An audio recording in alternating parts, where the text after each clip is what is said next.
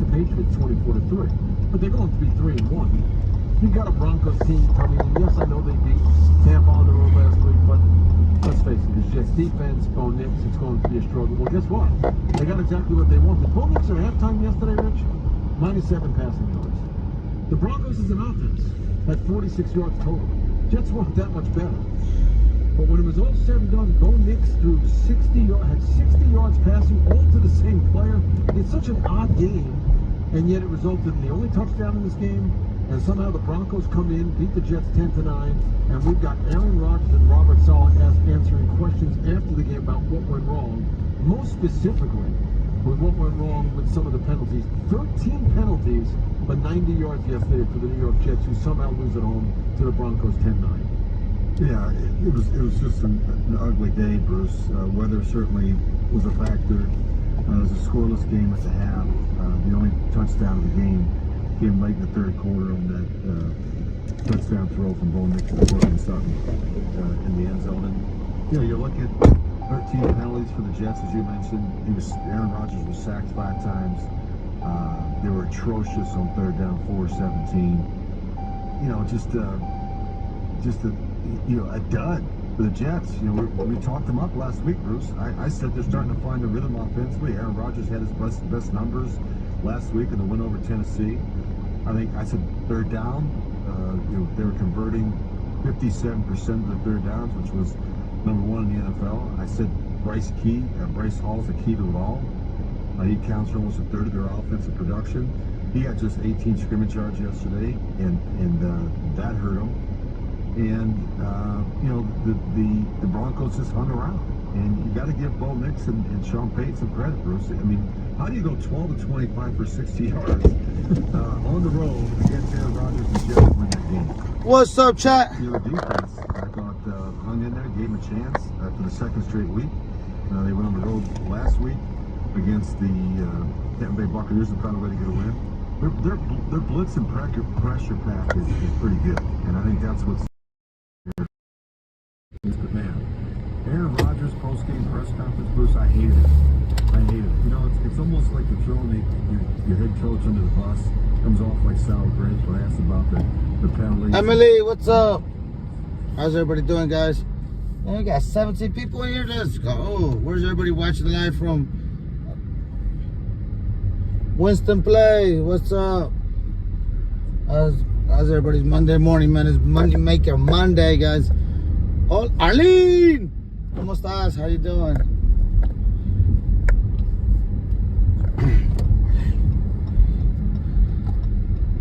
I'm good. How you guys doing today, man? ¿Cómo se la están pasando?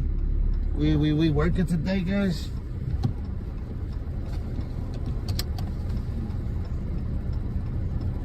Gotta work, guys.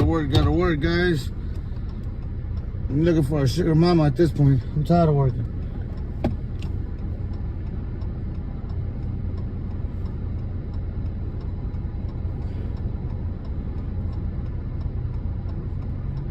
You're new to the channel? Well, I live stream Vegas on 2 platforms. I live in Vegas. My name is Babykhaled. I live stream while dashing on YouTube, and then on TikTok I live stream at night on the strip or wherever I'm at. Sometimes we're on TikTok as well, on YouTube as well.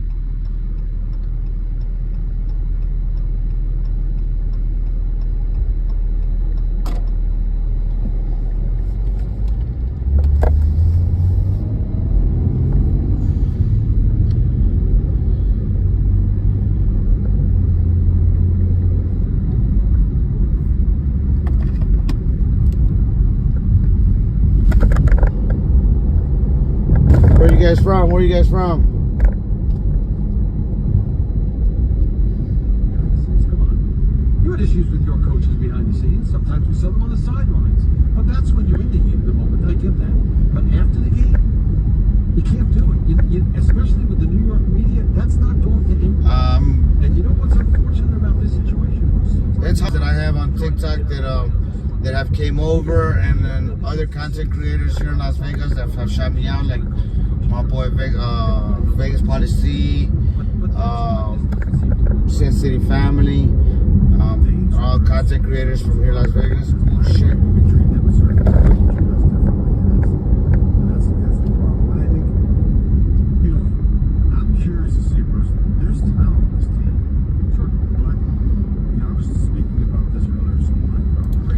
subscribers you got?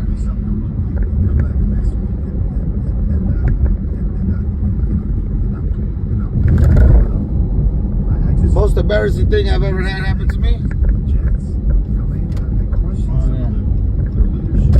I don't have nothing. Because I don't believe in embarrassment. You always have to have, self-confidence and self-belief in yourself. That nothing can embarrass you.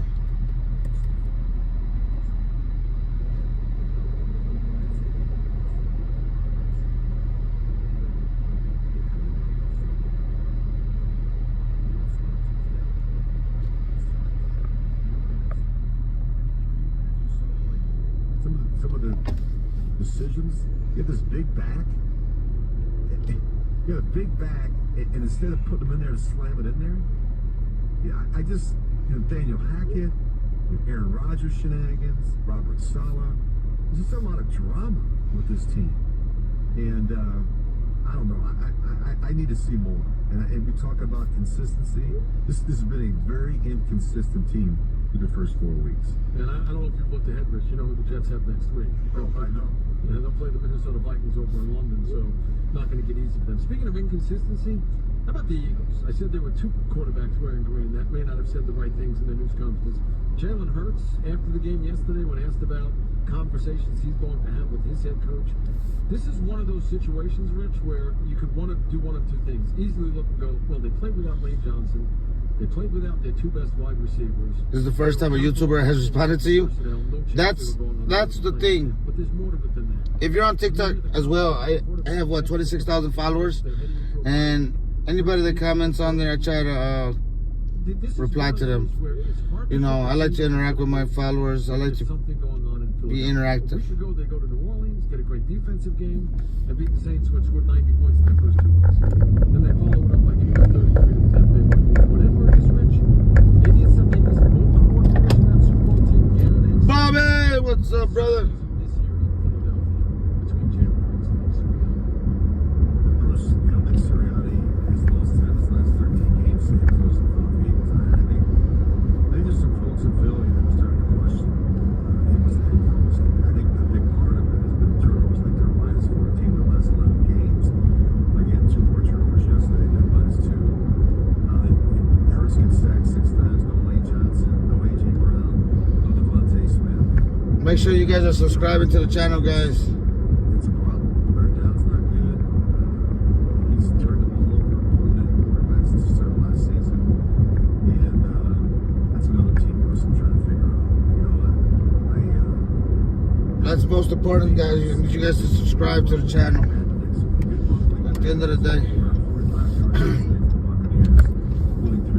we're close to hitting my 500 that I need. Then we can get the super chats. Well, we get closer to the super chats at least. You know what I'm saying? Since day one, I mean, you've got this back and Saquon Barkley. He has to have a big day every week for them to be competitive.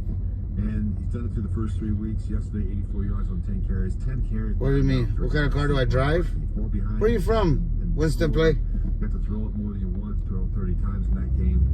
But, Bruce, something's not right. Third different coordinator in 3 years. Here's the thing I know about this Sirianni. He'll just fire another coordinator.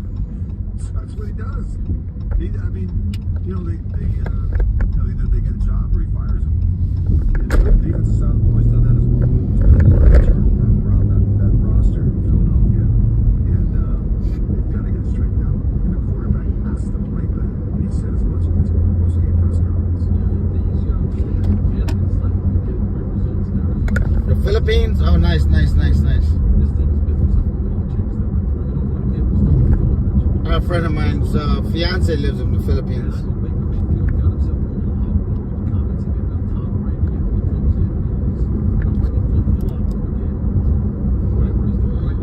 Actually, I think my niece is there right now.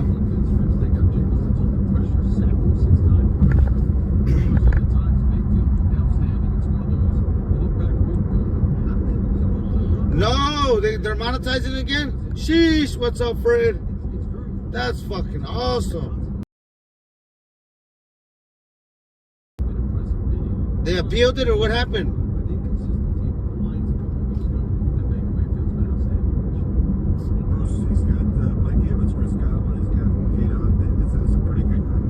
And Shepard, and you know, he's playing as well as he ever has. He's complete over 74% of his passes, almost 8 yards per attempt, both career highs for him. I think they're trying to run it more. Oh, mine's is a Dodge Charger. A little bit more opportunities, Bruce, along with Rashad White. And I think getting Vita Vea back yesterday was big. So, you know, That's fucking great, man. I'm happy they're starting to monetize I again. think Todd Bowles does a nice job, and but the quarterback, Bruce, is there's been a resurgence there in Tampa with Baker Mayfield, guy that a lot like Sam Darnold. You know, we talked a little bit about this last week, Bruce. A guy that had some success in Cleveland. They ran him out of there for 4 years. Winston plays. He comes into Tampa last year. They tell me he has to battle. Please be respectful in the chat, brother. Season. They win a division title, and here we are. We don't put up with the Buccaneers are 3-1. with disrespect or trolling around. This is a fun channel, guys. As a Super Bowl contender, they're in third place now. We'll get to that game coming up in just a few minutes. Plus, touch on the ones we haven't gotten to yet, because I know this. If nothing else, that outcome really. I only say that, not that you're saying anything bad. That's messed up your brother pissed and stuff. No kidding. But Yeah. if I start feeling like you're gonna troll me or anybody's trolling me, I do remove them off my chat. We have fun here. This is fun. We're interactive, guys. Or if I feel you're underage, I will remove you as well.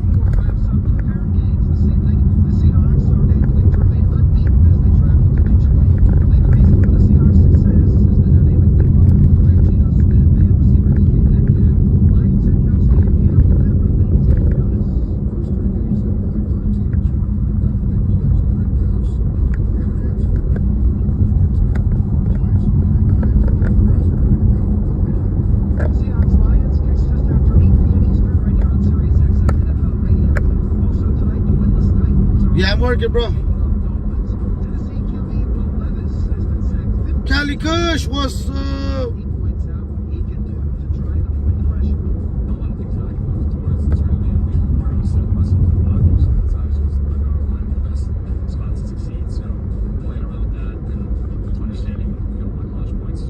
Does it? The heck is that? Definitely play, hit the likes and subscribes.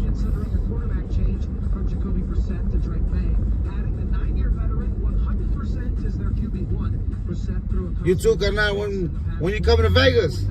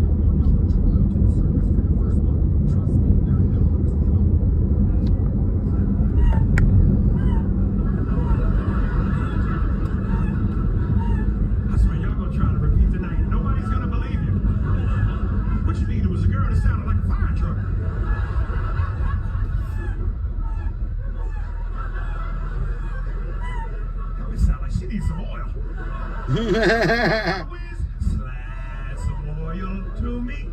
The Wiz was a black version of.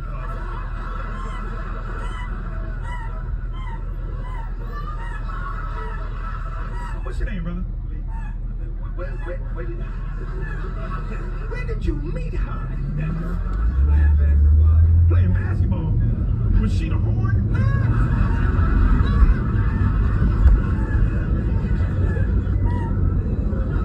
What's up? But we could never commit a crime together. What's up, loco? Police be like, wait, is that?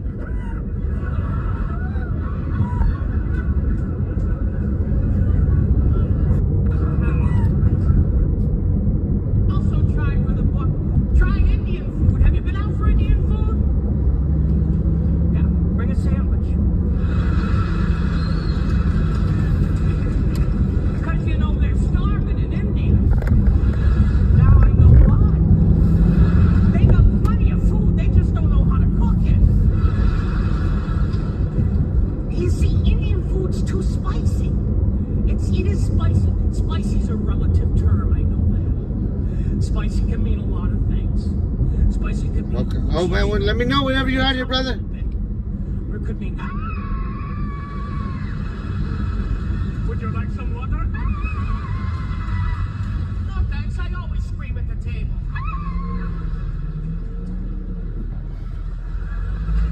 It's too hot. I had that curry chicken. It went through my colon like a Japanese bullet train.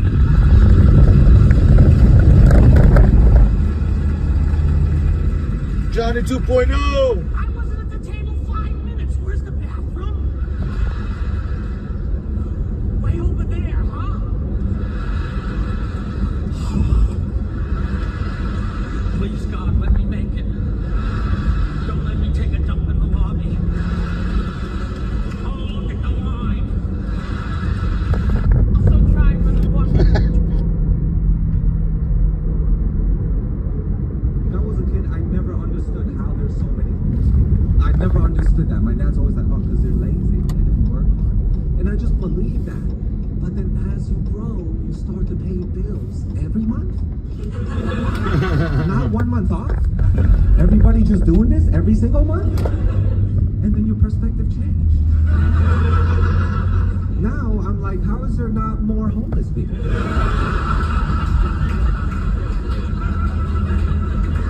Like, how are most of us not homeless? Because I Googled this too. 70% of Americans, probably not in Manhattan Beach, but 70% of Americans have under $1,000 in their savings account. I was like, I did not know there's that many people have that much money. When I was a kid, I never understood. Always ask me, especially white people, George, you're born here. How do you feel about the border? I don't give a fuck. I'm driving by the border bumping. But you know, the border's fucked up. Can we fix it? I don't know. Good night. But you know what? I do coke. So I got a solution. This is my solution. Like, can we just make the border fair? And what's fair? Have you guys ever seen that show, Wipeout? You know what I'm talking about? Shit with the obstacle course. If you put Wipeout in front of the border, Aloha, aloha. Welcome to the ninth island. You pass that shit. Welcome to East LA. What's up, my friends and I used to like to smoke weed and then go to Olive Garden for their His thing, and of course, Olave's been terrific, and I love Shaheed. But you know, the Falcons, Bruce, it's a work in progress. You know what I mean? You got a first-year head coach, Raheem Morris. It's been a while since he's been a head coach, and you know, they've got talent on that team. You know, I'm not sure about Kyle Pitts, if he'll ever be that guy at the tight end position. But Drake London's come on, Bruce. I love Mooney. They sprinkle in Ray McLeod. You've got two really talented backs in Algier and Robinson. And a quarterback, Bruce, if you give him time in the pocket, can be very effective. And that's going to be the key. That offensive line, with the injuries that they had, that their starting center, Cousins never has done well with push-up inside. And you got to give him a clean pocket. Give the Saints some credit, Bruce, for fighting hard in this one, but a couple little bits short. Unfortunately, I had the Saints, Bruce, disappointed that I lost this one on a last-second field goal. Yeah, two things about the Falcons, Rich. You know, you say you're not sure about Kyle Pitts. I mean, no catches, 3 targets yesterday without a catch, and also he's been disappointing all season. Very. I mean, he just. You look at his body language. You look at the way he's involved in the offense. You watch him run routes. It just seems like he's lost. You know what I mean? It just seems like he's a guy that just doesn't fit in. I just started, bro. This is my first ride. I've been busy doing other things in the morning. But yet they just have a very difficult time getting him the ball. He's almost an afterthought right now in that Atlanta offense. Yeah, and the other thing that is a little confounding, and maybe it's just one game, but Bijan Robinson and his role, kind of like last year, Rich, where it was, you watch Arthur Smith and go, what is he doing? I mean, Tyler Algier getting more carries, and yesterday, Robinson's getting the ball a little in the first half, and then in the second half, I'll be right back. Tyler Algier, and he did have a 7-yard carry that was on. Yeah, but Bruce, you can't do that with these backs. You can't put them on the shelf for 30 minutes or 40 minutes and then just pop them back in there. That's not. This guy is a guy that needs the touches. Needs to get lathered up. I don't know what they're doing down there in the league. Yeah, I mean, the first game he carried it 18 times. He was effective, played a role in the passing game. Second week, he followed it up with almost 100 yards, 14 carries, played a role in the passing game against Kansas City. They were shut down. The running game never got going, but that was across the board. Yesterday, 7 times for 28 yards. You know, he did play a role in the passing game, 4 for 46, but there's another top 10 pick down in Atlanta. You got Kyle Pitts and you got Bijan Robinson, and you just wonder what they're doing with both those guys. All right, real quick, Rich, because we've got 2 games to pick tonight. Some of the games that we didn't touch on yet, some quick thoughts on them. Let's go through them one by one. We can start with the Rams in Chicago. This was not a pretty football game. You can watch every throw by Caleb Williams. I think, Rich, of all the throws he made in this football game, there were maybe 3 good ones. It was a lot of nothing in this football game, and yet they won a football game. There were some plays he made where he got out of trouble and made a good throw, and, you know, there were hits, but not a pretty football game. And this comes after the Rams had that, you know, rousing come from behind win.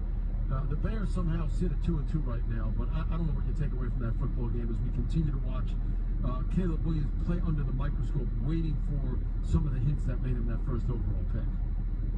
Yeah, Bruce, I think it's still a struggle for the Chicago Bears offensively, and I think, you know, they're trying to get this young quarterback playing some good football prior to yesterday's game. They had just 3 offensive touchdowns. I think so. There's some improvement just in terms of the scoring, but they're averaging under 4 yards of play for the first 4 games of the season, and you know, that's a problem. So, you know, I think that there's the positives in every game, but I think when you look at what happened yesterday, you know, we were talking about my guy DeAndre Swift, Bruce. I'm proud to say that the guy must have heard our conversation, and he stepped up yesterday. He did some good things. Obviously, he had 16 carries for 93 yards, but 7 catches for 72 yards. He found the end zone, and you know, that's what has to happen when you try to bring along a young quarterback. You know, you have to be able to run the football, and that was a good thing yesterday. You got the running game going a little bit. I just think when you look at the receivers, Bruce, you've got so much talent there, and yet DJ Moore, Keenan Allen, Rome Odunze combining for 7 catches. I don't know why they can't push the ball down the field a little bit more. I know the offensive line has to play better. The protection hasn't been great. This guy has been sacked. Some of those sacks are on him, Bruce. As with a lot of young quarterbacks, he's got a tendency to hold the ball. But I think the positive yesterday is they get a win. They're able to run the ball a little bit more effectively, and that's going to be important in terms of the overall development of Caleb Williams, the quarterback position. Yeah, 7 carries, 51 yards for those 3 wide receivers, Rich. And if you wonder why, some of it is the quarterback, because DJ Moore was wide open for a touchdown, and Caleb Williams just missed it. And he missed a couple of other throws as well. I think there's a lot of things that you could point to as to the reason why, but He's only played 4 games, and he's made some electric throws. They just have to be more consistent. We haven't gotten it yet. Even with those weapons, they struggle for him. One quarterback we haven't seen yet, Rich, is Drake May, and how long before that happens? I mean, there's 2 schools of thought here. You don't really put your team on the field with a chance to win. And I know you always go back to, well, the guys in the locker room know which guy gives you the better chance to win. You may not have a chance to win with either of these guys. But I think you kind of see what this New England Patriots team is, Rich, after that week 1 win over the Cincinnati Bengals. Jacoby Brissett yesterday, 19 of 32. They don't push the football down the field. He doesn't have weapons. At some point, this is going to be about development of a young player. Now, they just may not think he's ready, which is why they're going to keep sending Brissett out there. But they're 1-3, Rich, and they're really not a challenge right now. They don't really pressure any defensively. You guys all have a blessed day, man. Yeah, 216 yards of offense. Yeah, I think they're. Oh. Hey. Matter of fact, my boy's in town. Oh, what the hell? What's his name? He messaged me last night. Danny Pena. Danny's here. Danny from the Cincinnati family. He just messaged me today. You know Danny.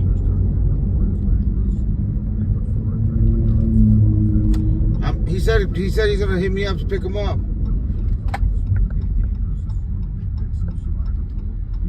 He said he wants to kick it with me and Matt. He wants to see Manny and Julie. He's flying in for his birthday. I'm like, let's go. So it'll be pretty fun. I haven't seen him since I left him when I was on the strip with him and Manny.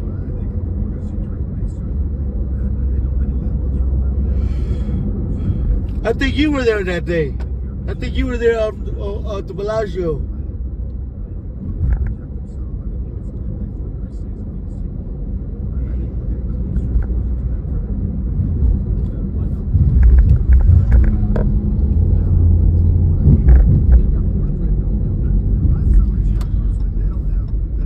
His birthday is Wednesday, right?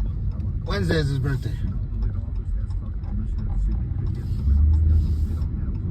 I don't know where he's gonna be though, because ever since they don't got the Bellagio going, he doesn't come to the strip as much.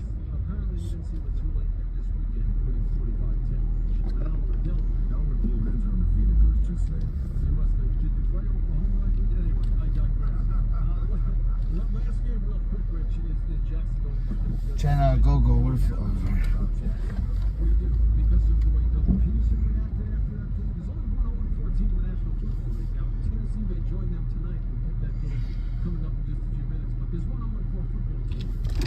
I'll be right back, guys. Because it's easier to look at the record and go, they're not good. And they weren't good yesterday. But they're in the Dolphins, it's a play. The Browns, it's a play. The Texans, forget about the Bills game, they got blown out in that game. But they're in these games, they're competitive. And it's a play here and a play there. They just don't seem to make them. And they can't, for some reason, maybe it's the quarterback, I don't know. They can't get that passing game going at all. I mean, I know they've got players that can catch the football. Brian Thomas has been a good fit already as a draft choice. Christian Kirk.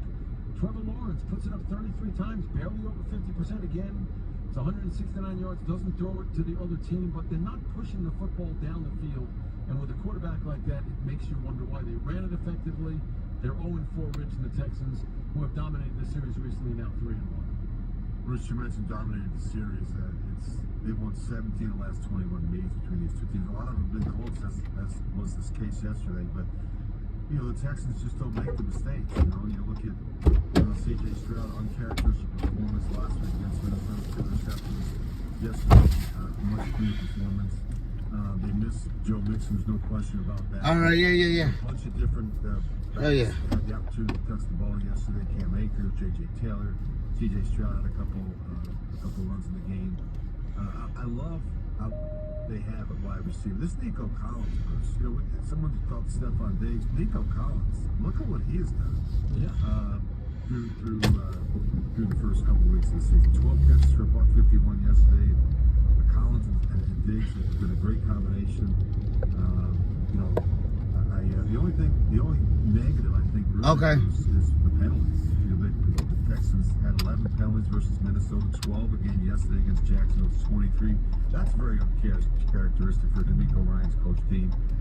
And that didn't help him, but I think that made the game a little bit closer than it had to be. But what are you going to say about Jacksonville, Bruce? They got all kinds of problems. I think most at the quarterback position. Trevor Lawrence was awful yesterday, but he's lost his last 9 starts. He's 20 and 34 as a starting quarterback.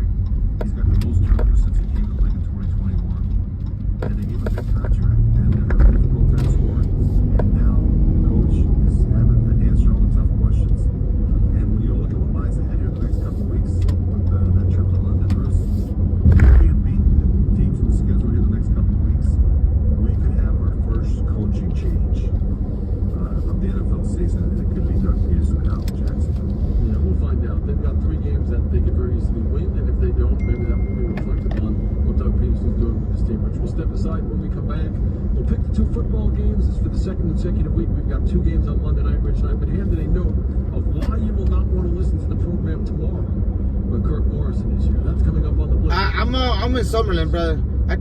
I try to stay in Summerlin. Hey, it's Andy Cohen. Are you a pop culture fan like us? Then Radio Andy is your ultimate pop culture destination. From news-making interviews, I read that Gronk thought that he was going to be good in the NBA. I was an adult. The deepest dive, high-intensity moments, and perhaps biggest star, and all the drama. I apologize, but I'm not sorry at all. Ultimate pop culture destination. Radio Andy, Sirius XM 102. Right now. Progressive presents. Right now, it's just. Thank you, brother. Thank you. Right now, I'm all the way on Russell and Jalopia. However the fuck you spell it. Hulapia.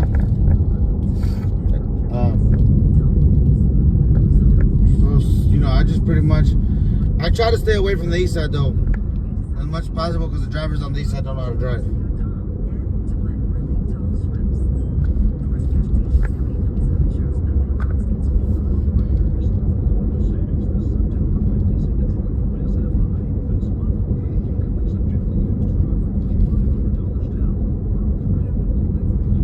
Yeah, I'm in buttfuck Egypt. Exactly where the fuck I'm at.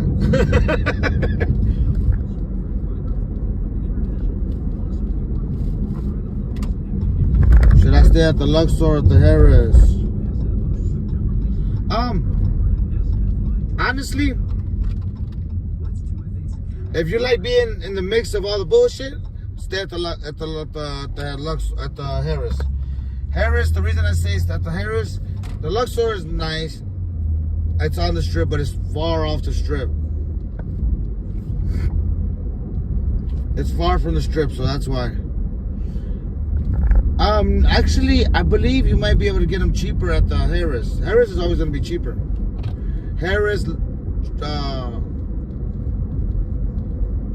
the other one?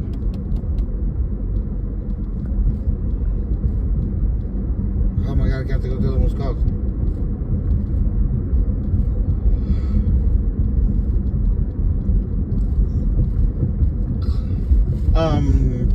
I freaking forgot. The Link Harris Flamingo. Yeah, those are always cheaper, and they're right there. They're the cheapest on the strip, and you're gonna be right there. You're gonna have all the things. Now, I think the rooms are nice. You're paying for location, not for accommodations. But honestly, when you're in Vegas, what do you plan on doing? Being in your room the whole time, or you want to be out? No, so I always say the Link, Flamingo, Harris, any one of those right there. Those are all great options. Arlene, you're back. Arlene's awesome. We love Arlene on the show.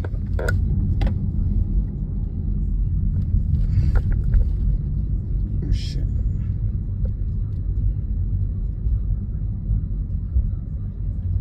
Oh, the Cosmos. Oh. Yeah, no. The Cosmos. If you can afford it, if you have an option and the money's not an option obstacle, yeah. Cosmo, 100%. You're right, Bobby.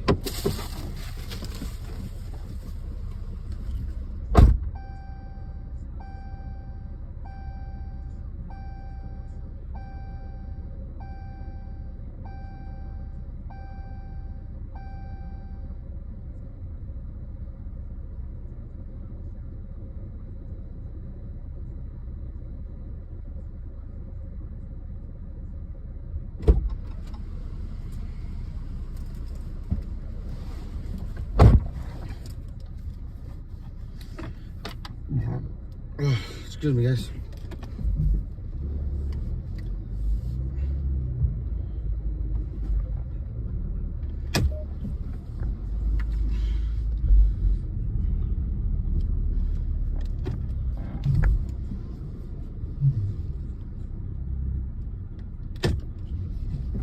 No, they can't get up on the floors. You can't get on the floors without the key at the Cosmos.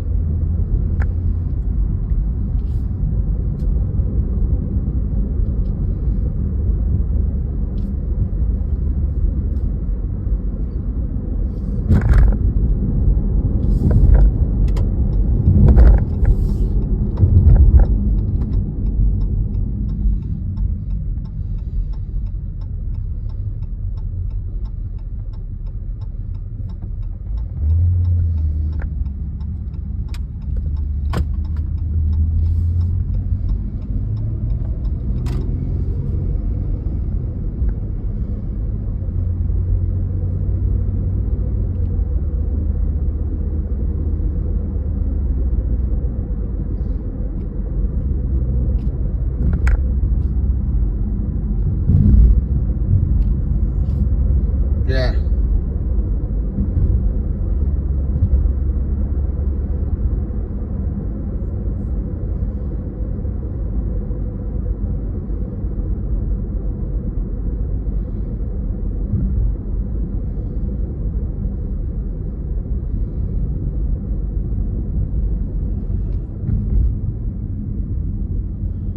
Oh man. I need to do laundry too. I need to get married already, guys. I've come to the realization I think it's time for me to get married again.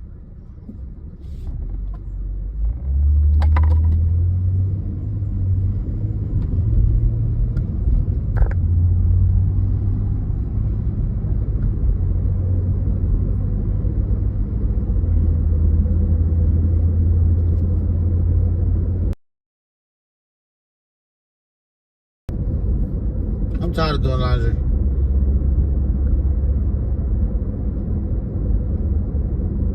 Sheesh.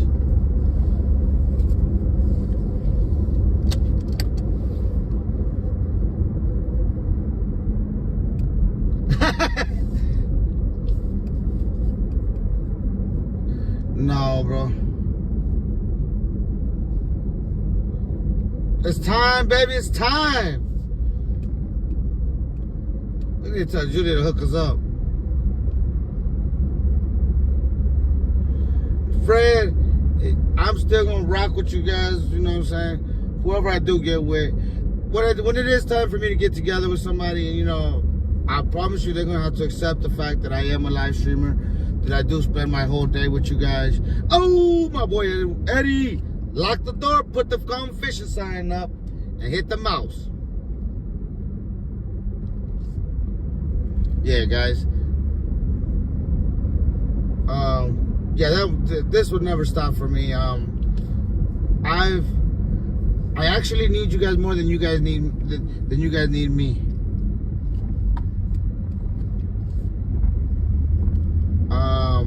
honestly do. I'm 100% grateful for you guys. Smash the likes. Yes, definitely smash the likes.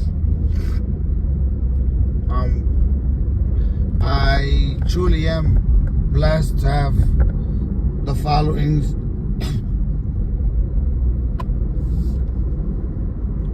that I have with you guys, because honestly, yeah, well, I don't know where I would be at right now in my life.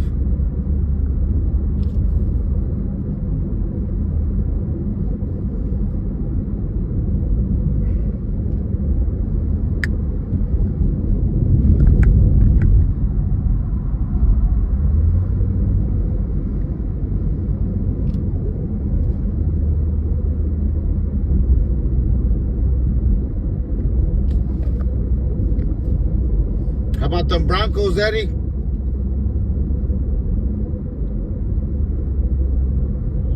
No, that's Eddie G. That's Well,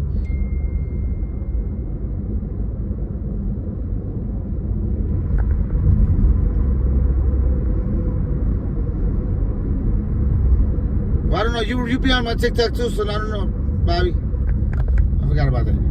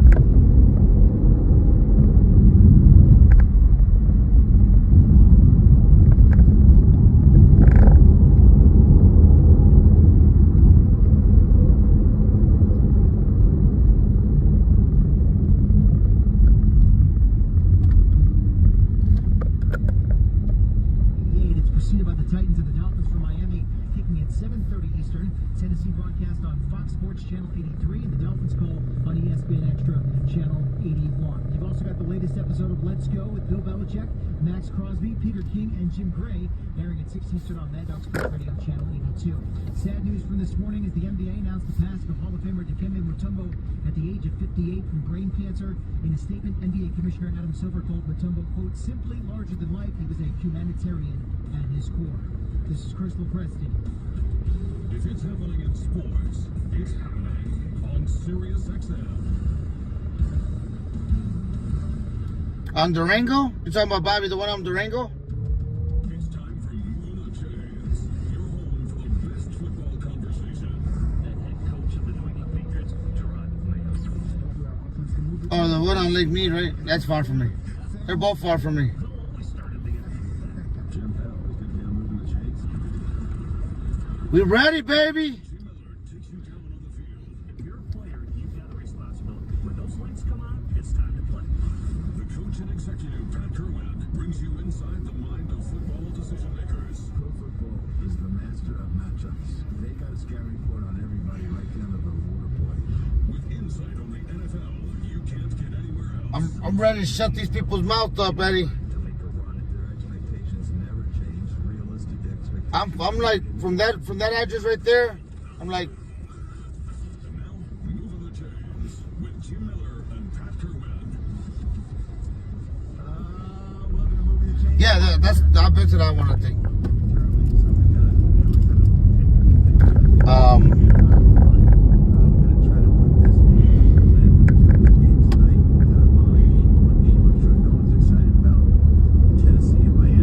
I'm all here on 215 and Flamingo.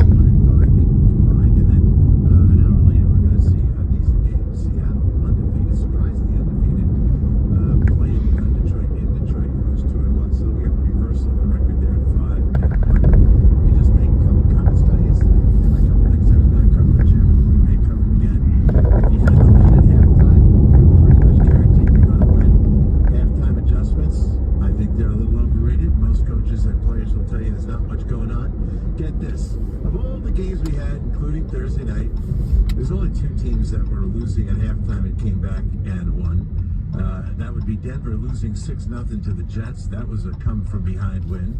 And the Chargers were beating on the Chiefs 10-7, and Kansas City came back and won. Otherwise, everybody who led at halftime won the game. 17-14 at halftime, Atlanta wins. 21-14 Cincinnati, they continue to win. 28-0 Minnesota, they beat Green Bay. 17-13 Houston, they beat Jacksonville. The Chicago game, 10-6 Chicago, tight game, they win the game. Here's one that's Parkway good. Tavern. Colts are up 17-3 at halftime. They beat Pittsburgh. That's a shocker.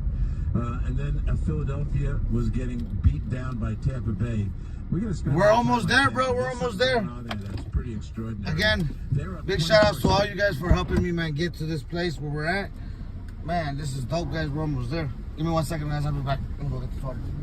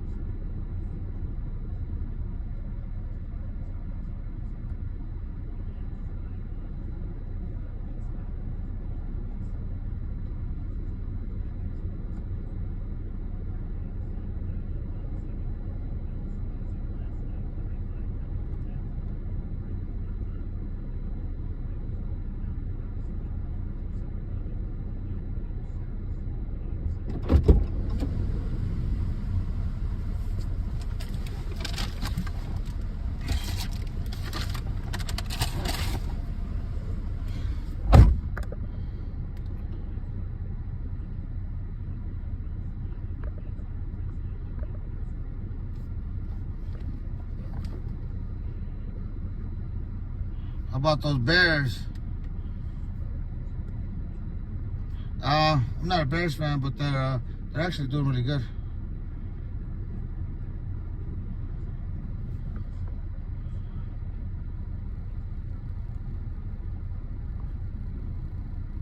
Oh yeah, from Fred, you forgot.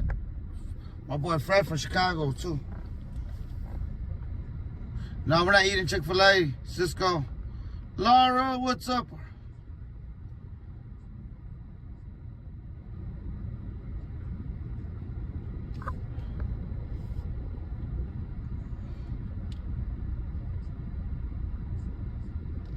No, I'm not a Bears fan. I'm a Broncos fan.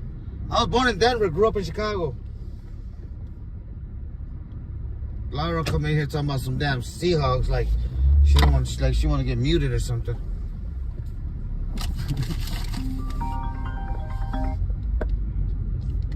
Don't hang up on me.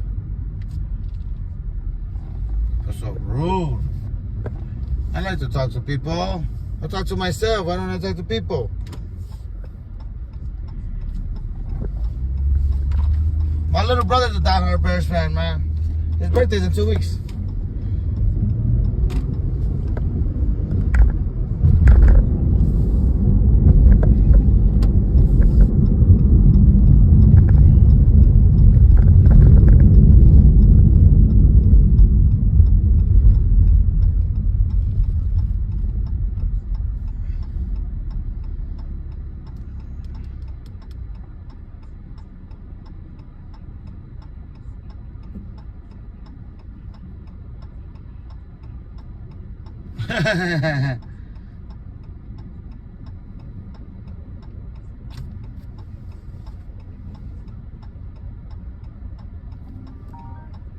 Hello?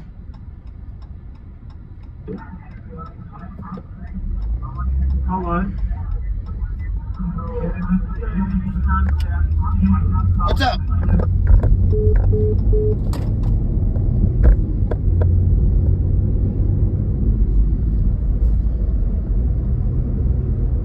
So you're a Bears fan, Bobby?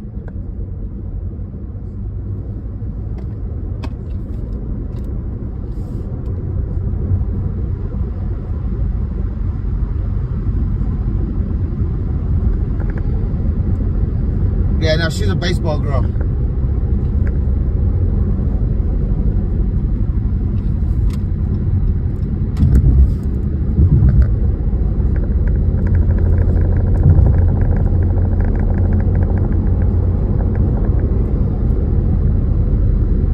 I'm going to the Bears Niners game this year. Well, that's the plan. We're going. Since the 80s. Since the motherfucker refrigerator was in there. Walter Payton.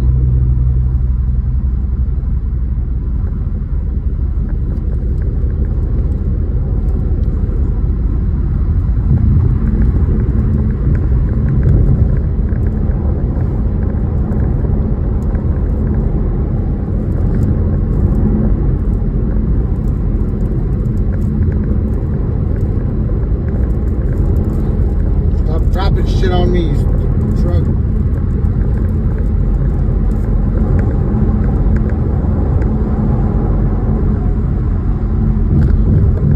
I got a signed autograph football by him.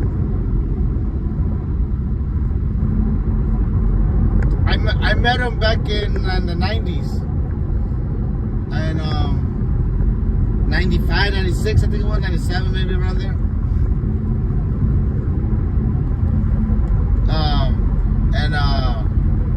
He opened up a roundhouse brewery in my neighborhood.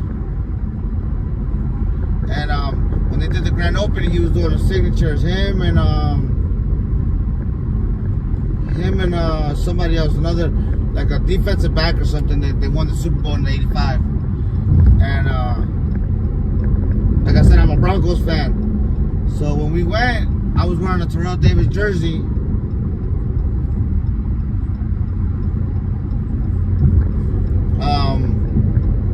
I was wearing a Terrell Davis jersey, and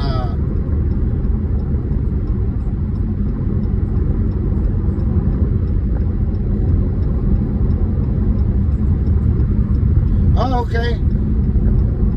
Bobby, you from Aurora? Where are you from? I'm from Aurora. I grew up. You got the brewery. Oh, I didn't meet his son. What's up, Sour Patch?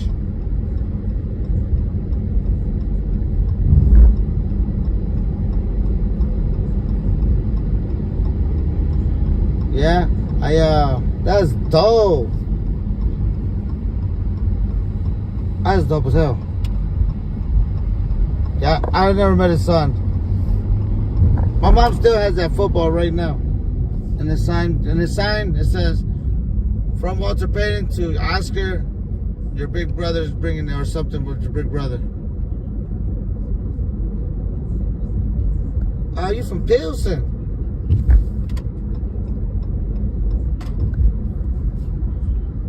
Oh shit!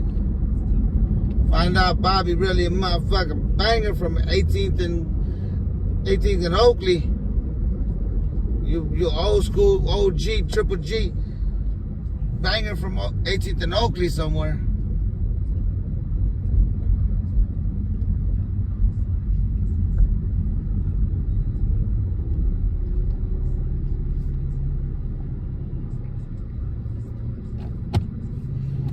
'23 in Oakley. Oh, okay. Hell no, Bobby.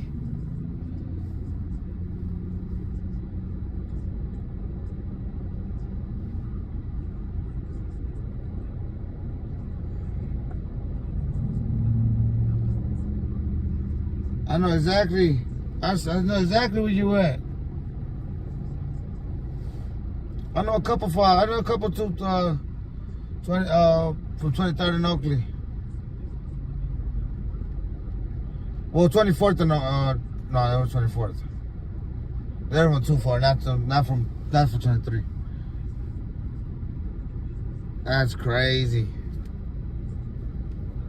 We'll have to chop it off one of these days off the live, man. Go back and forth. I know a lot of guys from out that way. A lot of old school OGs.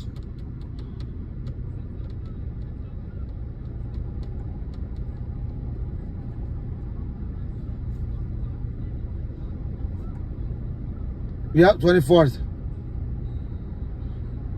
Exactly.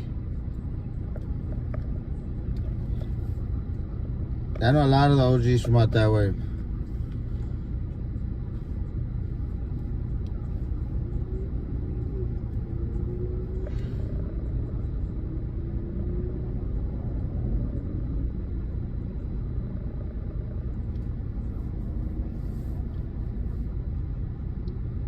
Sorry, Diablo. Come on, guy. I'm good, Sour Patch. How you doing?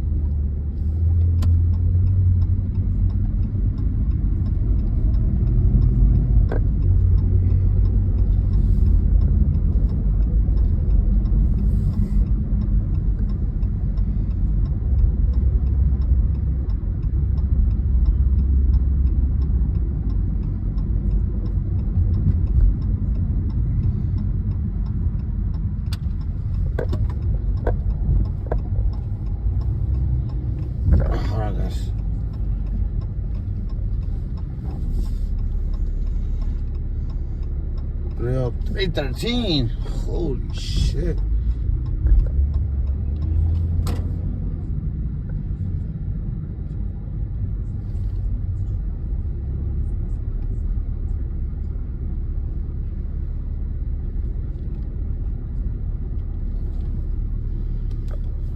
I'll be back, brothers. I'll be back, guys. Right now, get started today at trylifemd.com. That's TRYLIFEMD.com. Delta is proud to be a sponsor of Let's Go because we believe there's always room for better. Visit delta.com to plan your own Let's Go adventure today. Touchdowns matter more at DraftKings Sportsbook, an official sports betting partner of the NFL. Ready to do a touchdown dance of your own? Well, new DraftKings customers can bet $5 and get $200 in bonus bets instantly. Score big with DraftKings Sportsbook, the #1 place to bet touchdowns. Just download the DraftKings Sportsbook app and use the code FOOTBALL. That's code FOOTBALL for new customers. Get $200 in bonus bets when you bet just $5. Only at DraftKings Sportsbook. The crown is yours. Gambling problem? Call 1-800-GAMBLER. In New York, call 877-8-HOPE-NY or just text HOPE-NY. That's 467-369. In Connecticut, help is available for problem gambling. Just call 888-789-7777 or visit ccpg.org. Please play responsibly. On behalf of Boot Hill Casino and Resort in Kansas, 21 plus age and eligibility varies by jurisdiction. Void in Ontario. Bonus bets expire 168 hours after issuance. For additional terms and responsible gaming resources, see dkng.co/ftball.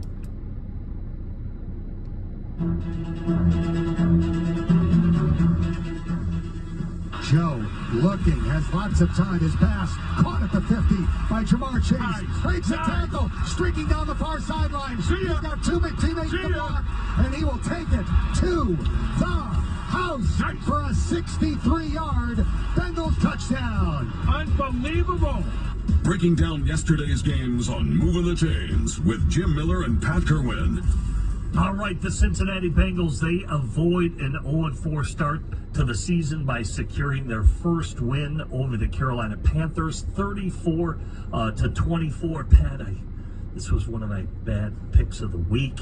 It was more of an emotional pick with old day Andy Dalton in there, who did give his team a chance, Pat, but nonetheless, the Bengals avoid the dreaded 0-4, and that's huge because they have Baltimore next week, week 5. And that will be in Cincinnati. So maybe Bengals can dig themselves out of this. Well, they have the talent to do it, but after watching Baltimore last night, and they're kind of like a rugged machine right now.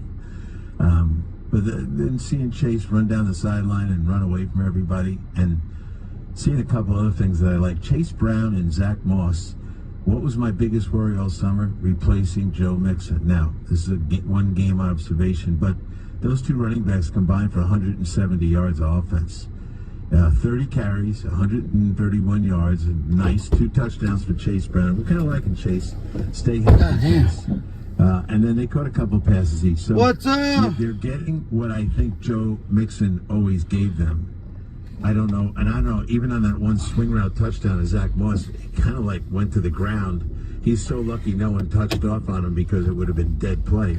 He was able to smart enough to get up on a swing route on a very critical situation. I thought was a risky call, but they did it. They pulled it off and they scored. Good to see Higgins back. It was great watching Higgins run down the field with Chase on that long touchdown run, 63-yarder by Jamar, because Higgins was his escort down the field. Loshevitz had a nice play or two. Not only he had one play, but it was a big-time What's up, play. Meta? So they got enough. You know, it would be interesting to see how you see Carolina. And Andy played pretty good, 2 touchdown passes. He didn't do anything wrong.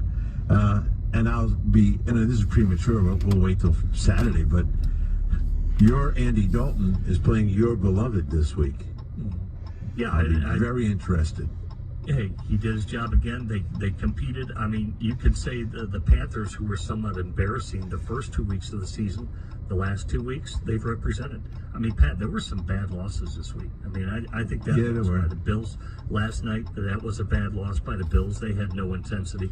The Browns lost to the Raiders. I thought that was a bad No, I didn't see it. The Eagles lost to the Buccaneers. I thought it was a bad loss. I have an issue where I don't get to watch much TV, Bobby.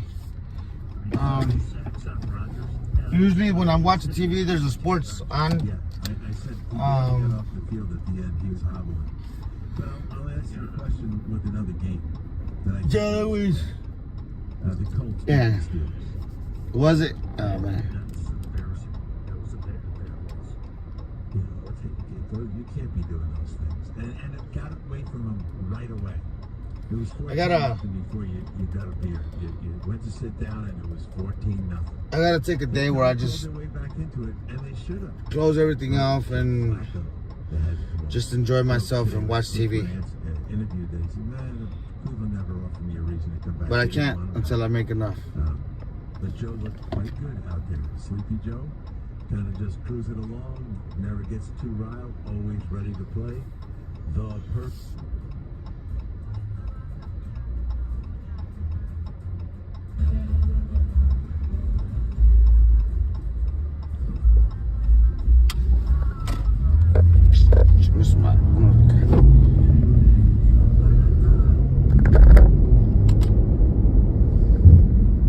Who do I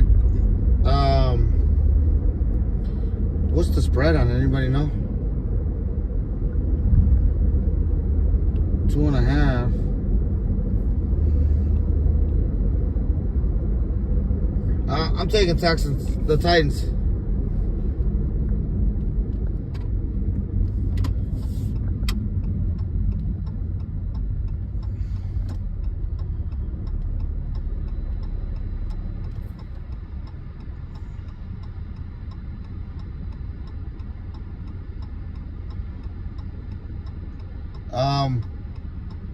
Wasn't in the quarterback is out still, so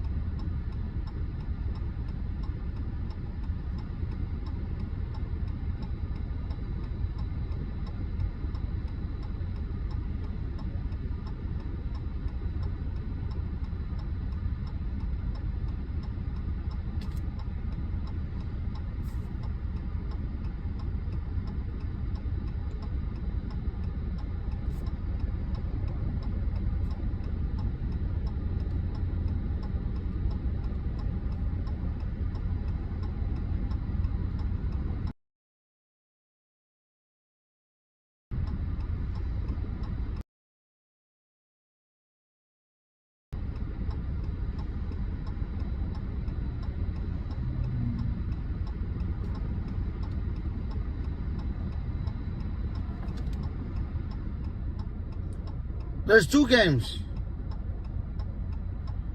I forgot about that one. The Titans and the Dolphins play tonight too. I got the Lions actually, but I actually need them to lose.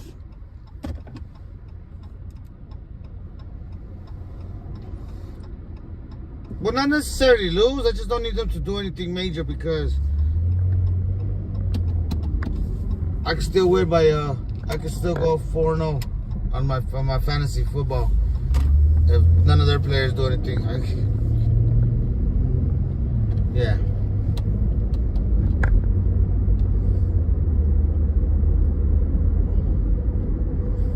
I probably put a parlay together right now for that game, for both of those games. I gotta put a structure together right now for those. I didn't go make a bet yesterday for none of the games. But I'm hungry as hell, guys. What are we gonna eat? What are we gonna eat? I'm in the middle of nowhere.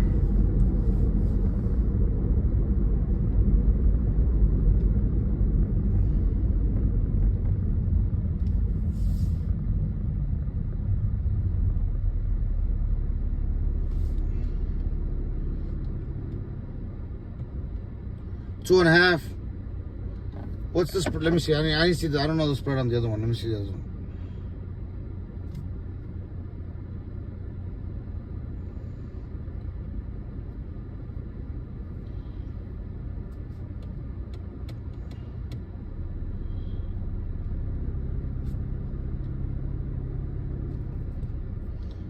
Two and a half, and then the other one's 4 points. Holy shit.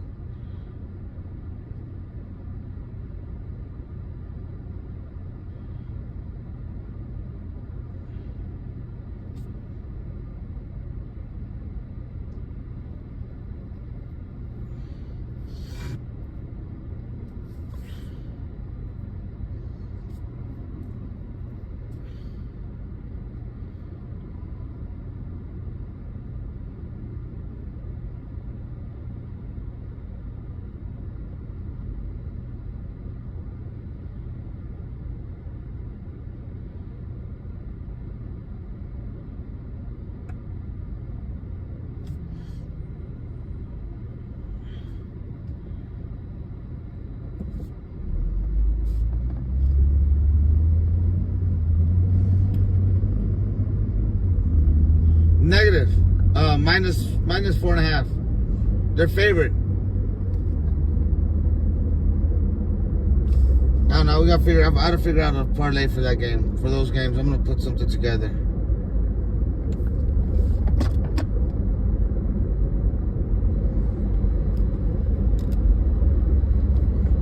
Some like something ridiculous. I'm gonna put like a 10-cent bet and make $1 million.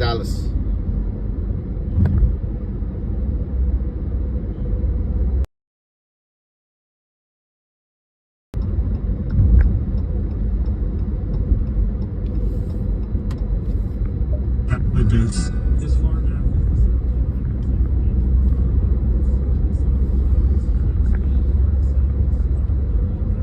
I want to take the Titans, but damn, I got the Dolphins defense on my fantasy football.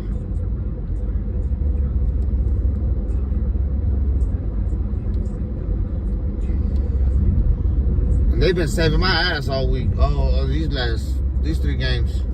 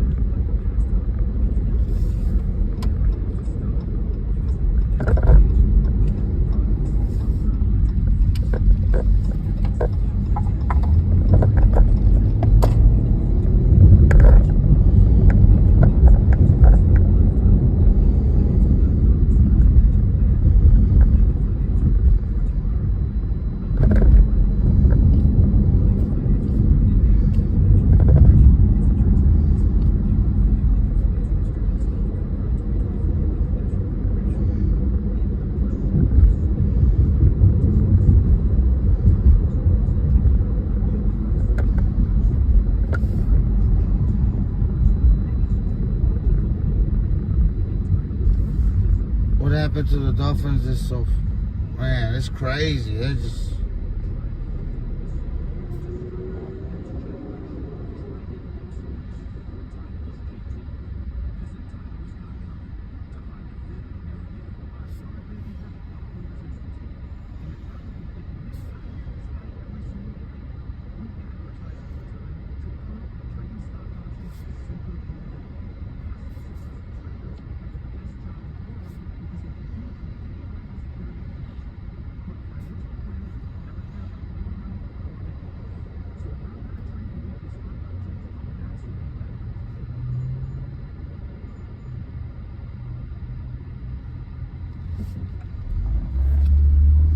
Yeah, they're 2-1. They're 1-2. And then that's like they won the one with I don't even know how to say his name. Tua,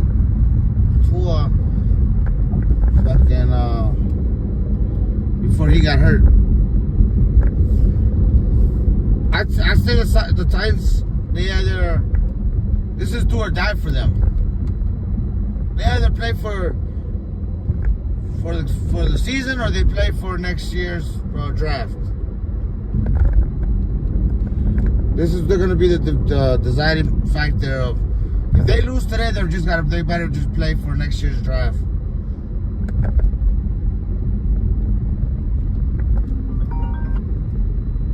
Hello?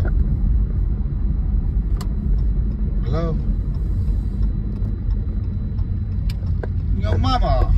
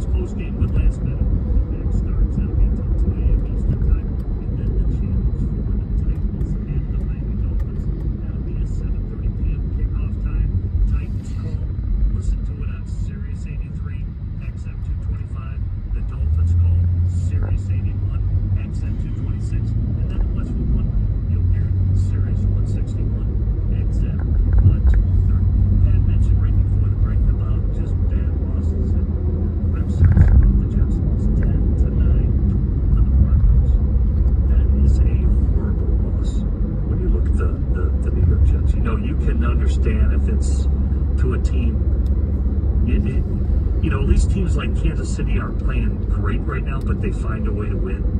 Yeah, you can't say that about the Jets. That they needed to win that game.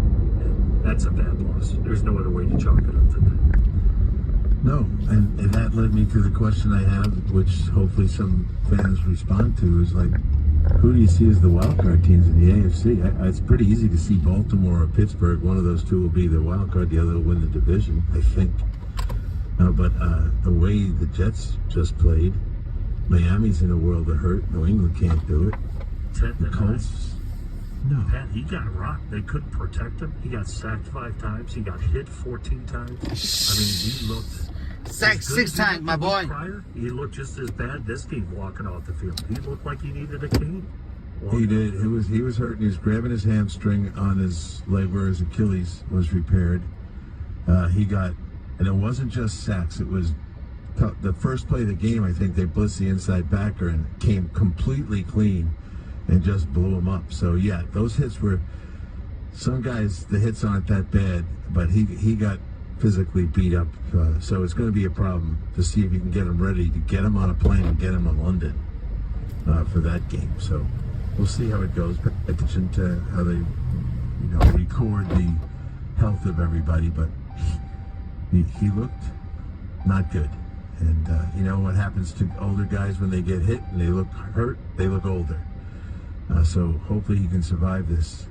And everyone was touting especially my friends who worked at the Jets that are retired now, but they were like, oh, this running game's going to be great. Well, I said, be careful going too fast here. It was only week 3 when you said it. Now you look and say, hey, well, I'll see one of them tonight. I said, well, how do you think that looked? So, maybe it's too early for any of these questions, but we like to keep ourselves on top of it.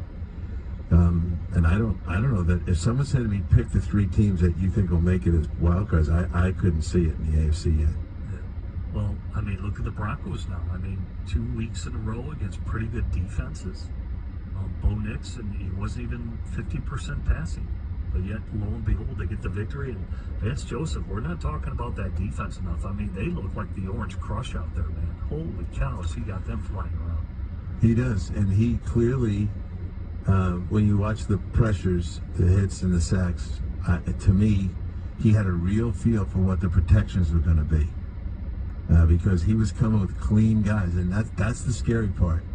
When you see a guy coming unblocked, and then whoever thinks they're going to try to get to him can't get to him, or in the case of the first one, straight up the middle in an A-gap, you start to realize that someone's figuring out a couple things about protections, and they're knowing what each formation means, etc. And it has to get fixed, because he will not last under those. Nor would anyone last if you're going to get hit 14 times and sacked 5. So that's going to be frustrating to him. It's going to be frustrating to the coaches and everybody else. So it's got to have to get done. And I don't think it had a lot to do with Olu, because I saw the outside pressure, the defensive back pressure coming from the opposite side, and the inside linebacker stuff was coming in the A-gap. So, yeah, it's a problem that must be solved immediately.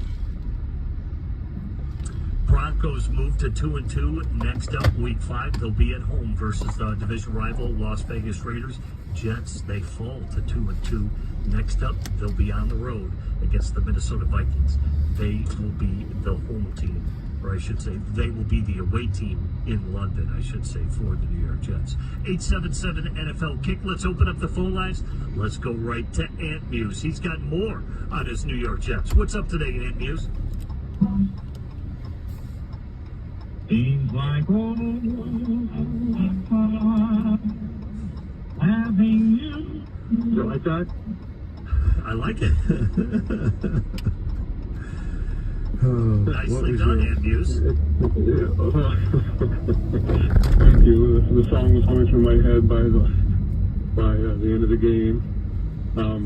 It was a game that everyone in the stadium and maybe on the planet expected Morstead would make, and he didn't.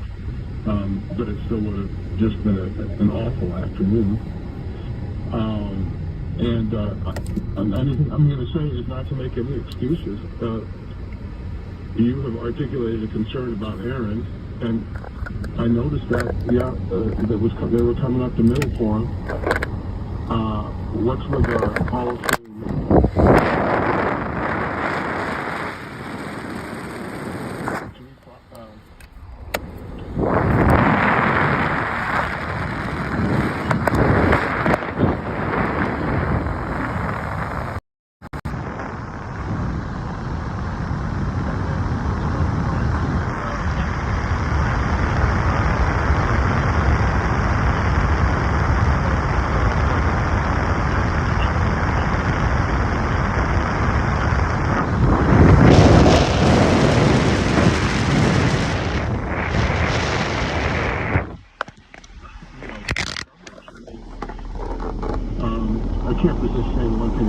obviously, with the call on Art, this is not why we lost the game, but, you're talking about a Boy Scout here. Now, Lazard, and he gets on his knees and he doesn't get to the end zone, what's that all about?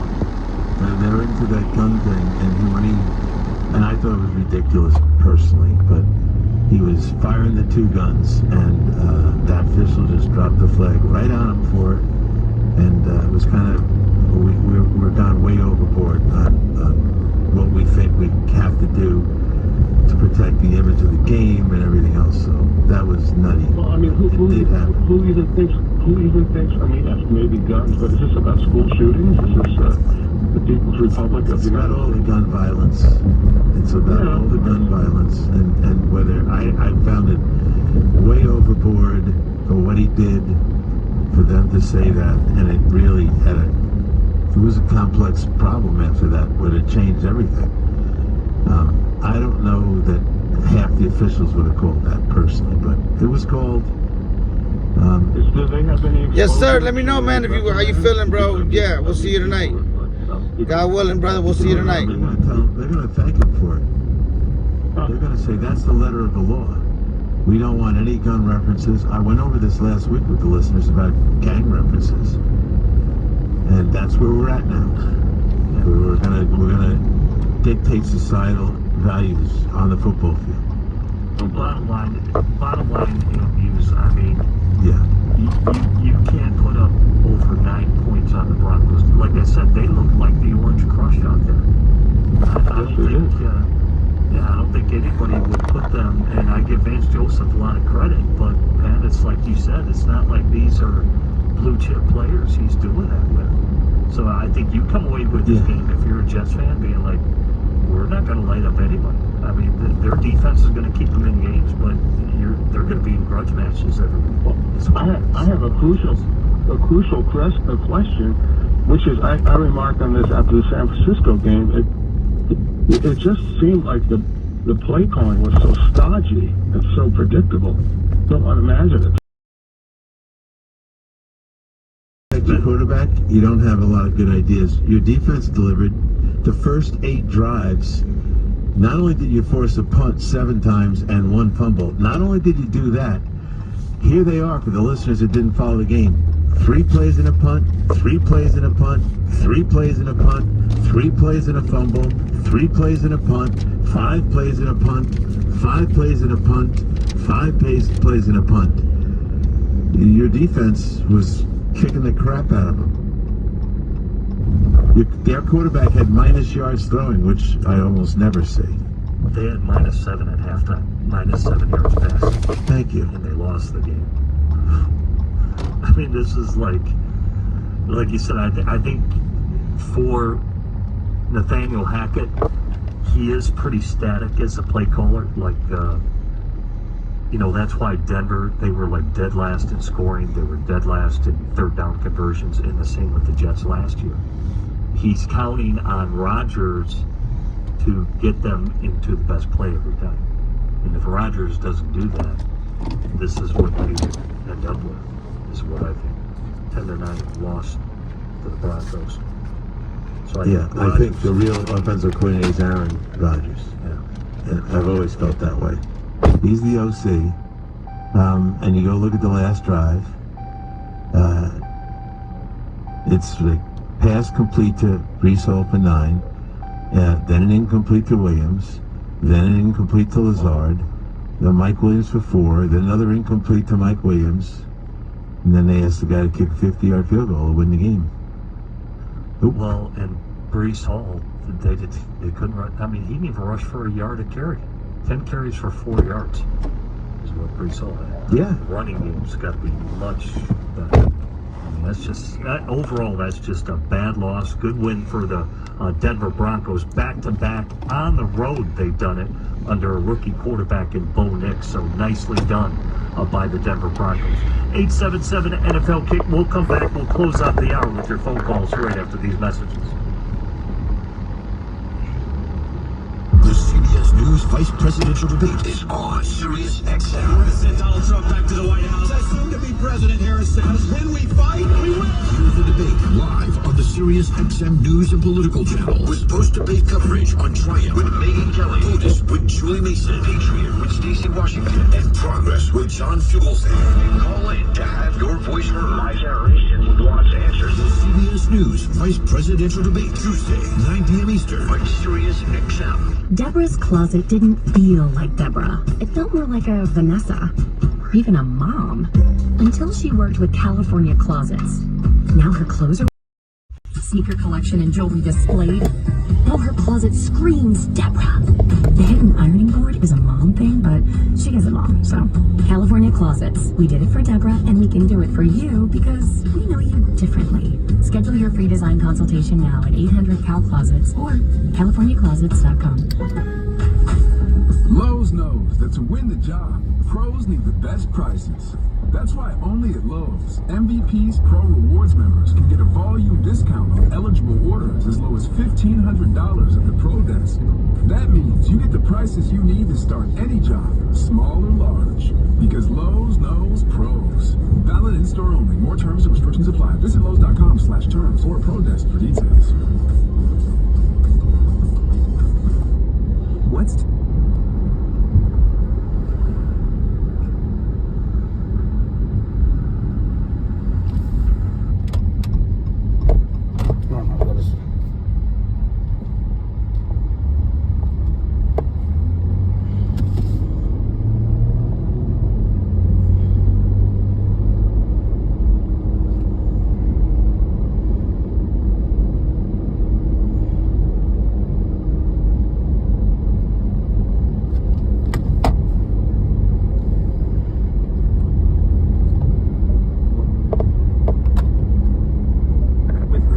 Context digital marketing tools, all made to fast-track your success.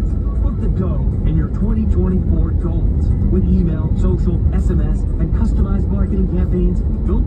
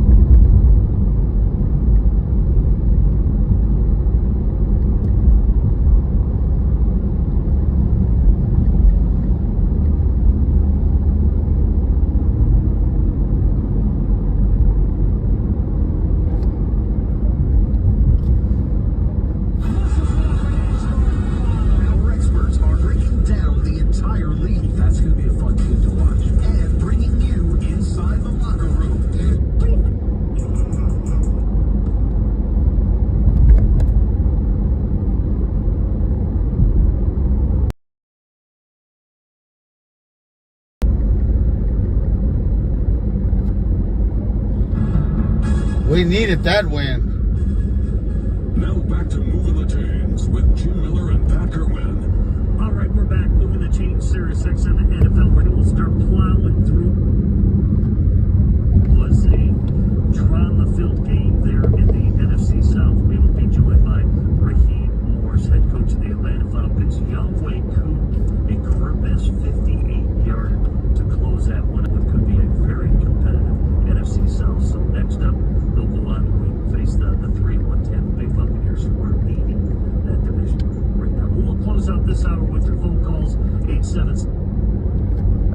Go to our pal, Mitch the Sitch. He's probably eating crow right now. What's up, Mitchie? Bill? You there? I got you, buddy. How you doing? And what I say, that is a horrible loss, Mitch. Horrible loss by your Jets. Well, first, let me say, as soon as I hung up the phone on Saturday, I knew I made a humongous mistake. I go, this is going to come back to bite me in the butt. I said, boy, it not only bit me. What? Oh, you were there? So, I think I'm out of the prognostication business starting now. It's not going so good. There's nothing good that came out of it. Well, it's going now. They We're had good. every reason to win the game. Stay positive. You know, How about your coach making a big deal about the cadence? Nobody can get Aaron Rodgers' cadence. And then he had to backtrack it. He had to backtrack it and say, well, it was more about just a bad operation. Dude, your snap count's got to be a weapon. It's got to be a weapon. I agree with you 100%. I don't think anybody disagrees with that. I mean, how do you come out flat for that game? You have everything in front of you. You're coming off 10 days rest. You're coming off a conference opponent, a game you should win. You got everything in front of you, and you come out flat. They just did not. They didn't come to play the game. And that was a BS excuse. They had how many penalties? 13 penalties and 5 offside. They didn't seem to have that problem in the preseason, and they didn't have it in the first 3 games. So what happened all of a sudden? I just think, once again, I'm not the only guy that's saying this today, but I've been saying this for a while. I just think the coaching lacks. So I'm not saying you make a change now. It's mid-season. Let's see if cooler heads prevail and see what happens when we go to London right now. But if this continues and this isn't just a blip in the road, then something's got to be done, which it would be. You just lost to the Broncos, who averaged basically 10 points a game. And now you're playing Minnesota that averages 30. Yeah, well, the NFL is different every week. Look at look at Buffalo. Buffalo got blown out by Baltimore yesterday. So Baltimore's a hell of a different world than the Jets are. But look, they got to get better. If they don't, it's ugly. It looked like we had Zach Wilson out there yesterday. I mean, you said something, Mitch. You said something which I'm going all the way back to because you said it and kept rolling. You said this was a game where you should have won. Maybe that's the problem. Maybe they just don't get it. Like, every game is a hard game. And they came out, and we want to call it flat. Why would you be flat? Don't worry, we got Rodgers. Did you see how we played last week? No, I have a feeling they lost their little edge right there. Want to blame the coach? Go ahead, but the players are the guys playing the game. And I'm not here to defend the coach. But they look to me like, well, any minute now we're going to do something that's going to just win the game. And by the way, I read it out to the other caller, Andrews. The first 8 drives, 7 punts and a fumble is what you did on defense. You were crushing those guys. The quarterback had negative passing yards. So what was going on? And they'll start by blaming the offensive coordinator. But to me, I think the quarterback is finding out a lot about his young teammates right now. That's what I say. No excuses. You came out there and you lost. Okay, totally agree with that. And look, the players got to go out and play. The players can coach them up. The coaches can coach them up, but the players got to play at the end of the day. So I don't know what goes on inside the mind of a professional athlete. Maybe these guys did feel like that. I mean, it's human nature. It's like all of a sudden, yeah, we got Aaron Rodgers. He's going to win this on the left. I can tell you, I felt confident going into the last drive that he was going to find a way to wiggle out of the situation we were going to win the game. And we didn't. So maybe you're right. Maybe that is in the players' heads. But you can't fire a whole team. And There's no excuse. For as good as they looked the last 2 weeks against the same kind of competition, I have no idea what happened yesterday. There's just no logical reason. How did Brees Hall rush for under a yard a carry? I mean, that means... How do they get 14 hits and 5 sacks? So that's two things that are directed right at the offensive line, aren't they? 1 yard a carry and 19 combinations on the quarterback's body.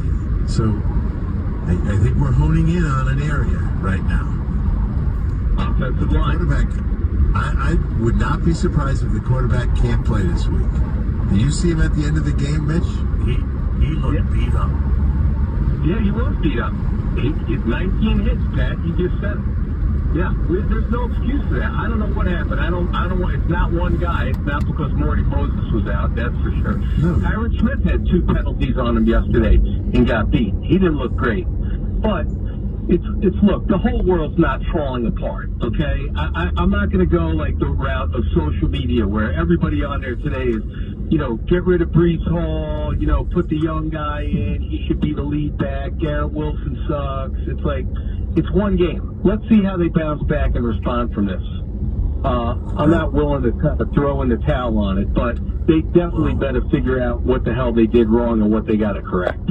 Well, it's a blitz-heavy group that you're facing in Minnesota. If he got hit 19 times in this game against a team that doesn't dial it up as much as Minnesota, that I don't want to foreshadow. I was going to actually fly over and call this game. I wanted to bad, but I couldn't make my schedule work because I wanted to see this game. Minnesota going against the Jets. Minnesota will be the away team. Jets are the home team over in London next week. I believe it is. Yeah, it is. That is the game. 2-2 Jets versus the 4-0 Vikings. Minnesota's at home. Minnesota's the home team. Excuse me. Jets are the away team. You got to remind them during the game because they won't remember that. They're both in London. Well, it should be a good game. 877 NFL Kick, 877-635-5425. Let's go right to Scott. He's calling us from Minnesota about his Vikings. Well, all right, Scott. All right, guys. I was a little disappointed that it closed out the game with the, on that 4th down and just run out the clock. So a little disappointed with that, but ultimately they faced the adversity and they didn't choke it up. They found a way to keep their composure and win. And when you don't, there are no good losses, but sometimes an ugly win can actually be a little bit of a good thing. And things had almost been going too good, so I think maybe it's good to get a little smack upside the head before you go out, and I don't care if they're calling it the home team. I mean, you're in a foreign stadium in a foreign land. I mean, come on, what does that mean anyway? So it's just a venue. So traveling like that, the time switch and everything. So there's certainly things to work on, and I don't think there was too much cockiness after the game, and that's a good thing for a 4-0 team, to get a little dose of, this league, you can lose to anybody. Well, I know the AP, Pat, they changed the language about the comeback player of the year, but you could make that case about Sam Darnold, right? About comeback player of the year. I think you could. Yes, you can. Oh, there's there's no doubt. And I would say that he was at fault for the lull in the second half either. I just think it was, in general, they didn't get, they got a couple of unlucky bounces, and I think the punt, it looks to me like he just lost it in the sun, as far as Naylor and that punt, and but like I said, we all love the quarterback, but here's what Rodgers is going to face: 16 sacks, which is 4 a game, and 31 hits on the quarterback, which is 8. All right, 8. So he's coming from a beating. He's going to play a team that has a combination of 12 between sacks and hits on the quarterback per game. Good luck. Yeah. And I would say this: they're averaging, Minnesota is 29 points a game, and they were missing prior to this week both Addison and Hawkinson. So now did you see Addison? Oh my goodness. Yeah. Well, I mean, Aaron Jones had a big game. I mean, they rushed the ball extremely well. I mean, Packers scored 22 points in the fourth quarter, but it was all late, kind of, I don't want to say garbage yards and points, but at that point, Minnesota had taken the gas off in Brian Flores. So we'll see next week. That will be a good matchup. We'll see what's true about the Jets, and we'll see if this Vikings offense is legit against a very good New York Jets defense. That game will be played over in London. Hour 1 is done. Hour 2 for you. We'll kick it off with the head coach of the Atlanta Falcons, Raheem Morris, with his weekly spot right after this. What's going on, guys? How's it going?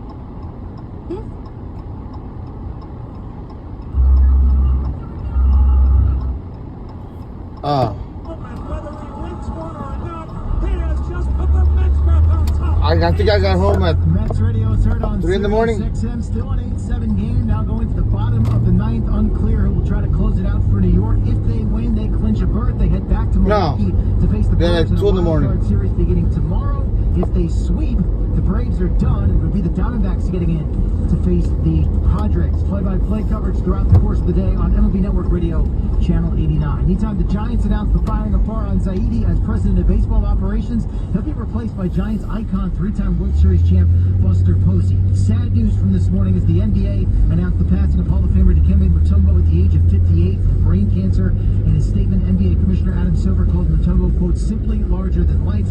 He was a humanitarian at his core. NFL Week 4 wraps with another Monday night doubleheader. Seahawks and Lions from Detroit, 8:15 Eastern start on NFL Radio Channel 88, pursued by the Titans and the Dolphins from Miami, kicking at 7:30 Eastern. This is Chris Lopresti. If it's happening in sports, it's happening on Sirius XM.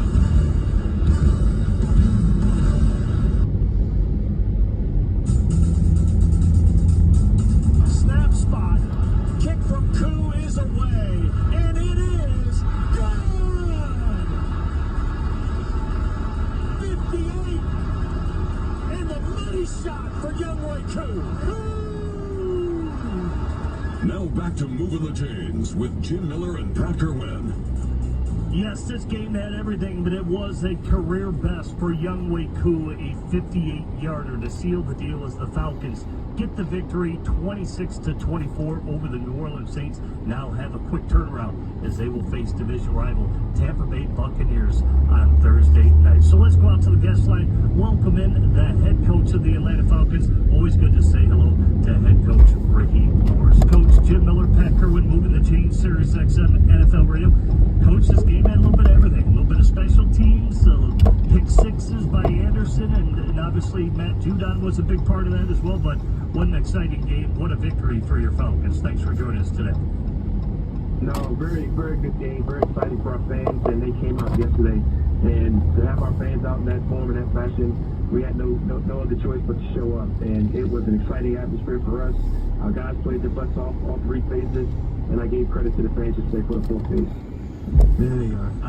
Coach, it's too early to have a defining moment, but people like to tag games. I mean, this is a division opponent. We have a lot of fans from both fan bases, and they call this game just pure Southern hate between you two. Matt Ryan's always telling me it's an underrated rivalry. Everyone likes to talk about the Steeler-Raven one, etc., but this is a big deal down there, and the fans don't like each other. A little bit the tradition. You've been there before. You've been around this before. Just how big this game is to you, the team, and to, obviously to the fans. You know, Pat, it's huge. You know, there's no secret. We don't like each other. There's a lot of cross-training here. You know, Terry was the Saint before. Ryan Pace was the Saint before. There's some guys over there that would definitely work before the Joe Woods and some of those type of guys. But there's no love lost. And when you play that game, it is physical as it gets. It's a well-respected game. There's a lot of people who respect on their side. There's a lot of guys that I know they respect. And it is a fun game to always go play, and it always has been. Ever since Sean Payton to now all the coaches, and it has been like that for forever. Even going back to Jim Hadley, as far as I can remember, in 02 playing those guys, and it's been unbelievable. Nice. Well, I see in the postgame everybody saying, hey, there's still a lot to fix, a lot to correct. From your standpoint as a coach, what do you see, whether it's offense, defense, or special teams, that's really glaring of something that you'd like to improve? You know, it's always good to improve during wins, but you can always go out there and get better at stopping the run. You can always go out there and get better at running the football. And you can go out there and get better at all the things that you want to do, that you can get absolutely done just seamlessly. And our guys know that. And our guys want to go out there and get to do those things every single week. And I love the fact of the get better attitude, because that's what it is like, man. You know, you didn't stop when you got your first Apple iPhone. You had to get the better version every single time. They put 24 out. And I know we got a chance to get better every week. I want you to take us through that little last part of the series. New Orleans calls their third timeout. You guys are trying to get yourselves in the right position, and you got a couple of incomplete passes. What the fuck is this? Fucking smells when driving me fucking first crazy. And third down before you had to take a 58-yard field goal shot. You know, we took the shot, got the PI, and we ended up on the 40. And right there, we know we're in cruise range at this point already. We came out, we called the plays. They put a little sticky man. They gave us a shot on a longer throw down the field. We took that one. We kind of missed it. We had a little honey hole shot to the sideline. Another throw over there to possibly stick it in and get a little bit tighter. We missed those two. We were trying to get a little bit closer, get some yards there, but they played a little bit more tight man. And, you know, had to take the one up top, take a shot at that one and get it. And then obviously Crew came out and just absolutely nailed it. And it was a walk-off. And like we all kind of knew, you know, we all was really confident in Crew and what he can do. You know, we actually had practiced that scenario just on Friday in practice, and we went through it. Gave us about 56 seconds to get down there with no timeouts and kick it for the winner. And we had a lot of confidence Crew can do that for us in the game. Jersey boy that he is. You know, we were just looking up Ridgewood High guy. Come on. Exactly. We had faith in that. Well, for Kadero Hodge, obviously him to get the fumble recovery to start the game, or Troy Anderson with the pick six, I guess, who have been like unsung heroes for your teams? We know, like, obviously Cousins was brought there to win games, and he's had a huge impact, but guys who have really stepped up and really, you know, unsung heroes for your team, I guess is what I'm asking, Coach. You know, I don't know if they're unsung around here, because I give a lot of guys a lot of credit, a lot of praise, but D. Alford is playing the slot. Mike Hughes is playing the opposite corner of A.J. Terrell. When he's talking about our defense side of the ball, Ray McLeod, when he's talking about our offense, playing the slot, just making big catch after big catch. You know, having the ability to go out there and play for us that way. Tyler Algier, obviously, yesterday, I don't know if you can say he's unsung, because he's heralded around here and very highly thought of, and some of the things we have to do. You know, Dean Malone and our special teams, he's just a tackling machine, goes out every single week, along with Michael Abernathy.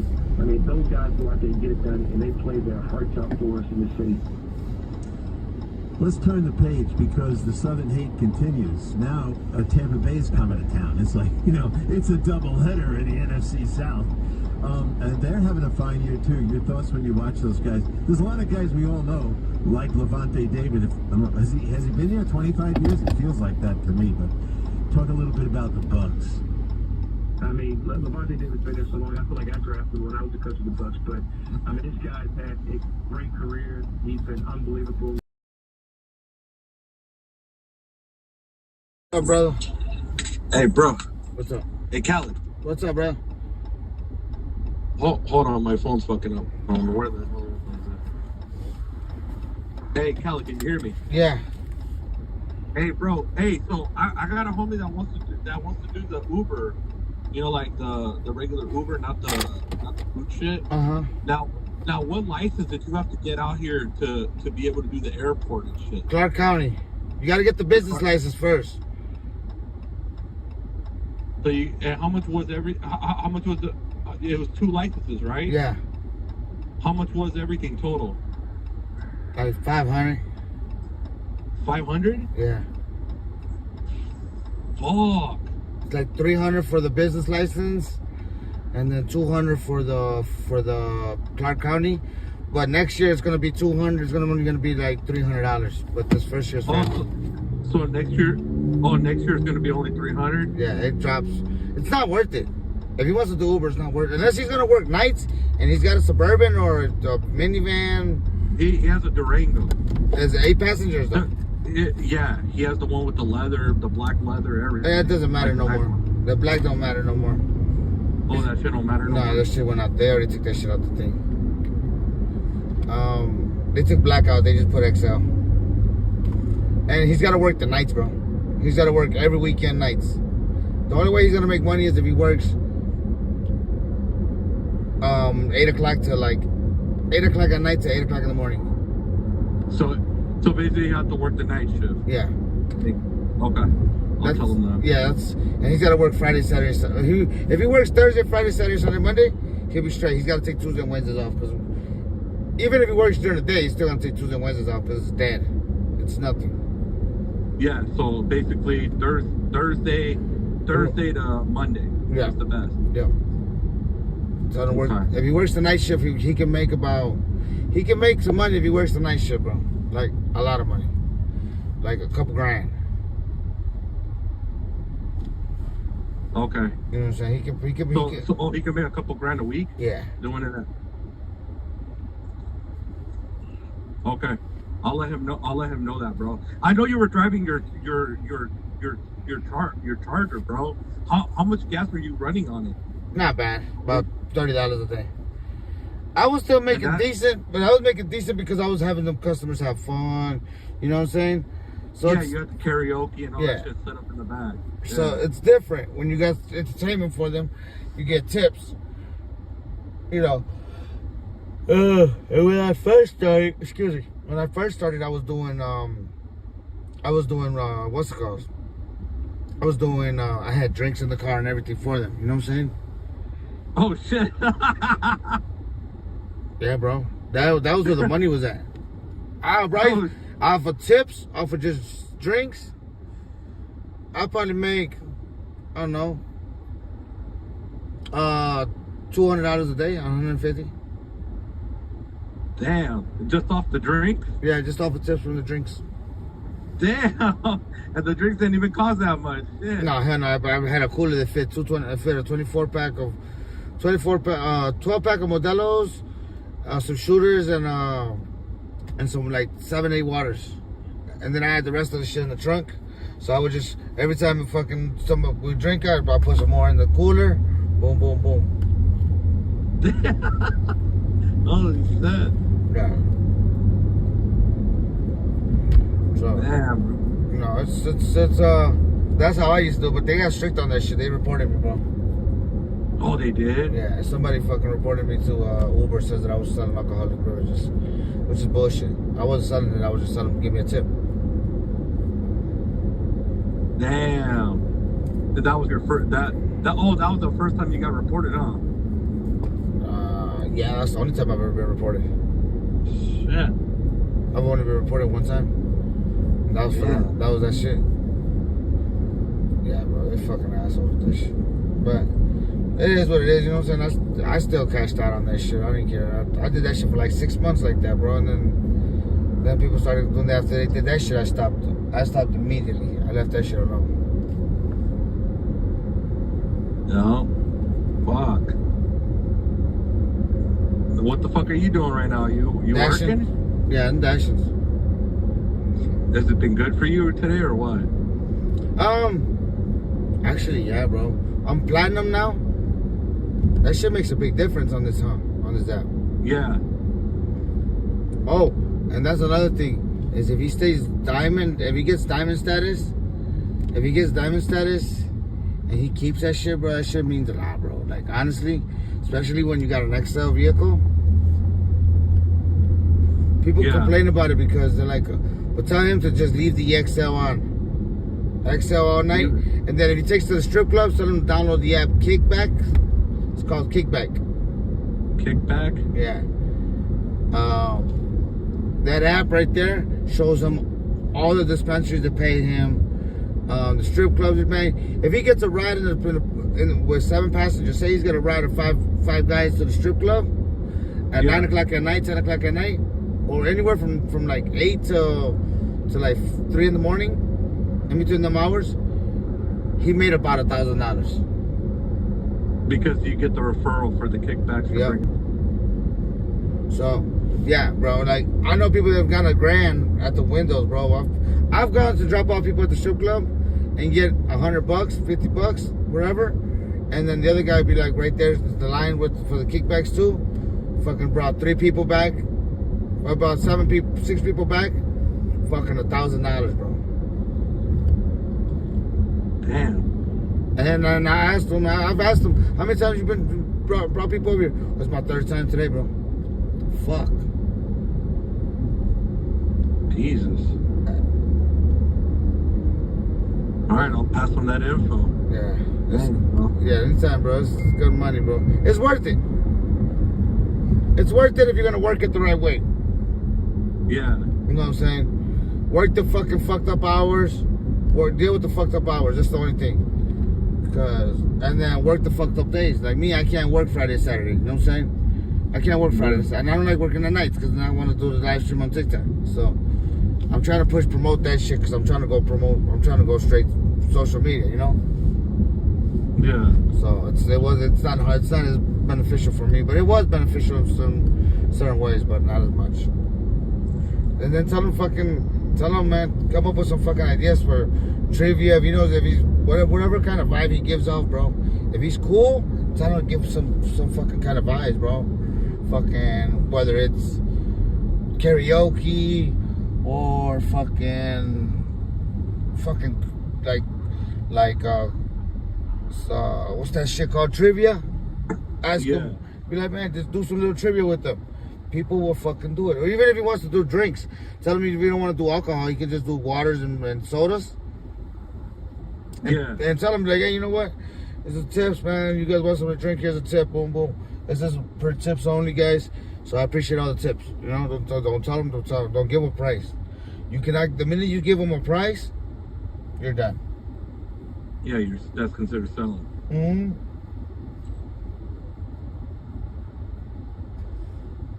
Yeah, but it's worth it, bro. Like I said. I mean, I used to make about. Right now it was slow. I used to make about $1,200. What, $1,200 a week? Mm-hmm. That's when it was slow? Yeah, that's him. That's it. Right now being slow. What the Hey, what's the fuck is that smell, bro? He was talking to me about getting one of those Teslas, bro. Not worth it. Not worth it? No. But they wanted like $360 a week, he said. Yeah, no, it's not $360. It's like $500.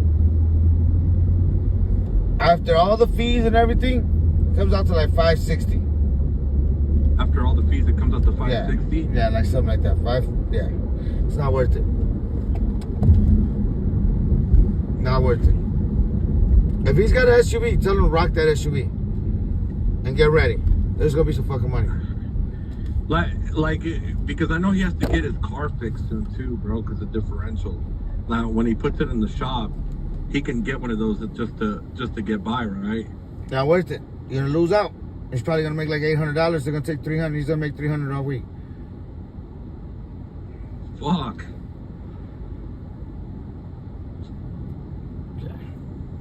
So, and he's gonna be working the same amount of fucking hours, probably more, just because he's gonna be stressed out because he's got to cover the payment on that. So then it's like working minimum. It's gonna be working less than minimum wage.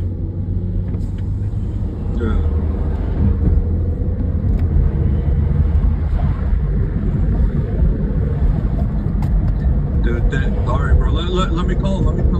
Thank you. I appreciate it. Yeah, anytime, brother. All right, later. Yes.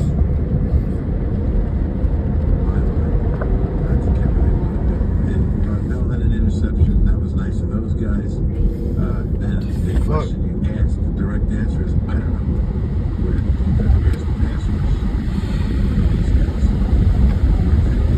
And after this comeback, and becoming down with these guys, I'm not really happy. It was kind of a free day. Okay, that's what if you landed on no sacks and maybe got 2 or 3 hits on the end zone, we're going to do more than that against the league. We now know the first thing they're going to have to do is stop the big dog run. That is a serious problem that they're going to have. Week 5 against Cincinnati, the week against the Baltimore Ravens. Huge division matchup there. As for Carolina, they now fall to 1-3. Next week they'll be up against the Chicago Bears. And I don't think you can ask any of them to do we see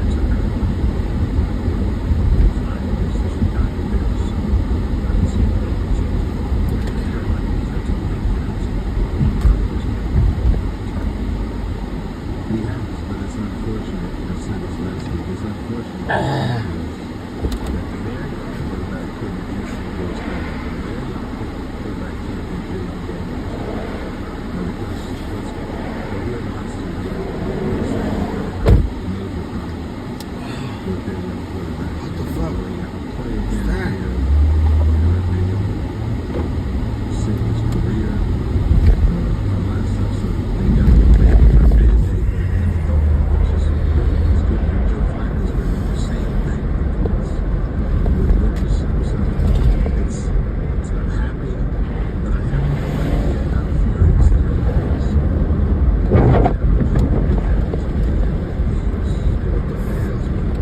He's got to be churning inside that this decision. While he's watching Stroud, didn't Stroud have a fourth quarter late?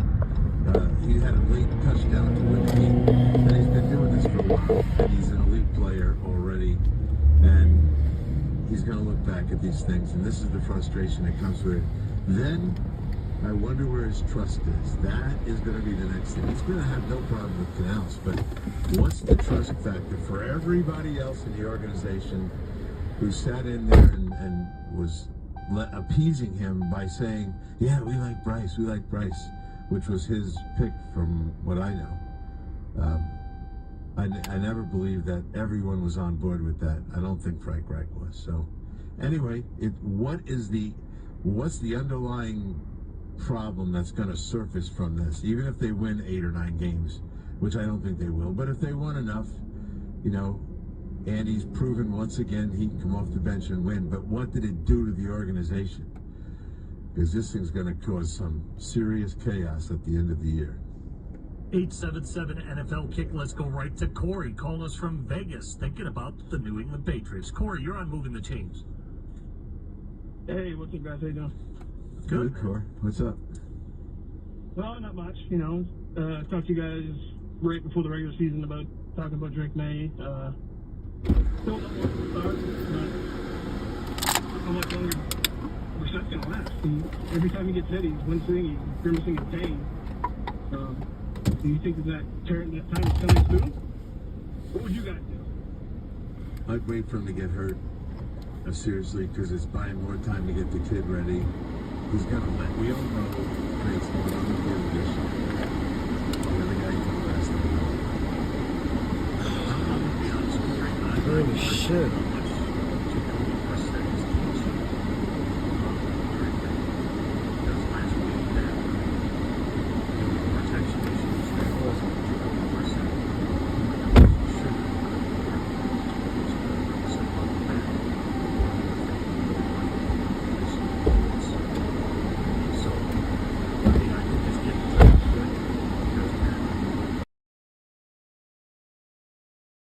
Gary. He's a career back. He's not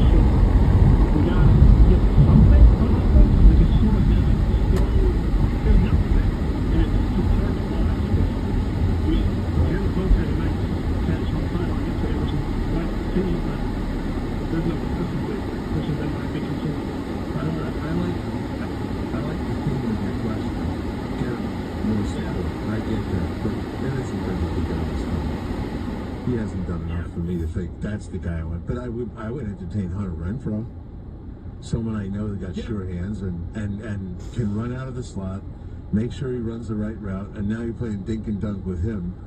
I think that I'd do, but not Kadarius. Yeah. Okay. No, that makes sense. Yep. Okay. Appreciate the phone call. Corey, well, the Patriots, they lost to the 49ers 30-13. Pat, it does, even after the game, kind of demonstrative. Jerron Mayo saying that Jacoby Brissett was still going to be his starter. Can't score a lot of points. I do think their defense is still pretty good, even without battling that Jelani Tavai. They play hard, that's for sure. They just cannot score points at all. No. It's not a surprise to anyone. I think all of us thought, we've been wrong on a couple teams. Everyone was wrong on Minnesota except James. But we all thought the Patriots were a work in progress, and there was a long way to go here. This is not just a this year problem. It was a last year problem. And basically, 1 year of Mac Jones when he was hot as a rookie, and ever since then it's been bad. I say it all the time. Tell me the guy in that team that defies the X's and O's. You can't find him. There's not a special guy out there that can change the course of a game. And it might take years till they build it up again. I hope they have the patience. I think they do in the quarterback, in the coach. Quarterback remains to be seen. We'll see how that goes. But he'll be out there soon. And the problem is he'll be judged soon. And if he comes out and has the kind of situation I think he's going to be in, not a good supporting cast, people blitzing him and everything else, what's going to happen? They're going to start calling him something negative. And then his career, they just ran Mac Jones out of there, who took the team to the playoffs in his first year, and they thought he was terrible. Well, that's the thing, is Brissett has a worse passer rating than Mac Jones right now through the first 4 games of the year. Here they traded away Mac Jones. So Brissett, he was 19-32, 168 yards, touchdown, interception, 70.8 passer rating, plus lost a fumble in week 4. He's had 2 giveaways in week 4 after having 0 weeks 1 through 3. Again, 49ers, they did it with Jordan Mason. He had 123 yards, another rushing touchdown. We know that they were living with injuries, so that's a good win for the 49ers. They go to 2-2. Next up, they'll have the Arizona Cardinals at home for the Patriots. And what do you mean, current West Time? Move to 1-3. Week 5, they'll be Miami Dolphins at home. And again, Jacoby Brissett is already listed. Today? Yeah, and as I said, I think he's going to be out there until he breaks down. Because if I'm the head coach and I'm sitting with my owner after the game's talking, I said, look, we'd love to play Drake. But do you see what's going on out there? I don't want this guy blown up. He's going to get 6-8 starts by the end of the season. I'll check tonight when I get home. So I got to check on the iPad. Tape for him to watch. But while some of the people think they still would be in it if he was playing, that's not realistic right now. So give him a half a season. And then hopefully you fortify the roster in the offseason via the draft, free agency, etc. And then you come out of the blocks next year. He'll have plenty of tape to see of himself. And maybe then we can take the first big step towards rebuilding this franchise. 877 NFL kick. Well, the Bears, they found their running game against the LA Rams. So let's come back. We'll quickly touch on that game as the Bears get the victory 24-18 over the Rams. Now the Bears move to 2-2, and they will face Carolina week 5. And how about for the LA Rams? Good gritty performance last week, fall a little short this week. Next week they'll face the Green Bay Packers. So let's come back. We'll touch on that matchup right after we get you caught up with all the news and notes around the National Football League. Let's hear it with this 2-minute drill. Sirius XM NFL Radio 2-minute drill. No change coming. Patriots head coach John Van, he isn't considering a quarterback change. Yeah, I have the. Yeah, I have the app. Brissett has been sacked 15 times this season, and yesterday threw a costly pick-6 and the Pats lost to the 49ers. Tonight, there are 2 games to wrap up Week 4, including the Seahawks on the road against the Lions. Seattle is aiming to remain unbeaten, and head coach Mike McDonald on moving the chains, indicating they're not about to take Detroit lightly. I'm assuming if you ask them, they're saying, I mean, that the points and the yards aren't congruent right now for them. But this is a really close, efficient, high-power offense that we're going to see. Kickoff of the Seahawks-Lions is just after 8 p.m. Eastern with the play-by-play right here on SiriusXM NFL Radio. Also tonight, the Titans are trying for their first. But you still have to do it through like a laptop or something, because it doesn't show us.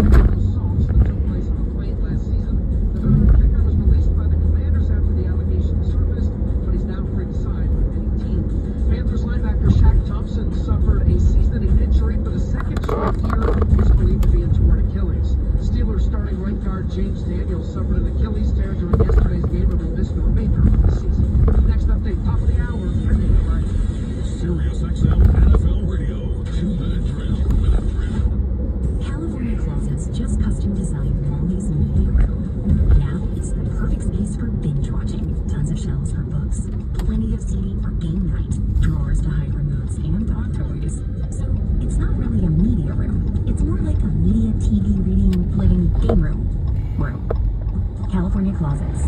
We get it from off and we can do it for you because it's different. Schedule your redesign consultation now at 800 Cal Closets or CaliforniaClosets.com. This is it. We've got an Amex Platinum Pro on our hands, ladies and gentlemen. I haven't seen anyone relax like this before in the Centurion Lounge. Is he connecting to complimentary? My fucking eyes are burning. Look at that, he is. And you will not believe where he's going next. The Amex dedicated card member entrance for the win. Unbelievable. When you get travel perks with Amex Platinum, you're part of the action. That's the powerful backing of American Express. Terms apply. Learn more at americanexpress.com/Amex. Have you ever had a High Five moment today? High Five Casino is a social casino where you can win real cash prizes from a giant selection of the hottest games. It's always free to play with brand exclusive games, live data play, community leaderboards, plus free coins every 4 hours, and you get 70 for a free welcome offer that positions spinning and winning right away. All at highfivecasino.com. High Five Casino is a social casino. No purchase necessary. Void where prohibited by law. Must be 21 years or older. Terms and conditions apply. Whether you're warming up for a hard workout or recovering on the couch watching a big game, do it in comfort with Fiore's Dream Knit collection. Prioritizing both performance and style, these pieces are made with moisture-wicking 4-way stretch fabric that moves with you. So comfortable you'll never want to take them off. Try Fiore's most loved fabric that seamlessly mixes and matches across styles to make it the easiest and dreamiest item in your closet. Pair the Ponto Performance Jogger with the short sleeve Ponto Performance Tee for the ultimate outfit of both versatility and comfort. Enjoy 20% off your first purchase plus free shipping on any U.S. orders over $75 and free returns. Explore Fiore's Ponto Performance Jogger and other Dream Knit products by going to Fiore.com/SXMNFL. That's FIORI.com/SXMNFL. Exclusions apply. Visit their website for full terms and conditions. The questions around retirement have gotten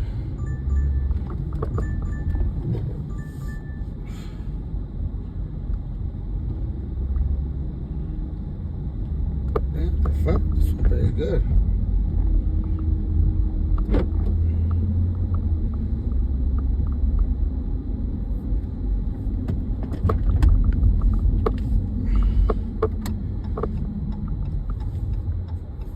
Stop.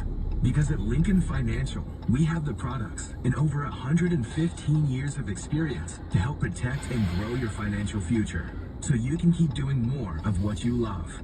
Make your pastimes last a lifetime at LincolnFinancial.com/action plan. Lincoln Financial, your tomorrow, our priority. Lincoln Financial, marketing name for Lincoln National Corporation. Its insurance companies and broker-dealer affiliate Lincoln Financial Distributors Inc. Copyright 2024, Lincoln National Corporation. You're listening to Movement Chains on Sirius XM and ML Radio. Today's show is brought to you by Food Barn, the ultimate food blast.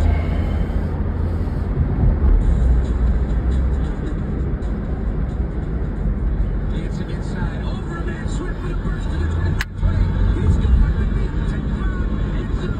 I gotta stop. I can't fucking see. Breaking down yesterday's games on Moving the Chain after win. Jeff Joniak getting excited for the Chicago Bears radio network as the Bears, they did go over 100 yards rushing, 94 yards rushing, 93 yards rushing by DeAndre Swift, 36 yards on that draw play there for a touchdown. That did average 5.8. They did the LA Rams, we know, came in there all beat out 24-18. Rams now fall to 1-3 next week. They'll get home versus the Green Bay Packers. Chicago, they move to 2-2 next week. And I think the Bears will be at home. They don't like Carolina. What do you like about the Chicago Bears? Late interception on a 2-minute drive by Jaquan Brisker in this game on that scare. Just to get back to the shot. This one was wrong. It's a pesky. It's a pesky. Well, their quarterback's got the camera gives up. And I don't think they cursed to him that he's got to walk and run it out there and everybody else is the street calls the guy eats. But he asked me what are they like about the Bears. I like three things about the Bears. Ever since they got Sweat, that changed the whole defense. Sweat was a big factor yesterday. He was knocked down pass, sacked, and then forced fumble. He had the biggest play of the game. So I love what I saw from him too. They finally got Swift going and playing for the Spence. I wish they would use the backfield, but I got the feeling they were going to play Roshan more, but they didn't give 2 sudden carries. But I'm okay with that. And the third thing, which is really number one for me, is they didn't ask the quarterback to throw 52 times. I mean, seriously. They threw 23, they had 3 sacks, they had 26, I think 2 of the ones that the quarterback had were basically skewed. So they called 27, 28 pass plays. That's the right range for this. Now, what the fuck is going on? 3 big receivers. And they're not going to have the production of 3 guys. You put those 3 guys with Stafford. I was thinking about it during the game. If Stafford was on the other side of these 3 receivers, he might throw for 350. But anyway, 7 receptions between the 3 of them, Moore, Allen, and Henry for 51 yards and touchdown. Here's the scary part, but I'm okay with it right now. We're trying to develop the kid. The longest reception was 10 yards. 10, 9, 8, all these guys were just thinking about stuff. So they couldn't really get it downfield. But I don't want the quarterback blown to smithereens trying to throw 52 times. So in a game like this, they had the opportunity to play it close to the vest, play to the strength of the defense, etc. Let's see what happens this week when they go. But I prefer that formula from what I saw the week before. So those are 3 things I liked about the Bears. You're right about the Bears. They are not throwing the ball down the field. Every pass Williams completed was under 15 yards. He was 15 of 15 for 126 yards. He had 17 total completions, so they are dinking and dunking, as Pat had mentioned. 877 NFL kick. Let's go to Phil the Kool-Aid Man. Oh, yeah. What's up, Phil? Oh, yeah. Well, today, the Lions have to get a victory. And they have to get a victory because they don't. They're going to serve at least 1 week of suspension now. James from California. Man, these in this division now is starting to look severe. And I'm actually very impressed with what the Vikings are doing. James from California is already in your head, Phil. James from California has already got you psyched out. What's up, Jose? No, güey, no sé qué chingado me está pasando, güey, pero no puedo parar de los ojos, güey, y no puedo respirar.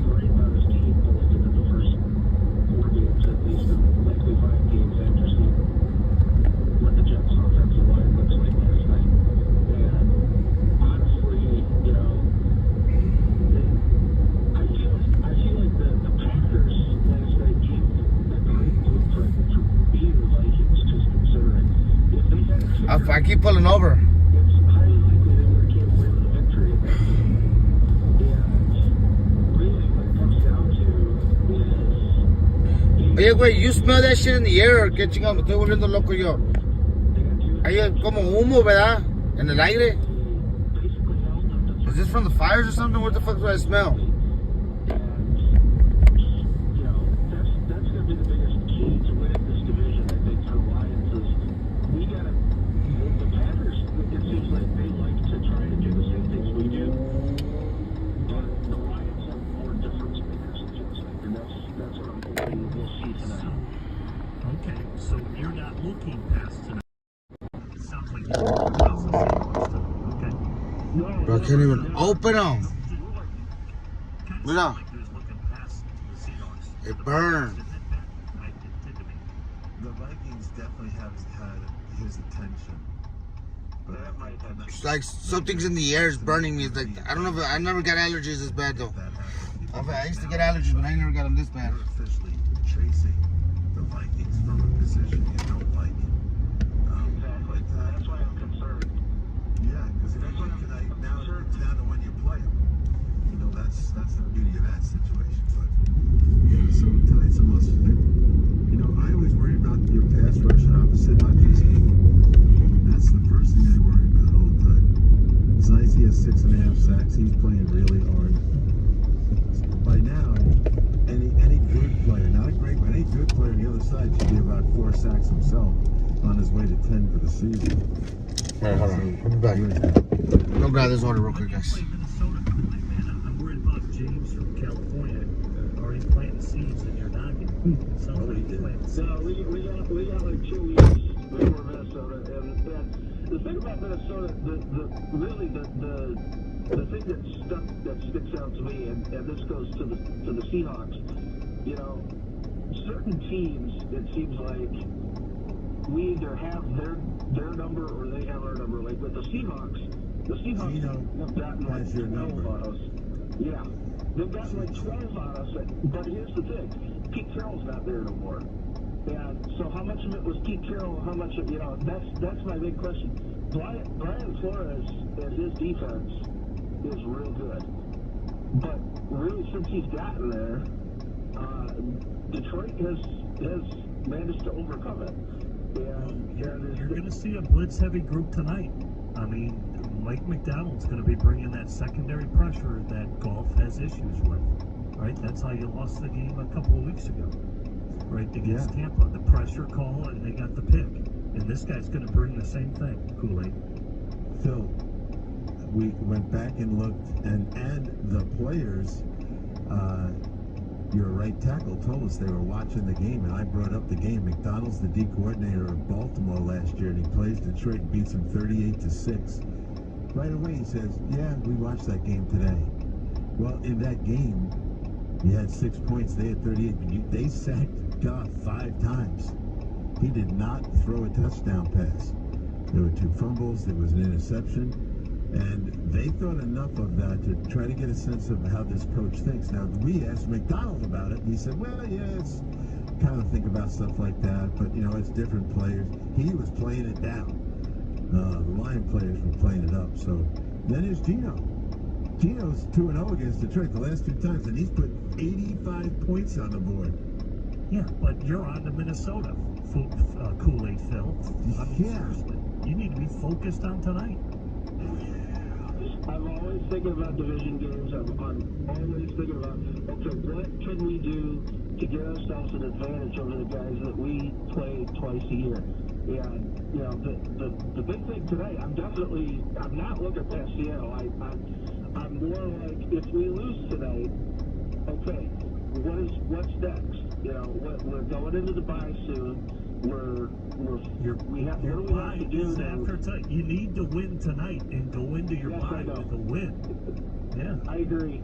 I don't want to lose tonight. Trust me, I do not. Well, you're already on to the Vikings. You're like Bill Belichick, on to the Vikings. He's not even worried about tonight, man.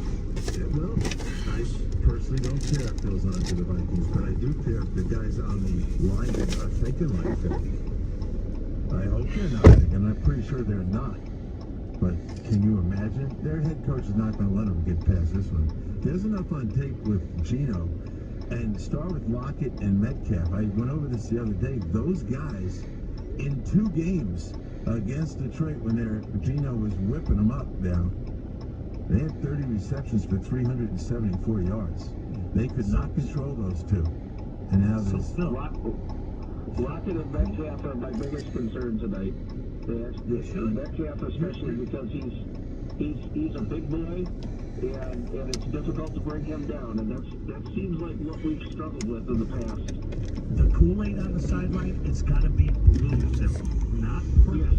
Blue. Not purple, blue, and not green and dark blue either. Hey, shout outs to the guy right here, the kid right here, black and blue diner. He gave me a fucking soda. I don't fucking need it. Can you imagine, Jim, in August, if you and I were talking to Kool-Aid Phil in August, and we said to him, in week 4, you're going to be worried about the Vikings back when no one thought the Vikings were going to be doing it. You'll be worried about the Vikings, not the Seahawks. He would have thought we were crazy to say that. You just had to talk him out of not giving, well, he gave lip service to the Seahawks, but complete anxiety to the Vikings. That is time, my friend. Thank goodness your coach does not think like that. 877 NFL Kicker will step aside back after this. Oh shit, scared the fuck out of me.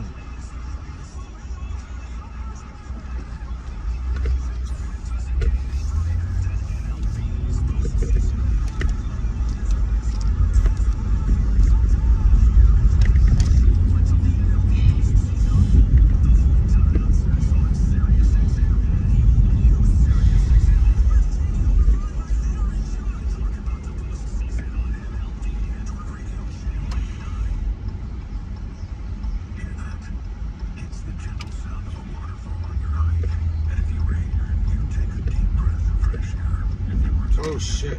But you're not here because your self-care happens out on the road, riding your motorcycle protected by Progressive. And the bugs you wipe from your headlights are all the nature you need. So if you ride, if you would save with Progressive, not America's #1 motorcycle insurer, get it online on the lowest rate that's all for the Caribbean doors. Progressive Casualty Insurance and Community is located in the United States. You have your hearing aids. Constant Contact has what it takes to help you meet them faster. Simple, razor, and build real relationships with your audience with Constant Contact's digital marketing tool. All made to fast-track your success. Book the go in your 2024 goals. With email, social, SMS, and customized marketing campaigns built for you in just a few clicks. Ready, set, go to ConstantContact.com/radio. Start your free trial today. It's time to gear up for the NFL season. Head over to NFLShop.com today for the largest collection of officially licensed gear from all your favorite brands. NFL Shop is your ultimate destination for jerseys, t-shirts, headwear, and more. Take your game day style to the next level with the best selection of NFL gear anywhere. Show off your team pride with styles fit for the whole family. To shop now, go to NFLShop.com. Warning, the following ZipRecruiter radio slot you're about to hear is going to be filled with F words. When you're hiring, we at ZipRecruiter know you can feel frustrated, full of longing, but your efforts are futile, and you can spend a fortune trying to find fabulous people, only to be flooded with candidates who are just, Fortunately, ZipRecruiter figured out how to fix all that, and right now you can try ZipRecruiter for free at ZipRecruiter.com/sports. With ZipRecruiter, you can forget your frustrations because we find the right people for your roles fast, which is our absolute favorite F word. In fact, 4 out of 5 employers who post on ZipRecruiter get a candidate in the first day. Fantastic it is. Whether you need to hire 4, 40, or 400 people, get ready to be first-rate talent. Just go to ZipRecruiter.com/sports to try ZipRecruiter for free. Don't forget, that's ZipRecruiter.com/sports. Finally, that's ZipRecruiter.com/sports.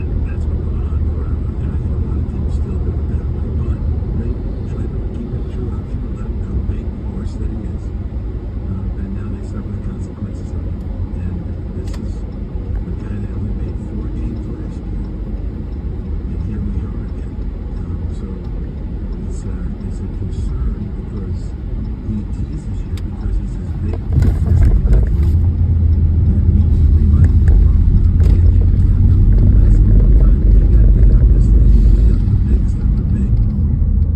And a guy like this one is not going to last if you keep doing this. But here's the problem with him: he really can't beat you throwing the ball. Tammy, I gotta be honest. Doesn't Flacco give your team a better chance? Aren't you kind of excited that he's in there? I'm happy with him. I mean, the guy, he can really play pass that downstairs go backwards for just a little bit. That guy can keep after it and talk. I mean, I'm excited. Here's my question. It's the same question I asked at the other place, Carolina. How can you be deeply excited? You're for the moment, for the instant we're living in. Great. You're going to compete. You might even win a few extra games, but this is devastating to the development of your franchise. Oh, I agree. Yeah, we just keep putting quarterback after quarterback through there, and I just don't. Yeah, it's concerning, no doubt. No doubt. Well, Pat, I like that chuckle though. You laugh a little bit like the coach from the Seahawks. we bring up a tough subject and he laughs. I love that guy. Well, Tammy, this could be the best thing to happen to you in this Pat. I guess two division games back to back, but now they'll be on against the Jacksonville Jaguars. Week 6, October 13th. The game against the Tennessee Titans. Then they'll face Miami at home. And against the Houston Texans, who they already won. But now, we don't know how long Anthony Richardson's going to be out. I assume he's day to day. But again, this early in the season, you're 2-2. Maybe just rest him this week. Rest him against Jacksonville. This is a winnable game. Like you said, with Flacco. Richardson has enough trouble. He's young, inexperienced. We don't know about no college experience, and he's got raw athleticism skills that are impossible to resist. I'll call in the RPO 3 plays in a row, basically. But he's got to play a lot of football before he gets better. He's just not going to get better overnight with that lack of college experience. So what are we talking about here? We're talking about a guy that's now thrown 161 balls in his life. 6 touchdowns, 7 interceptions. You know, this is. I wouldn't play him either if he's not 100% healthy. I wouldn't be playing him either. But the development, where and when is the development going to come for this kid? I don't see it. Yeah, it came last year by watching Minshew, and I think it improved by watching Flacco as well. Because I think Flacco gives him the best chance to. Pittsburgh pulled out a false. I love this because I think you're right. In the theoretical, he now learns from Minshew. Here's what he does when he comes back: 47% complete, 50% complete, 50% complete.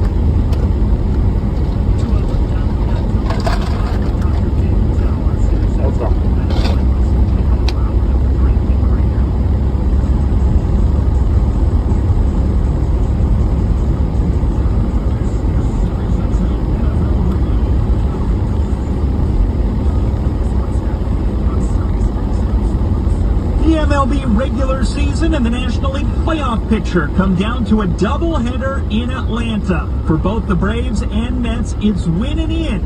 A doubleheader sweep opens the door for Arizona to clinch a wild card spot.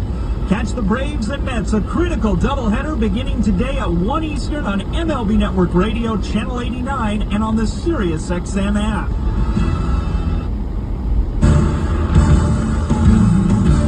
This is the SiriusXM Sports Update. A wild roller.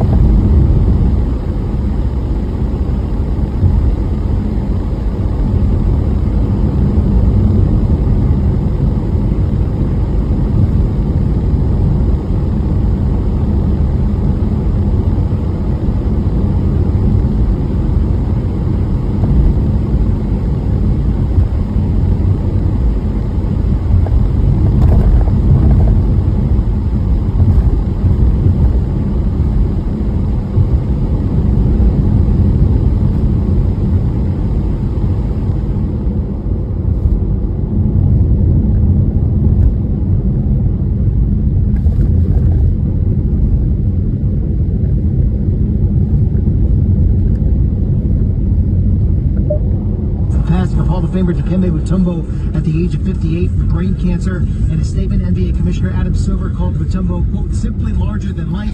He was a humanitarian at his core. NFL Week 4 wraps with another Monday night doubleheader. Seahawks and Lions from Detroit, an 8:15 Eastern start on Sirius XM NFL Radio Channel 88. That's preceded by the Titans and the Dolphins from Miami, kicking at 7:30 Eastern. From the Sirius XM newsroom, this is Chris Lepresti. If it's happening in sports, it's happening on Sirius XM.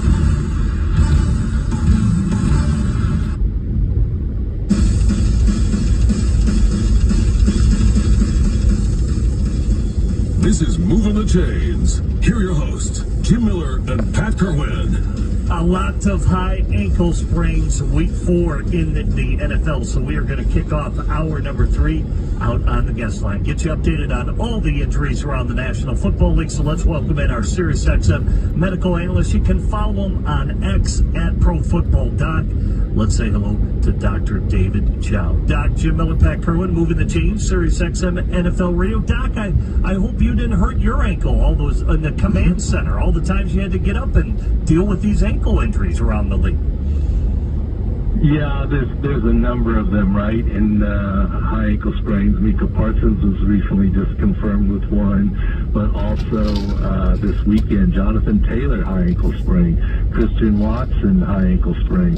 That one's pretty significant. That's probably headed to IR. Jonathan Taylor says his isn't that bad, but there's no such thing as a not bad high ankle sprain in a running back, even if it's mild. Ask Joe Mixon and how many weeks he's missed as a result of it. Yeah, thanks for joining us, Doc. I want to jump right to Rashee Rice on a team that was really starting to count on this guy. Now, they keep winning games with mirrors, if you will, but your thoughts on the severity of his knee injury? Well, by video, obviously he got hit on the upper leg thigh by Patrick Mahomes after the interception, and then he hyperextended his knee, and obviously the knee is the issue. By video, we had concerns of a hyperextension and a bone bruise to his knee, and perhaps a posterolateral corner kind of mild knee sprain. Then came all the concerns of ACL. By video, we only had one angle from the TV copy. We did not distinctly see an ACL tear.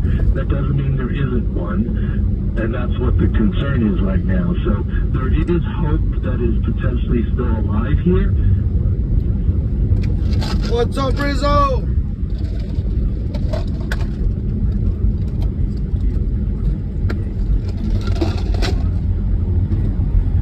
Obviously, it's still a significant injury where he's going to miss some time, but maybe there's a glimmer of hope it's not an ACL. We'll see.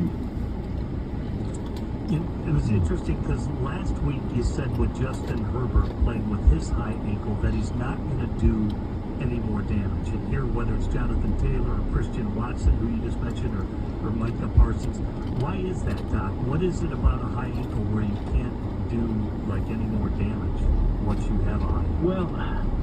Well, without getting hit the same way, yeah, what's up? Damage, but of course you can make it more sore, which is why last week there was some talk maybe with the Chargers headed for the bye week in week 5 that you rest Justin Herbert so there is no wear and tear from the game and get him back 100% for week 6, right? And so it's not so much you can't hurt it again. You can't hurt it again unless you injure and fall upon it again, but you can't make it more sore. Right, and that's sort of the worry here. And it's different positions. Justin Herbert is great. He's multiple. He doesn't have to do what Christian Watson has to do or what Jonathan Taylor has to do. And obviously, he played a good first half, but then, when you don't have your first-round right tackle and left tackle, that creates even more problems for you. Let me jump to Anthony Richardson with the hip. They called 2 running plays in a row. He got hurt on the first one. He comes to the side, comes back on the field. They call another option. He decides to keep it, and it looked to me that's why I'm asking, because you studied the video. I felt like he buckled a little bit as he was going to the ground. You can tell me what you saw, but how serious is that hip injury with Richardson? Well, look, any injury to your quarterback is serious, but this one isn't serious like long-term or surgery or a season, but it can have him in some serious pain.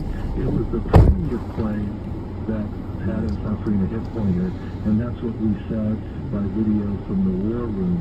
A direct blow onto the iliac crest. And if everyone, don't, if you're driving in your car, but reach down to your belt line, you feel the bony provinces there. And yeah, you're supposed to have padding there, but imagine if a helmet or shoulder pads hit you.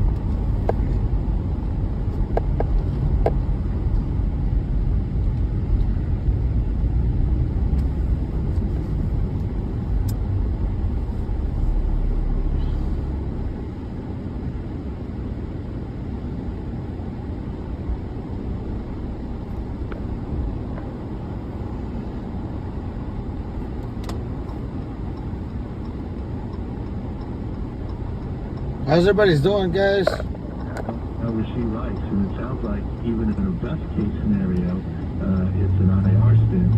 And at this point, I think Chiefs fans would take an IR stint. Anything short of ending the season would be the desired outcome here. Let's leave hope alive. Like I said, on video, I did distinctly see the classic findings of an ACL tear, but that doesn't mean it's not there. We're doing further tests now. Tell me about Tyler Batty, the running back from the Broncos. They were not well thought of before the season, kind of a year in development, rookie quarterback, etc. But they're kind of competitive right now, and they're a little bit more of a problem than people think. And the way the AFC is, who knows who the wild cards are going to be? But what happened to him, and how did he be out? Well, it's probably concerning anytime you see someone on a spine board, but he was discharged from the hospital, and he did fly home. Unfortunately, he didn't make the team charter. Apparently, he flew home on a commercial flight and with a medical staff member of the Broncos, but at least he is home. At least he's been discharged. There's no significant deal. We try to look at that on video. We saw, look, it's always good to be cautious if there's anything with the spine, and that's why they put him on the spine board. By video, we were hopeful that there would be a good outcome here. So far, there is. Good. Well, Doc, as always, we appreciate your time. Thanks for taking us around the league. Appreciate it. All right, 2 good games tonight, too. I like this schedule with Monday night, 2 Monday night games.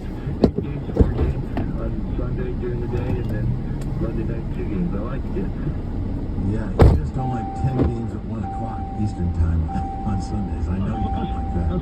Especially with the second slate of games is only like 3. I mean, can we even it out a little bit? Yeah, appreciate it, Doc. Dr. David Chowler, SiriusXM medical analyst. You can follow him on Twitter @ProFootball. Doc, let's hit the break right here. We got a full bank. Let's plow through them on the other side. The Tennessee Titans.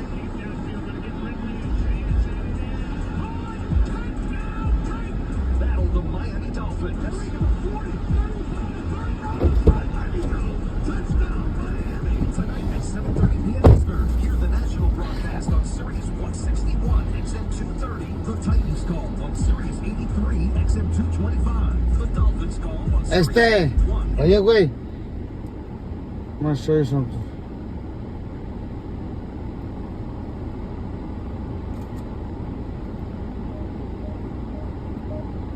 O sea, I'm gonna text you something para que veas. I just wanted to show you.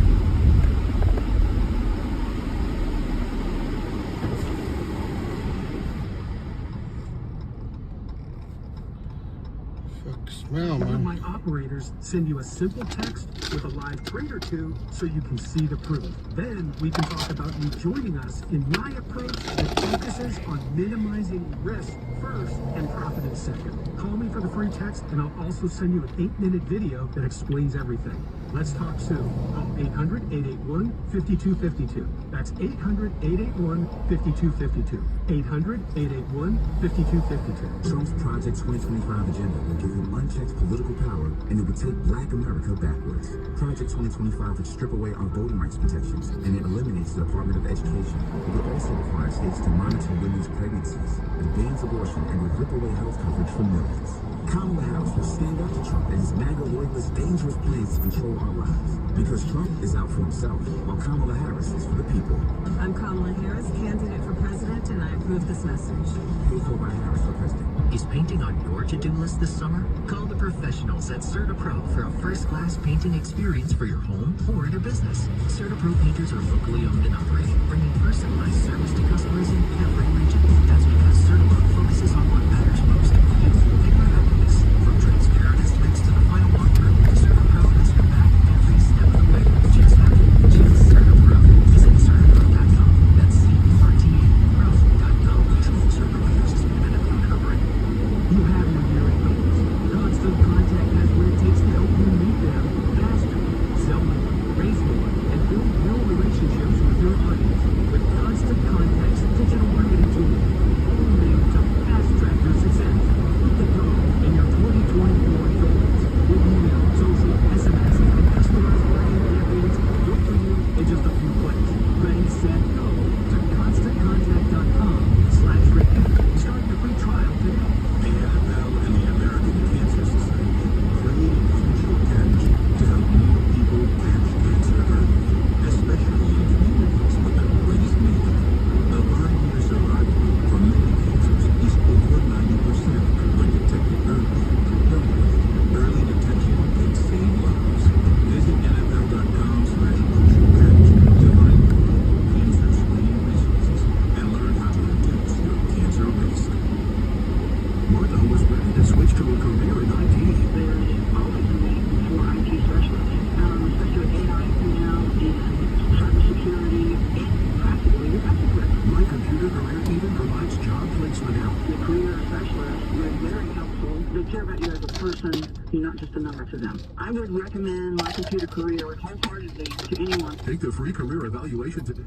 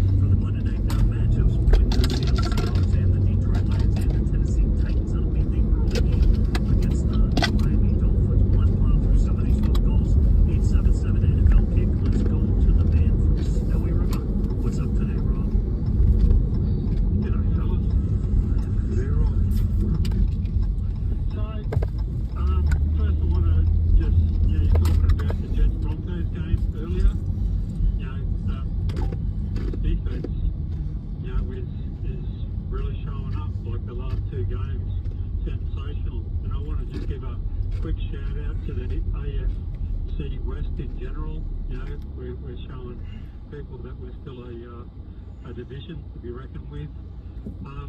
And then just, you know, for the Jet side of things, like as Tom Brady said, you know, we haven't won anything yet. So, you know, they've got to sort of focus on what they're doing. Coming back to my Chiefs, you know, I was glad to see two mediocre teams, like my team, my mediocre team, get another mediocre.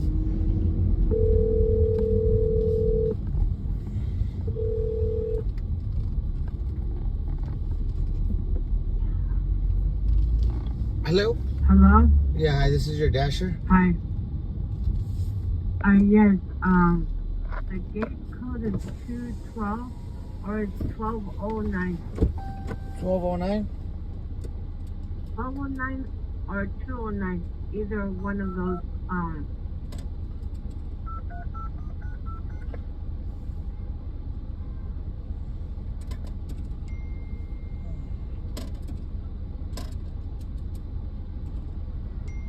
Okay, is it pound 209 or any of that? no, they just gave it to me like that, then. No pound, no,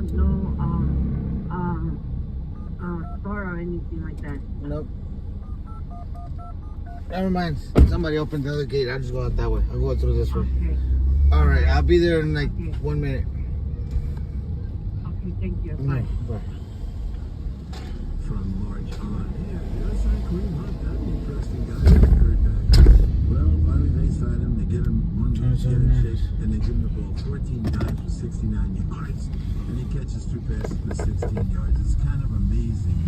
And he did the same thing last year when Cleveland brought him back. So why in the offseason do people ignore this guy and stay away from him? He is a factor. He's a talented athlete who can still play, and he delivered immediately for this football team.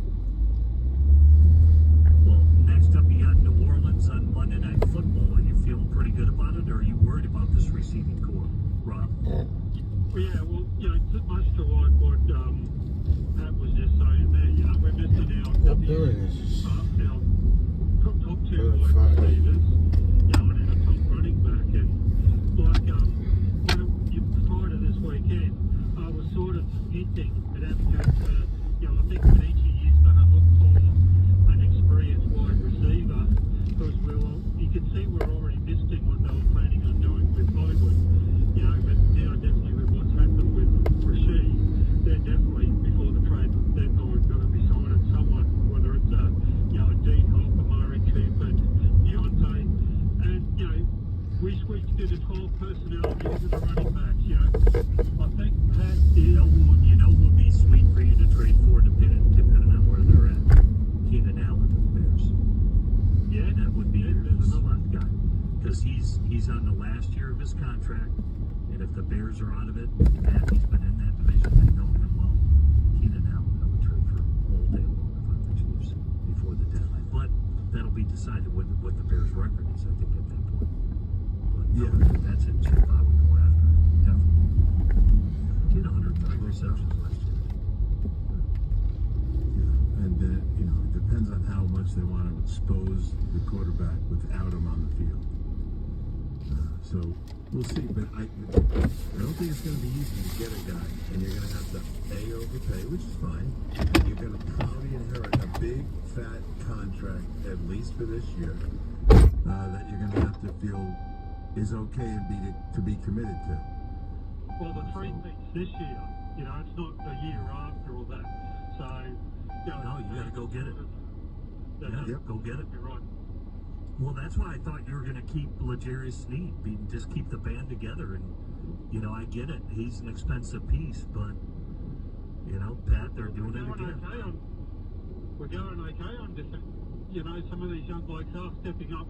Yeah, you've got to try these things. They may not work out, but, you know, I think that these sides sort of okay. As good as last year, maybe not, but it's okay. Trent McDuffie is developing into that type of player, though. I mean, that guy was all over the place this weekend. I mean, he's becoming kind of like the new Snead, so I get it. But man, you're sick if you had both of those guys now. But McDuffie is, Pat, I don't know about you, but he did it last year in the Super Bowl, and this guy just continues to get better and better and better. I mean, he made like 3 or 4 plays when I was watching that game. A year ago, by the end of the last season, they knew they were going to pass on Snead because they knew McDuffie was going to be ready to move from the slot to the outside. They already felt like they had an able-bodied, talent-for-talent replacement, which is a strong feeling and statement, which they weren't going to make to the public, but it was pretty clear where they were headed with that one. And again, just, okay, Spags, figure out the slot. Make sure we get a good nickel. Figure that guy out. And then we'll move on. And even when you think about the Chargers down to 10 points, it's a pretty impressive day. So they're doing a nice job, and they don't panic when you're in these close games. They don't panic when they're losing. It's really quite incredible. And this winning streak, it almost defies logic if you look at what other quarterback in the NFL could be on a streak. Jose, are you on the live, carnal? These kind of close games, come from behind games, all the stuff that they go through. Hey Siri. And then they lose. Call size 4 TikTok. Calling size 4 TikTok.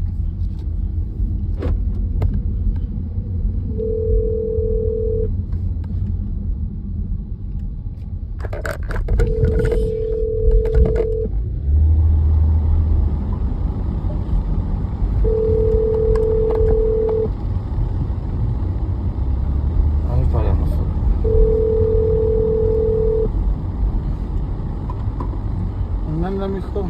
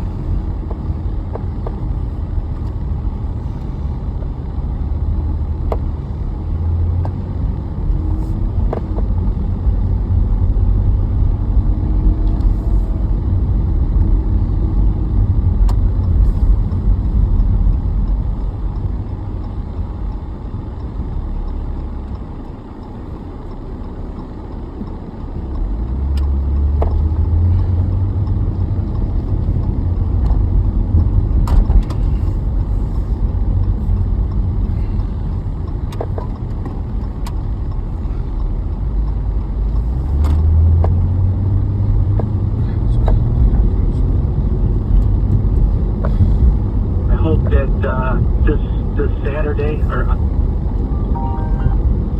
¿Qué rollo con el chicken wing? ¿Qué me dijo? No sé, güey, se sintió bien culero, güey. ¿Qué pedo? ¿Qué onda? No sé, güey, no sé qué pasó, güey. Pero me ardían los pinches ojos. Me ardían como like they were on fire, como que me prendieron. Neta, güey, se sentía como que traía la pinche lumbre ahí, una leña, güey. You know when you stare into the sun? Como baboso? Like that, bro. You on the live? Yeah. ¿Qué onda, güey? You gotta be careful with that shit, bro. Yeah, I don't know. And I pulled over because I couldn't do it, and then I couldn't breathe. I'm like, what the fuck? Salimos, vaya a valer madre. Deja el pinche carro, güey. ¿Ah? Deja el carro. ¿Deja el carro qué? Pues déjalo, güey. ¿Dónde? Oh, te lo dejo a ti. Págalo, güey, no te preocupes, quédate con él. A la madre. Con que lo acabes de pagar, güey. Hey, I can pull up on a Tuesday. Raider Nation, baby. Listos para que les ponga sus putazos, ¿verdad? Baby, with that defense, your quarterback ain't gonna do nothing. You don't have a defense. Crosby's out. Nothing. It's alright. That was your defense. We still, hey, what you talking about, bro? We fired, bro. You guys beat the Browns and you guys are happy. Cállense el hocico. Hey, is that thing for real?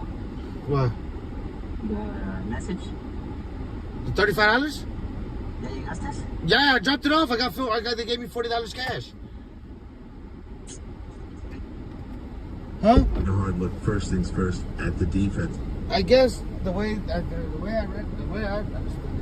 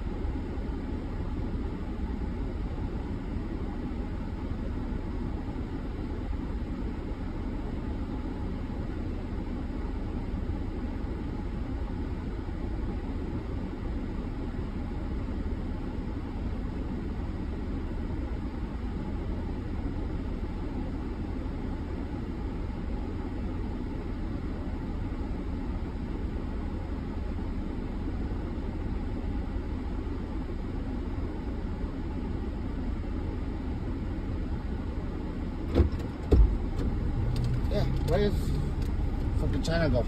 How good is it gonna be? It's like saying fucking Chapola's is real authentic Mexican.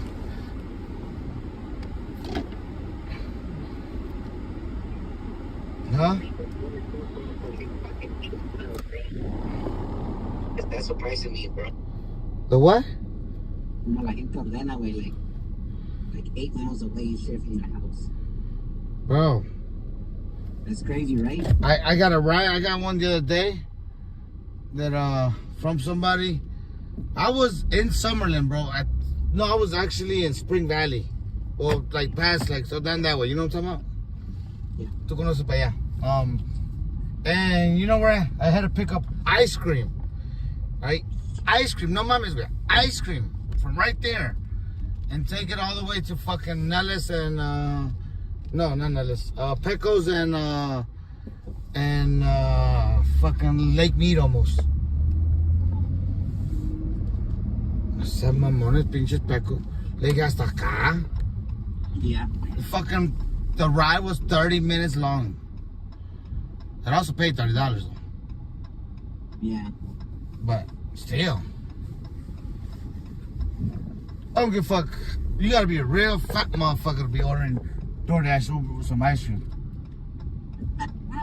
And then I ain't gonna say nothing, bro, because you do it. Do you? Madre. You DoorDash? I don't never DoorDash, bro. How do you know why I don't DoorDash? Because every time I order, it's like, it's too fucking far. Like, there's only one place I'll Uber Eats from, and that's from Rosati's. Rosati's, what's it called? Pizza. The one that's in Cheyenne.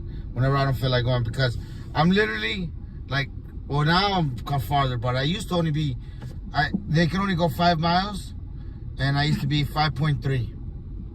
Some drivers would go the extra 0.3 miles, because I'll tell them, like, I'll give you a $10 tip, come give it. Come bring it to me. Pero acá como que no quieren irme. Les digo, I'll give you a $10 tip, just come get to me. Acá son como like 7 miles. You like that place? I love Rosati's, bro. What's up, guys? Yeah, huh? For pizza, for everything. Saludos. Jerry Cruz, what's up? Man, guys, I thought it was over with for Babykhaled earlier, guys. I'll tell you guys more about it later. But it was definitely it was on the live. So if you go watch the video, you'll know what the hell was what happened. But it was almost over. I swear I felt like I was going blind.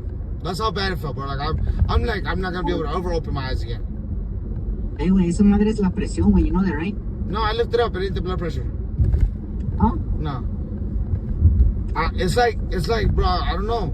Like for the last. Remember, I keep saying I get a fucking like a moldy smell in my car. Yeah. But now I've been smelling this shit for like everywhere now. Something instant, and I've noticed that like now, like in the shower, like I even fucking in the shower, it's like it's not like it's almost like rusted water, bro. Cabrón, güey. What's up, Jerry Cruz? Shout out to Sin City family. Yeah, so I'm like, man, what the fuck? So earlier when I was driving, man, I couldn't, like my eyes started burning and then I couldn't breathe. And I'm like, what the fuck? So I had to fucking put the AC on my face. And I'm like, what the fuck is this? And yeah, but I was like, I feel better now though. I swear I couldn't even see the car in front of me. I couldn't see nothing. I pulled over. I just hit the hazards and just pulled over into the median. Right there, just stood right there, bro. I jumped out the car like, what the fuck? Trying to catch my breath. I know people were looking at me crazy, motherfucker. Where we going? We're just riding. We're working. We're working. Crazy. We dashing, guys. Yeah, you seen? You were on the live when I did it. I saw. I heard when you said, "What the fuck? I can't breathe." Oh yeah, that was way after. That was like already. Yeah, that was already like the second attack, bro. It was almost like a panic attack, but I wouldn't even say it was a panic attack because my eyes were on fire, bro. Yeah. And I thought, like at first when I started getting like my eyes started getting watery, I thought it was allergies, you know. But no, no, mama, I ain't never had allergies that fucking bad. But we Gucci, baby. Alright, échale. Ahí hablamos a ratillo. Oh yeah, I'll call you. ¿Quieres meter unas apuestas aquí conmigo on this parlay? I'm gonna build a parlay real quick. I didn't make no bets yesterday. Se me pasó la pinche la esta. So I'm gonna go drop some. Yeah, for the two games today. I'm gonna do one for. I'm gonna put them together, but I'm gonna do players. I'm gonna do. I got a player stats. I don't know if you want in on it, but I'm probably gonna do like $5-10. See what we win. You know what I'm saying? Text me before you bet it. All right. You know the thing, whatever you're thinking, just text it. All right, bet. Stop. Betas. Way to move the chains. So you're trying to reverse engineer what's going on, and that should help you make adjustments as the game goes on. But so anytime after Jerry, are you coming out for you coming out for Manny's birthday party?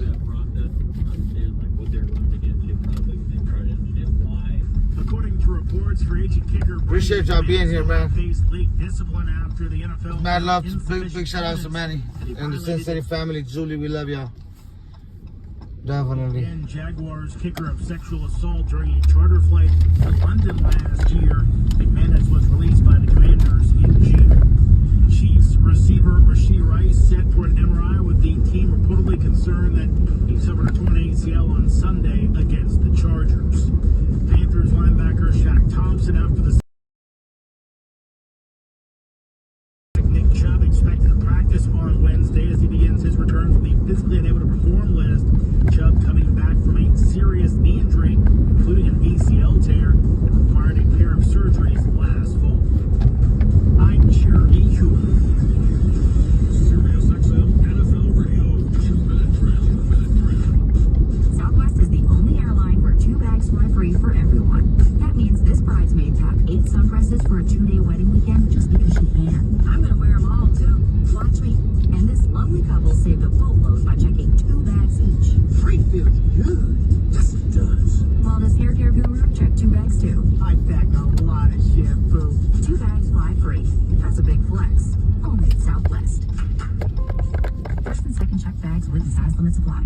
Oh, okay. Getting quality employees to fill positions in your company is essential, but finding those people can be a major hassle.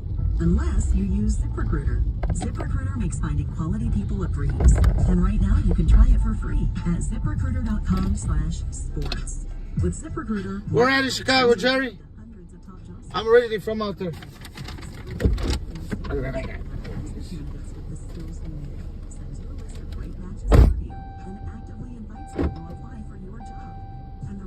speak for themselves. 4 out of 5 employers who post on ZipRecruiter get a quality candidate within the first day.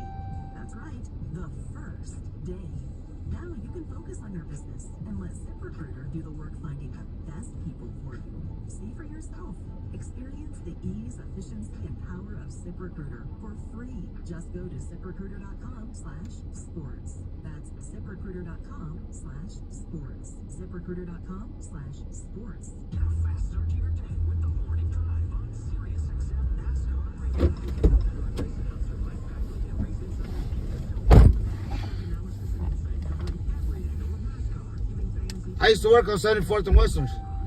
I grew up out in Aurora though, but I used to work on. I used to live up west, up north, out west, worked out south.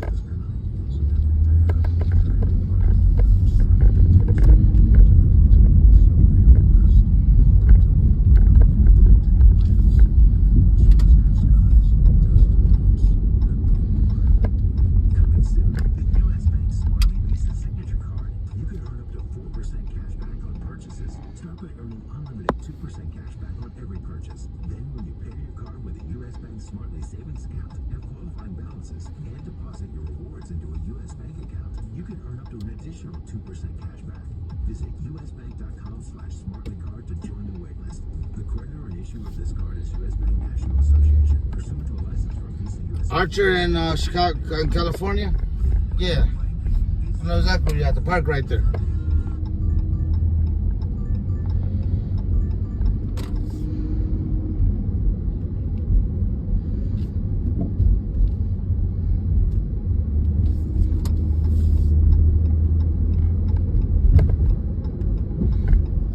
The fuck is this place at?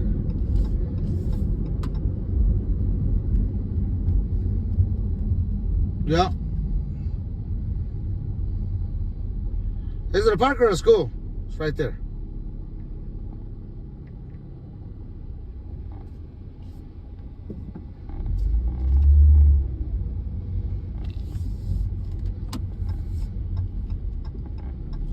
Fíjense la chica, que se veía cabrona.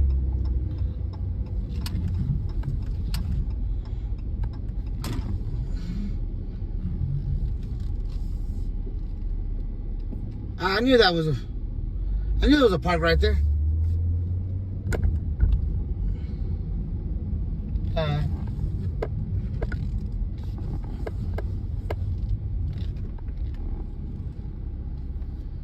I didn't know what it was called. I just knew it was everything.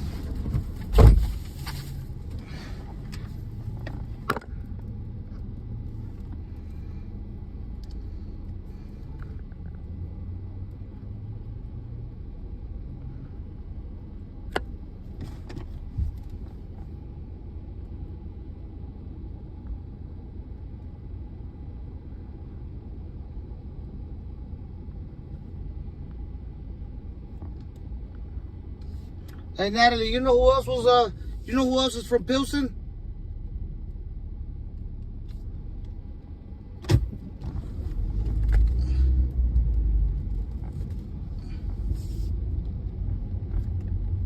We were just talking about Pilsen earlier on the chat.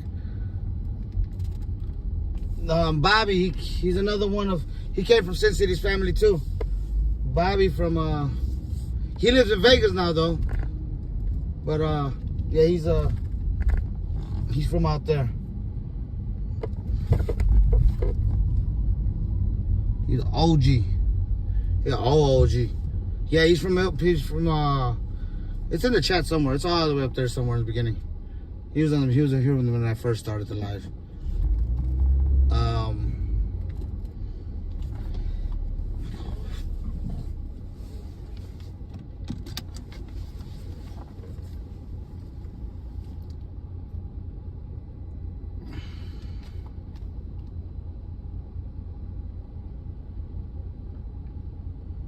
Yeah, that Bobby. Exactly, that Bobby. He's from Pilsen. The NFL underway. With the Buccaneers traveling to Atlanta, the line opened with the Falcons as a 3-point favorite and a total of 43.5. Make sure you tune into Sports Grid Radio to stay up to date on all the latest. The place to get the winning edge over the sports books this football season is Sports Grid Radio, channel 159 in the car and on the Sirius XM app. Was talking to him there. He cool, bro. He definitely cool. He's my boy.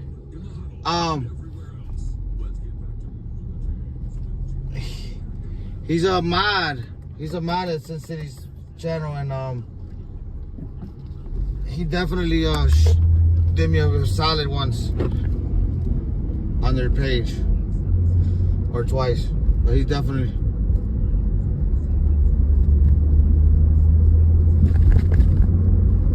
Did you? That Bobby, yeah.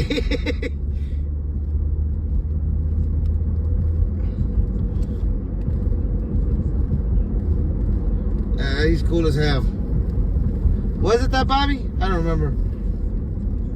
It's hard to keep up with you.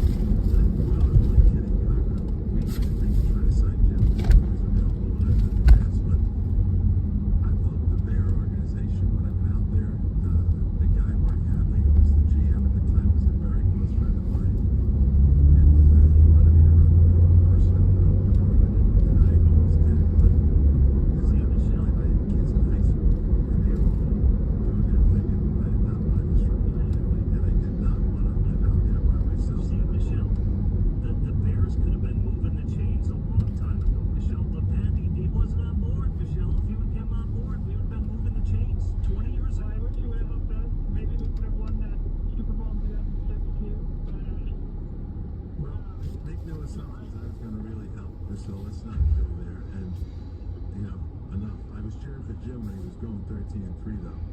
And I was kind of rubbing it in the face. And one guy, he said, I don't know about Miller. And I kept saying, we need this guy. And I used to love when, you know, I had to take the medicine when I recommended a guy who flops. Believe me. And I hear some of my closest friends on the staffs, but I remember vividly cheering for Jim. And look, as I said, I like Mark, and then Rick Spielman went there at that time, so we were building up Liverpool, something I would have loved. But in the meantime, Jim is calling him the beloved. He goes back and forth on the beloved thing. Don't you think he's a bit of a front runner?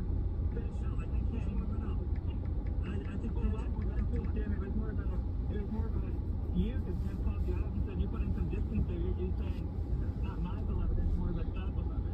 And, I think, you gotta own it. My beloved. Yeah, I think he's got to. You know who he's loving up to is Sam Darnold.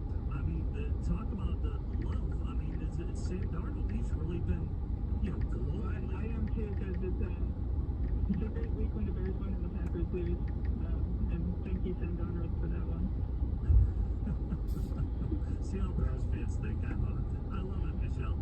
Right there. That's it in a nutshell. Well, right there. That's the Midwest. I'm happy with the game I saw. I'm happier. I didn't see any major coaching wonders. Really hard football. I don't know if I'm Bears fans look at this and think we should have kept Justin. Caleb was already thrown for more yards in a game than Justin ever has. And Caleb is elevating the team around him, and Fields is executing Pittsburgh's game plan very well, but I do not think we would have gotten that production out of him. I think it's some talent is overtaking.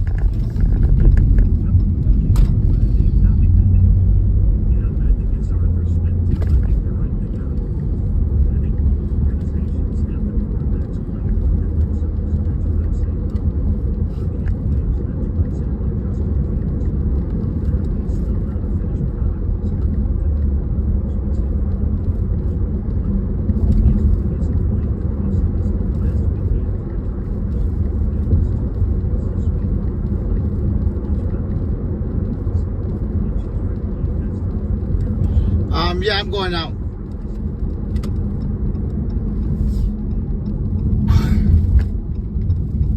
Honestly, really just how it feels. But I am coming out because Danny's here.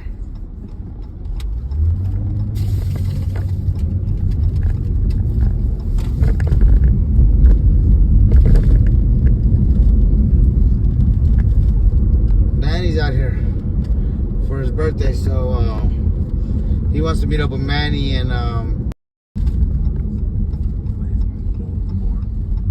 and has to do things to just stay around that game. So I'm not prepared to say, and I still have huge question marks about Justin leading them to a division title and deep in the playoffs and all that stuff.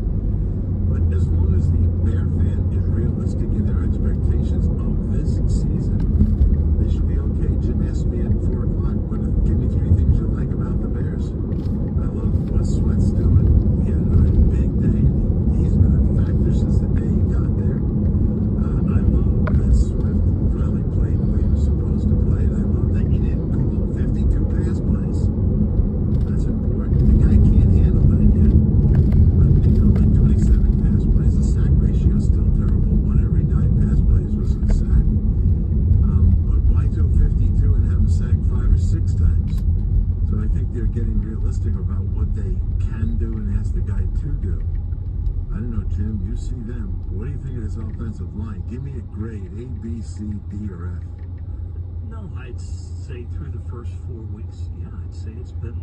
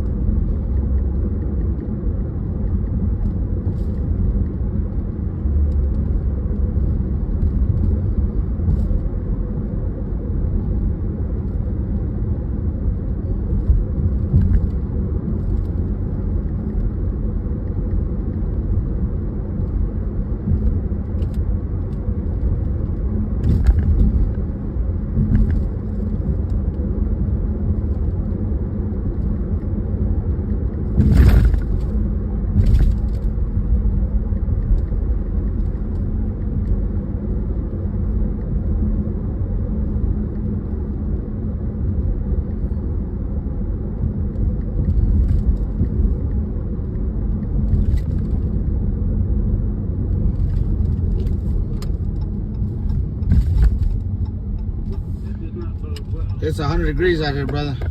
Seattle. They have a tough time stopping the run to begin with. And without those two in the middle, I got a feeling Jamar Gibbs is going to have a great night. That being said, I'm not sure that Detroit can corral Metcalf, I hate coming over here. Lockett, and JSN. So that gives me a little encouragement, but I did not take the Seahawks in this game. I did take the over, however. Yeah, this is going to have to be. Yeah. He said he took the over. Oh, Leonard Williams, he's dealing with the ribs. Murphy's got a hamstring. All right, be back, guys. Also out are Uchenna Nwosu, linebacker 48 Mafe. Linebacker Jerome Baker is listed as questionable. Sounds like he'll be a game time. Yeah, they're beat up on defense. This has got to be a high-scoring game. Kenneth Walker is playing, Pat, but I think you threw out the numbers earlier in the week. Geno Smith has had big time. Him and Golf have had some big time matchups, man, that were high-scoring. The high-scoring games is alarming when you look at Seattle against Detroit. And the last two games were in Detroit. They scored 37. They scored 48. The one before that, which is relevant, 2022, they scored 51. Now, we'll throw out 2018 and 17 for a minute, but the last three times, they scored 51, 48, 37. High-scoring affairs, because Detroit had 31, 45, and 29. I believe they lost all three of those. So, yeah, a high-scoring affair, yeah, absolutely, because I think both quarterbacks have big weapons, know how to use them. I can see lead changes coming all the time, but this is a matchup Detroit has not liked in their own building. The Power Half Hour coming your way. We've got two Monday night matchups. We'll be back right after these messages. Plenty of calls right after this.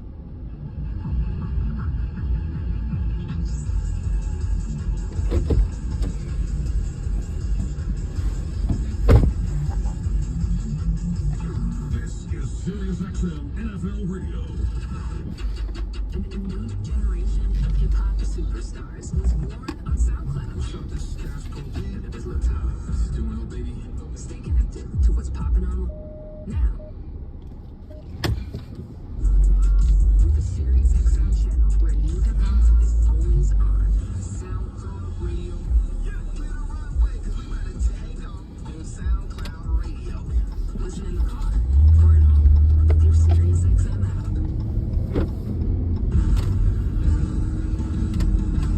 This is the SiriusXM Sports Update. And after the Braves playing game 2 of this unique Monday doubleheader to determine the bottom 2 NL wildcard berths, the Mets already locked up one of them. More on that in a moment. In game 2, it's the Braves leading 1-0, top half of the 5th. The play-by-play on MLB Network Radio, Channel 89. Now, Chris Sale was scratched for Atlanta just before game 2. The team calls it back spasms, but he has not been ruled out of pitching in the wildcard round should Atlanta get there. But they need to win this game 2 in order to face the Padres in San Diego tomorrow. In that scenario, the Mets would head back to Milwaukee to play the Brewers. But should the Mets sweep this double dip, they would go to San Diego with the Diamondbacks.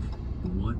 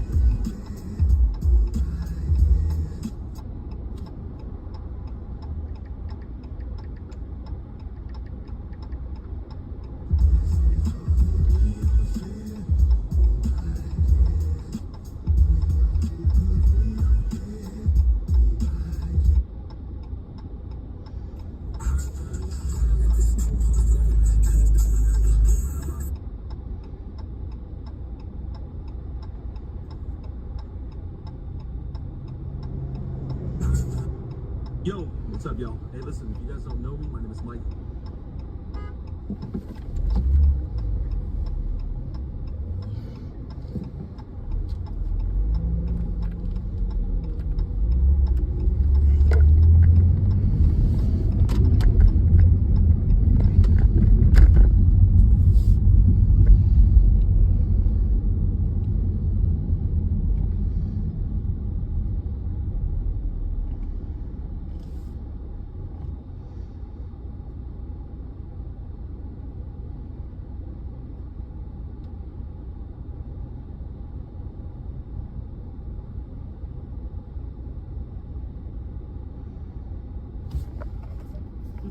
rated by...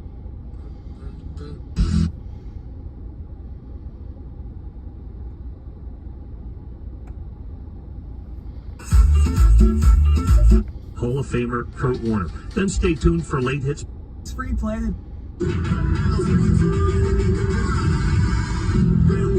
Real fucking quick, nigga.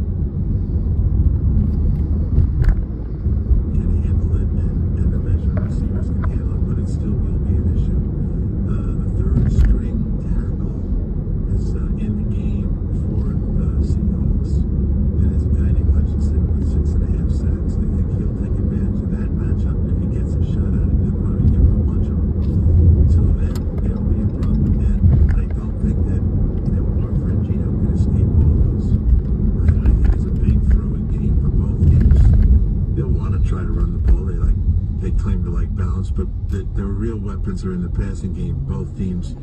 Would I say to Jim, let's see, over under, Jim, on 75 pass attempts in the game between the two quarterbacks? I think that's about right. Probably about 33 apiece. Yeah, about right.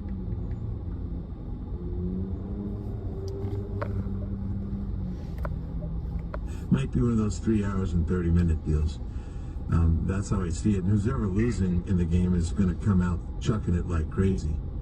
And we'll look back and think, gosh, should have run the ball more. I will say, for them to do well, and they did with Charbonnet when Kenneth was out, tells you they got depth at running back. They don't have to wear Kenneth out if they don't want to. So that helps.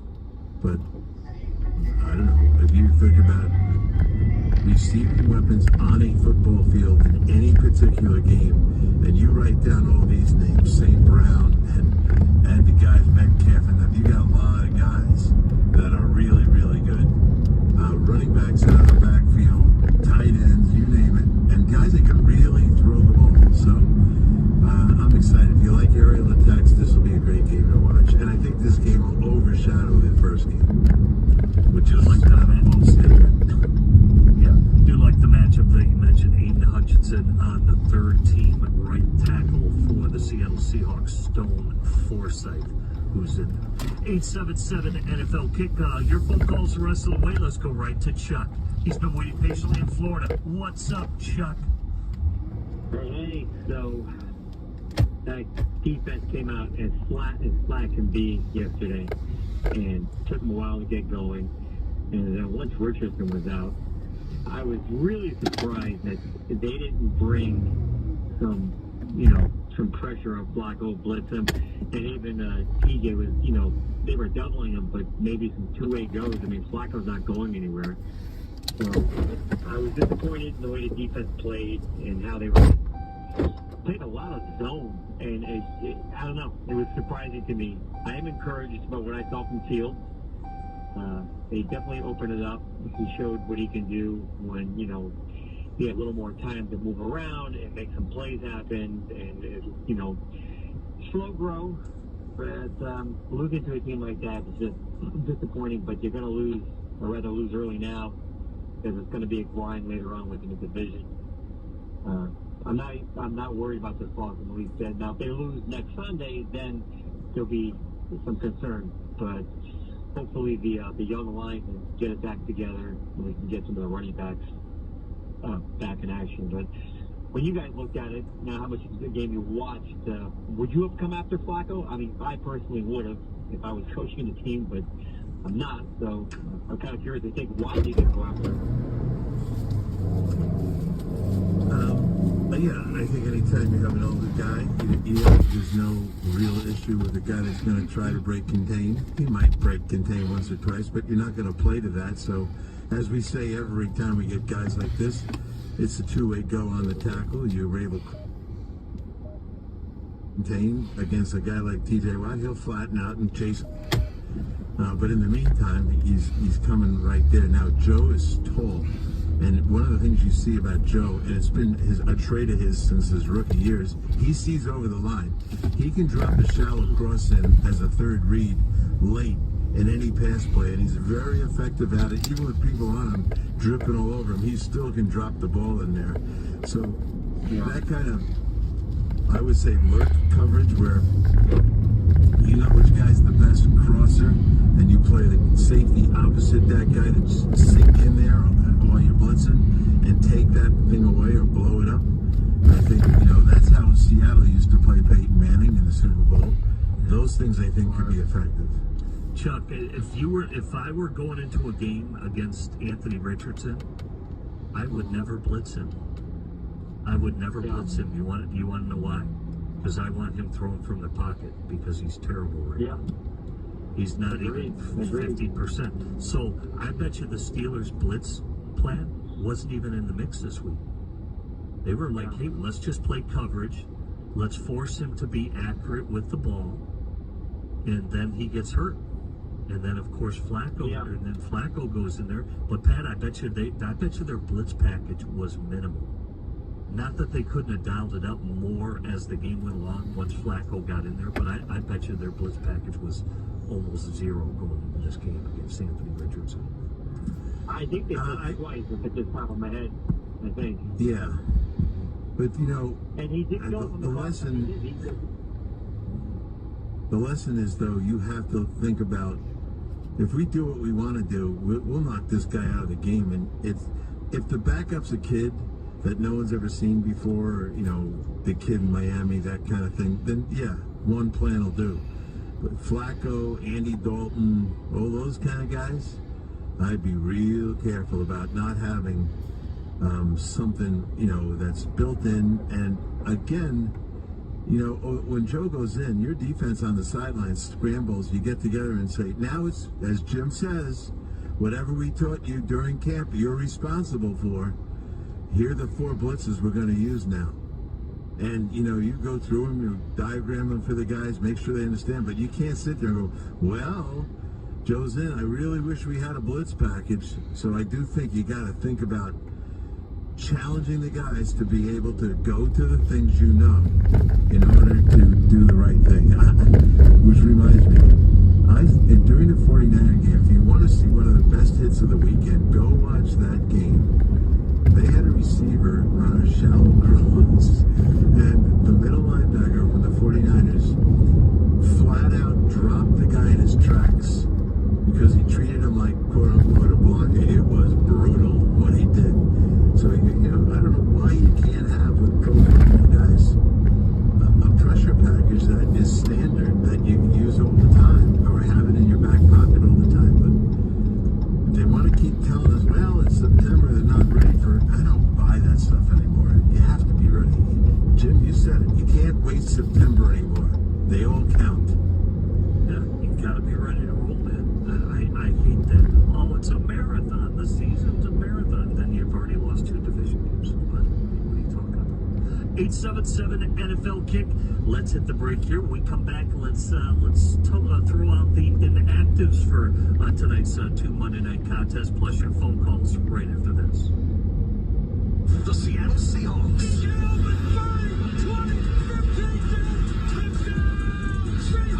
Take on Jared Goff and the Detroit Lions. Jared back, looking, delivery, caught on the run. Touchdown, Detroit Lions. Tonight at 8:15 p.m. Eastern. Catch the national broadcast on NFL Radio Channel 88. The Seahawks call on Sirius 158 XM 228. The Lions call on Sirius 85 XM 229. In the car and on the all-new Sirius XM app.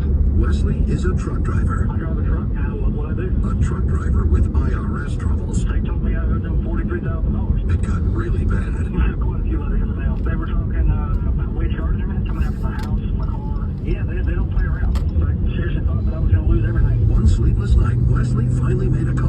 Optima Tax Relief at 2 a.m. I got to a machine, but I didn't. I actually got to talk to an actual person in the middle of the night. He found just what he was looking for. Some of them are great people. You need a team of people that know what they're doing. Optima Tax, they know what they're doing. Optima Tax Relief came through with flying colors. I saved an incredible amount of money. I had to go even come close. I was absolutely overjoyed. Take Wesley's advice. If you're any kind of trouble with your tell Optima Tax Relief. Don't trust anybody else. Call Optima for a free consultation. Call 800-934-8177. 800-934-8177. 800-934-8177. Optima Tax Relief.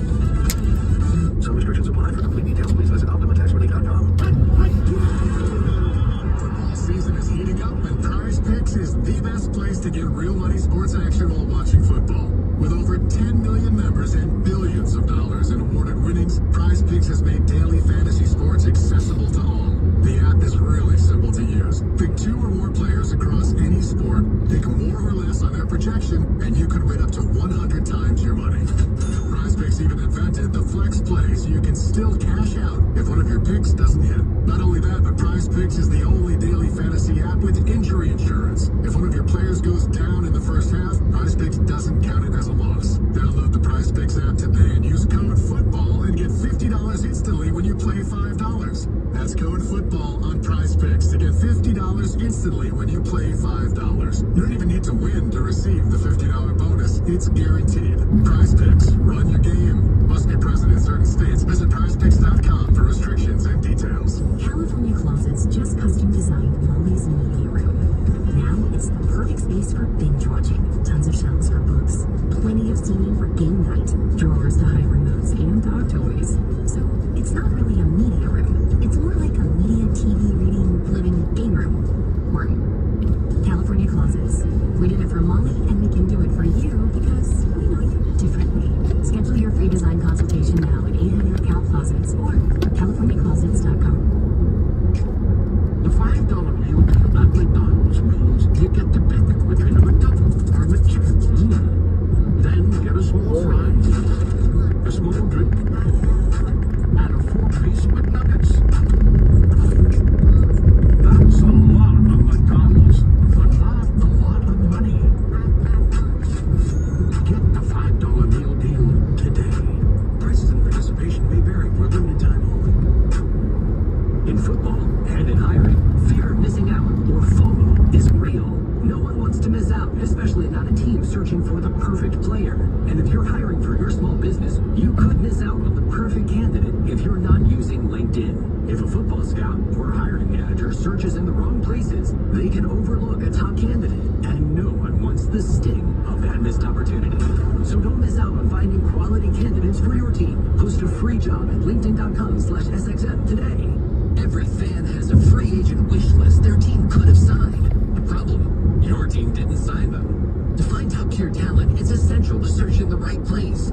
For your small business, LinkedIn is that place. LinkedIn has professionals you can't find anywhere else, including those who aren't actively looking for a new job, but might be open to the perfect role. Don't lose out on your next big hire. Find them on LinkedIn. Post your job for free at linkedin.com/SXM. That's linkedin.com/SXM. Terms and conditions apply.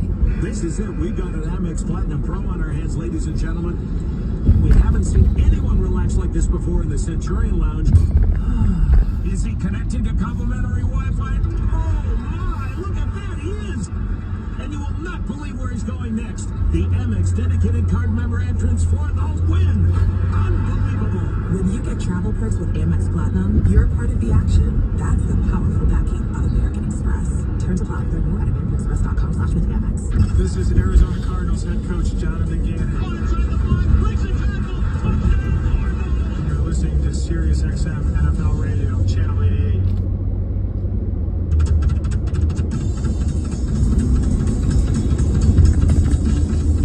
This is Move of the Chains. Here are your hosts, Jim Miller and Pat Kerwin. Hey, our thanks to Raheem Morris, Atlanta Falcons head coach. He joined us on the program. Big win over the New Orleans Saints, 26-24, 58-yard field goal by Younghoe Koo.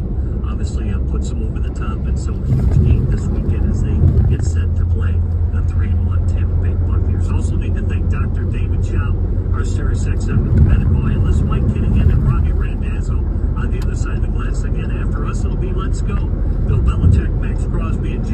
Network. 6:30 to 7:30 p.m. They'll have on J.J. Watt as their special guest. Then the play-by-play of Seattle Seahawks and the Detroit Lions. Westwood One Call, Kevin Harlan, and Kurt Warner right here on the Great Channel 88. Then stay tuned for late hits postgame with Lance Meadow and Max Starks all the way till 2 a.m. Eastern Time. Well, let's go out to parts unknown. You probably was a little antsy of how this game was going to finish up because the Red Rifle was coming out. What's up, Cincy Dave? How we doing, pal? Dave. Well, PK, I think you owe me a round of golf. And what would be the reason, sir? Well, without my help in convincing Mills to go make that dumb pick of the Panthers for you, you wouldn't have won this week. Cincy Dave, you're right. It was totally an emotional pick by me. Clearly emotional, and it shouldn't have happened. I mean, that should not have happened. I just gave the week away. Just out of spite to you, Cincy Dave. Out of sheer spite. You hear that, PK? You know what? I don't believe any of that. He was firmly convinced that his guy was going to win that game. And he said things like, he throws for 300, all he does is come off the bench and win all the time. And I had to remind him that 361-yard passing day in Seattle a year ago did not create a win. But it is his guy, and he's going to get a chance to take him again this week against the beloved. I can't wait for Saturday. But in the meantime, where would you like to play that round of golf, partner?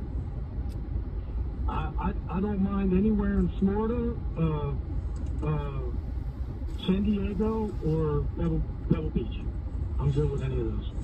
All right, well, let me see when I get out of this walking boot I'm in, what I can make arrangements for. I think it's going to be Florida, and you know what we'll do? We'll send videos to Jim of how much fun we are having together playing and thinking of the Red Rifle. Actually, yeah. I think for that round we should wear Red Rifle jerseys. I'm in. And you know I hate Red Rifle jerseys. I hate team player jerseys and adults who wear them. But I think the irony of wearing them, which is the reason we got together for a round of golf, would be beautiful. I mean, you got to admit, Cincy Dave, he's like the best thing since Justin Pugh. Straight off the couch, Andy Dalton just throw him for 300. It's like every time he shows up. But anyway, this was a huge victory for your team. Does this jumpstart you here in the future? Because your record against Baltimore is horrific, and that's who you got next. Well, we beat them in the playoffs a few years ago, right? And beat them 2 out of the 3 times. And we know.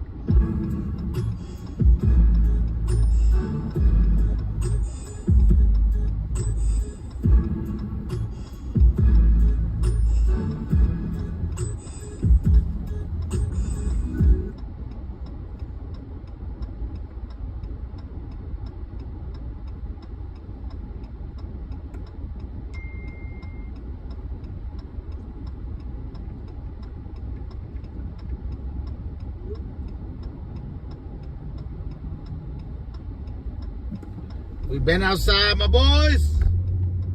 We're about to go inside in a couple minutes. I'm hungry as a motherfucker.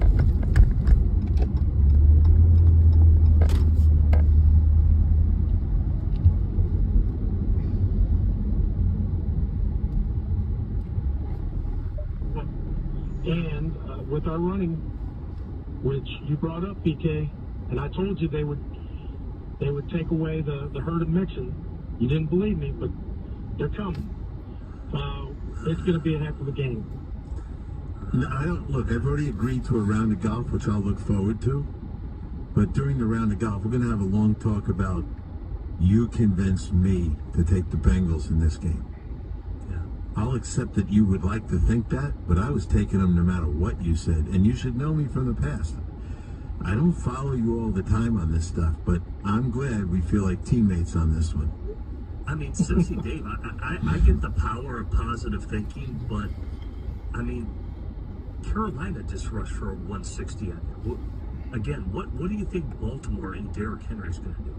You saw what they just did against Dallas. Well, what did the Raiders do against Cleveland? What did Denver do against the Jets? Like, you don't know week to week in this league. We all know this. And, I mean, both teams know each other backwards and forwards, and we're at home. And so we have the emotional advantage at home. Let me support you with this, partner. You want to hit the ball first or hit second? I think I'll tee you up first. Burrow is 4-4. Literally, Mr. Burrow is 4-4 against the Ravens. It's not like he's been chewed up and spit out.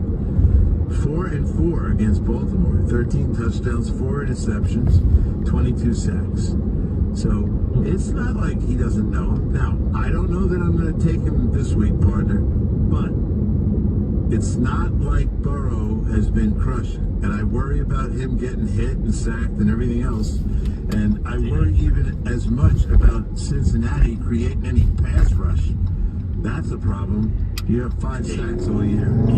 He's calling you partner when you're 500, so you're 50-50. You may as well just flip a coin, right? It's the first time you've called me partner in 10 years. Mills, I'll take it.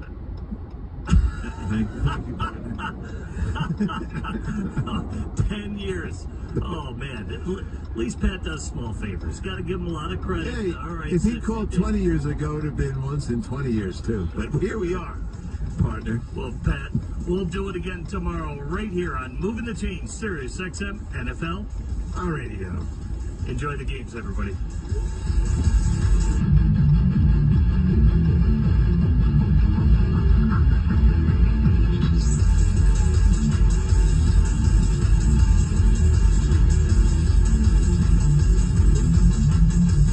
This is Sirius XM NFL Radio. Sirius XM NFL Radio. 2-minute drill. 4 teams wrapping up the NFL's Week 4. The Dolphins host the winless Titans at 7:30 Eastern, followed by the undefeated Seahawks going on the road to face the Lions at 8:15. Inactives for the early contest: Raheem Mostert out for Miami, while Skylar Thompson is the emergency third quarterback for the Fins, with Tyler Huntley making the start. Jeffrey Simmons inactive for Tennessee. Back to Seattle and Detroit, where the Hawks defense brings a lot to the table. So said Detroit tackle Taylor Decker when he joined Moving the Chains. They can bring a lot of different blitzes from different positions. They can try to confuse the offense, try and get you to play slow. And then they just got a lot of guys, especially if I'm looking at the front 7. They can roll guys through there. You know, they're 2 and in some positions 3 deep on guys that they'll roll in there. And that's an advantage for a defense. And I think, not to take anything away from the opponents we've already played, but this is probably the most complete defense we've played thus far. Coverage of Seahawks Lions at 7:30 Eastern following Let's Go up next here on NFL Radio. According to reports, free agent kicker Brandon McManus will not face league discipline following sexual assault allegations, the NFL finding insufficient evidence. Panthers linebacker Shaq Thompson out for the season with a torn ACL. Steelers starting guard James Daniels reportedly done for the year with a torn Achilles. NFL media reports that following testing, Colts quarterback Anthony Richardson is considered day-to-day with oblique and abdominal strains, and the teammate Jonathan Taylor's high ankle sprain is considered mild. Browns' Nick Chubb expected to practice on Wednesday as he begins his return from the physically unable to perform list. I'm Jeremy Huber. Sirius XM NFL Radio. 2-minute drill. Martha was ready to switch to a career in IT. There's always a need for IT specialists, especially with AI coming out and cybersecurity. It's practically recession-proof. My Computer Career even provides job placement help. The career specialists, they're very helpful. They care about you as a person, you're not just a number to them. I would recommend My Computer Career wholeheartedly to anyone. Take the free career evaluation today. Become an IT pro in just months with 0 experience. Career.edu. What does the future mean for business? Yeah, that's what I'm thinking. I'm thinking Lions, Giants, but I also want I want the Miami defense to stand up because I have them in my fantasy. Bringing accounting, financial management, inventory, and HR into one fluid platform. With one unified business management suite, there's one source of truth, giving you the visibility and control you need to make quick decisions. With real-time insights and forecasting, you're peering into the future with actionable data. When you're closing the books in days, not weeks, you're spending less time looking backwards and more time on what's next. Whether your company is earning millions or even hundreds of millions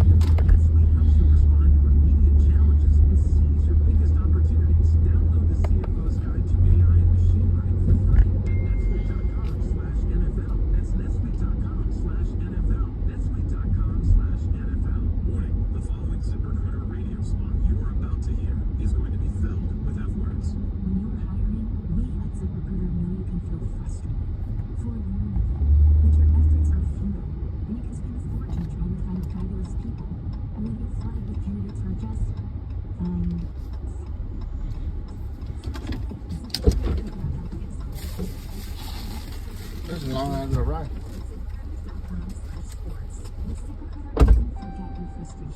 Because we find the right people for your roles fast, which is our absolute favorite category. In fact, 4 out of 5 employers who post on ZipRecruiter get a quality candidate within the first day. Fantastic.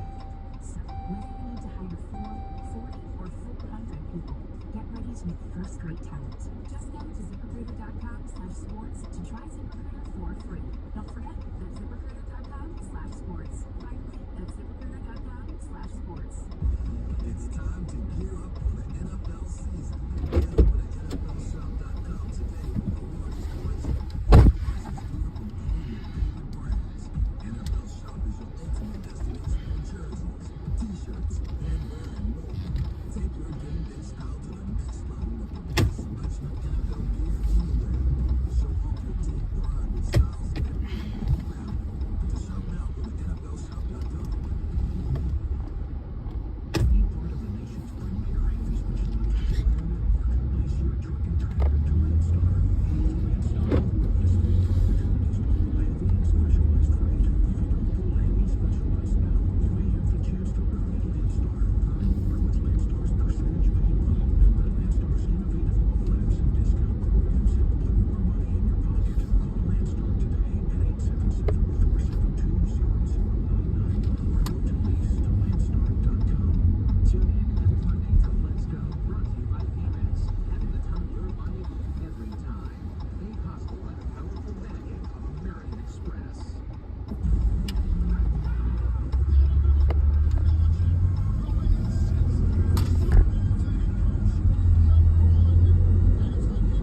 I'm fucking starving, guys.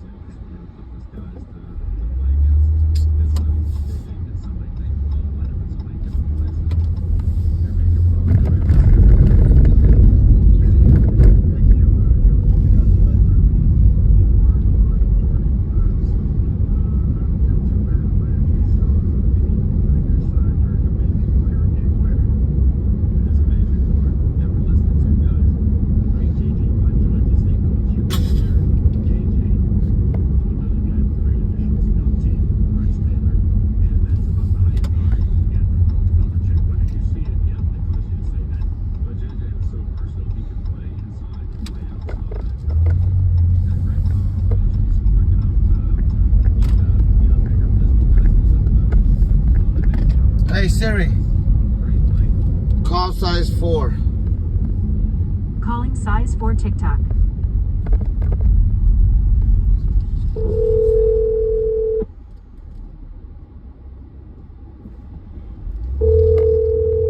Your call has been forwarded. Nos mandó la shish.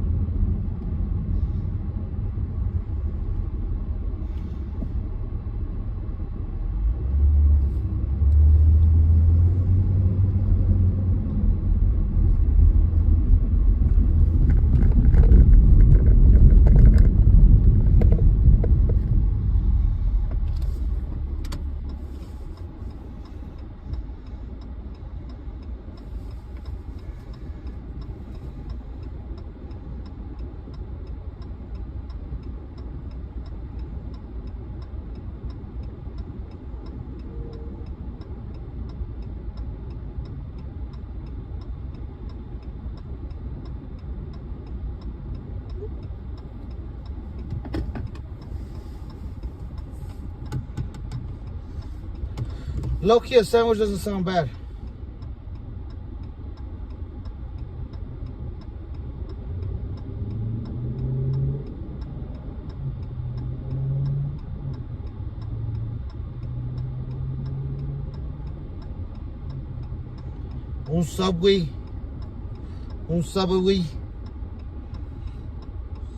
Un Subway doesn't sound bad.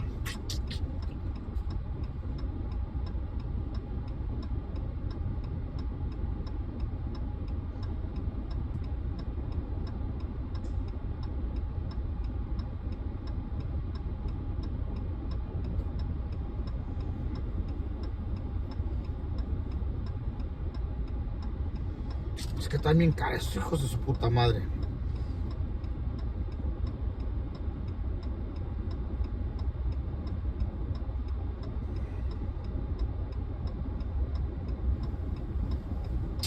You know what? I'm going this way.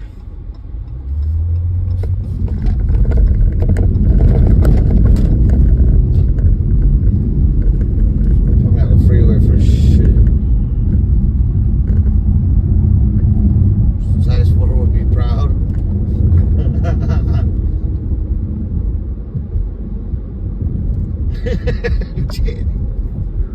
We talk every single day.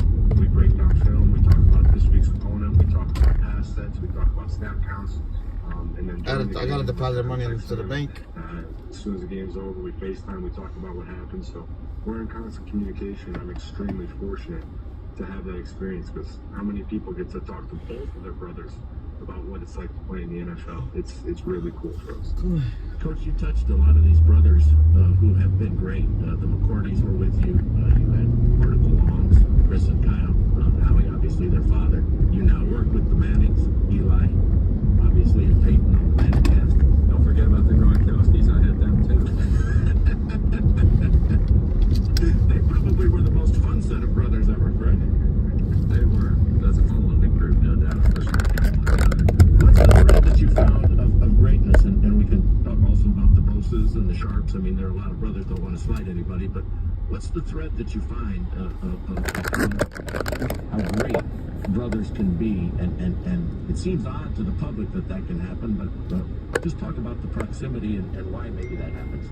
Yeah, well, obviously great genes, probably similar work ethic and motivation, toughness. I mean, all those things that probably carry over from within the family, let's call it. But the McCourty situation was interesting because you have twins, and that's really a funny story because when Boston College was recruiting Jason McCourty, he was the recruit. They offered him. Then they went to Rutgers.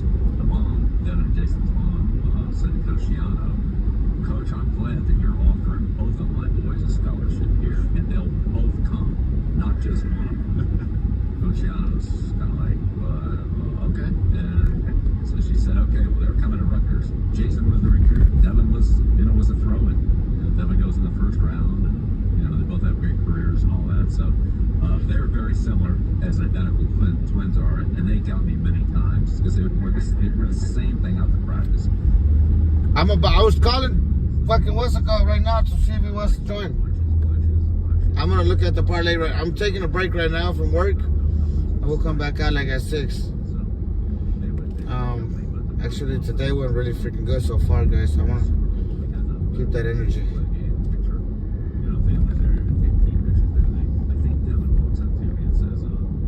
Coach, I'm going to be a little late for the meeting tonight. I got some stuff to take care of.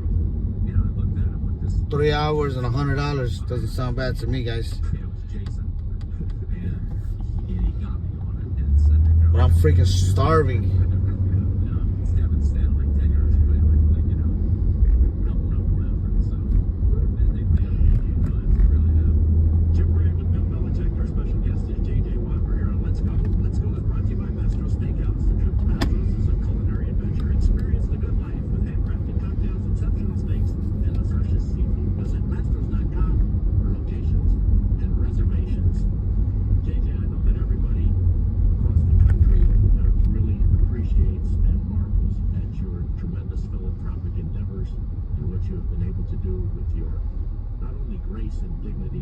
But your generosity in raising so much money for hurricane victims, Hurricane Harvey, You wanted $200,000.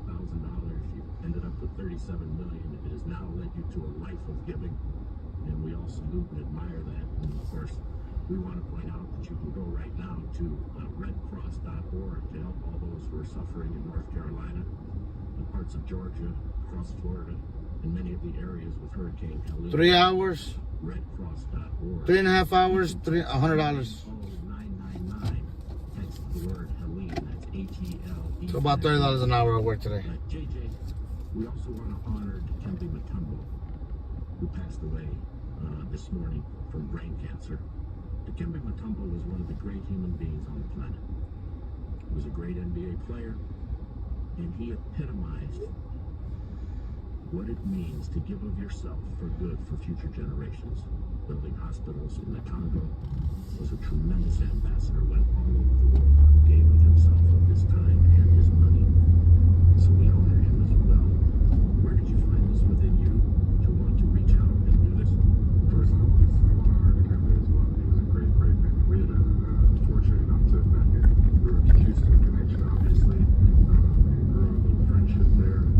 The way that he lived his life made you want to be a better person, made you want to help out the world. So we lost a great, great man.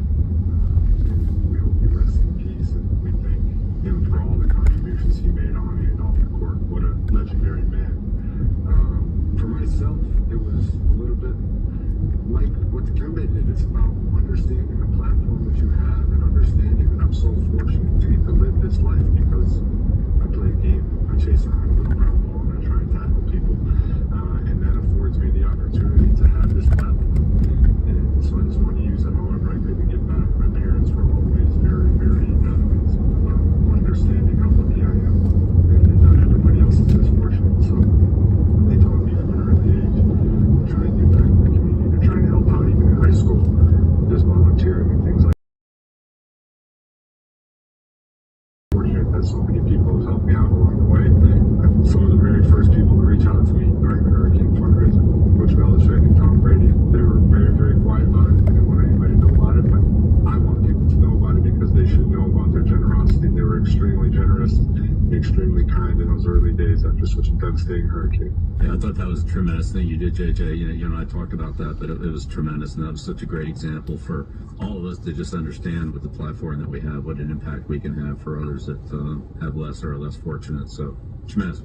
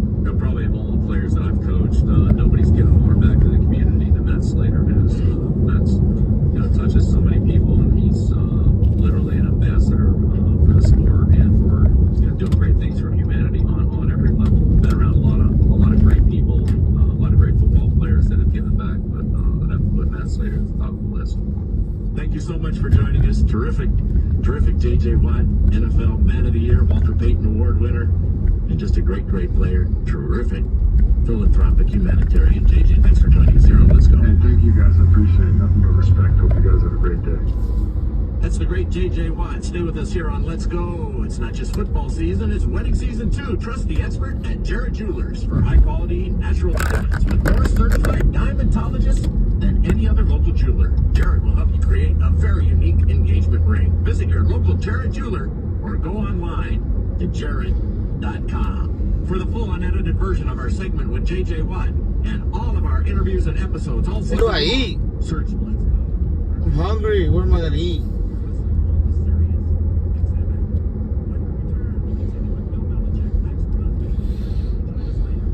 I don't want a fucking sandwich. Doesn't sound like a bad idea, but I don't want a Subway. Let's do a sandwich. I might as well just go gas and stuff and make it myself. It's not like work.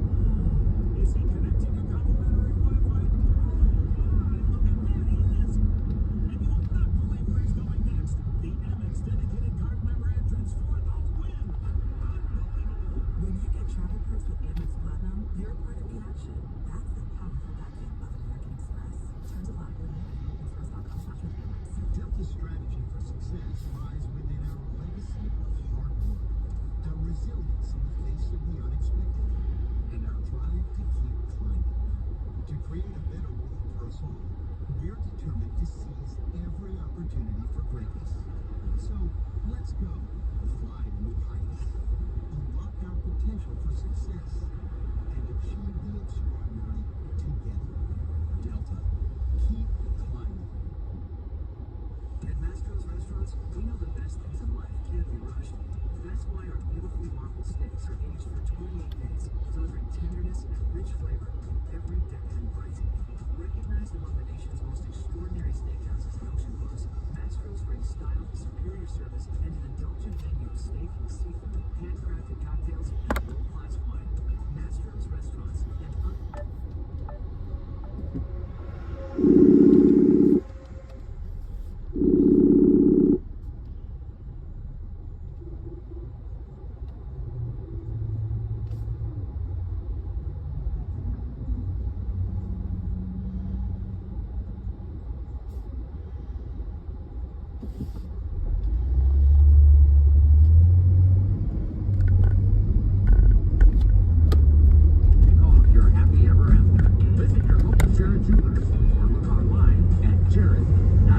Huddle up, sports fans.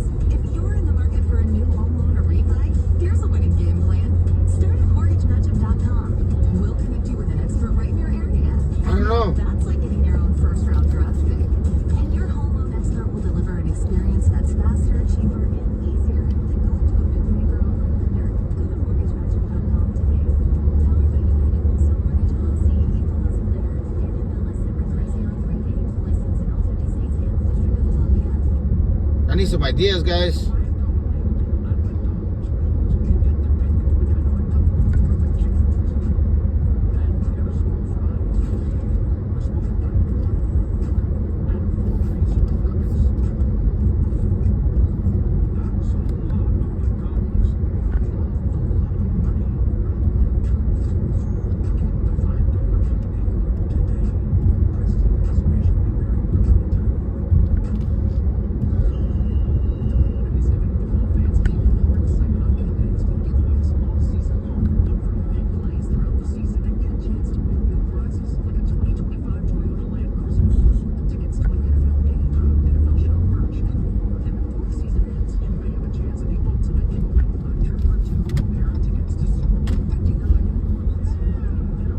What sounds good, guys?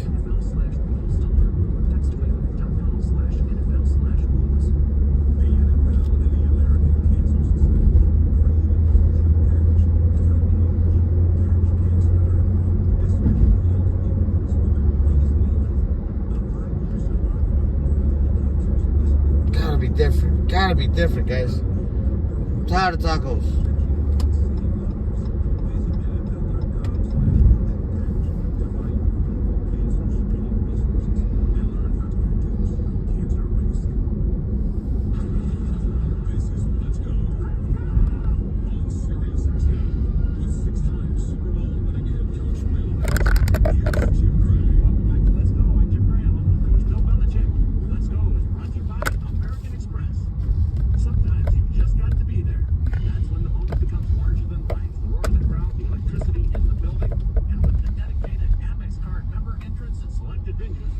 one step closer to it all.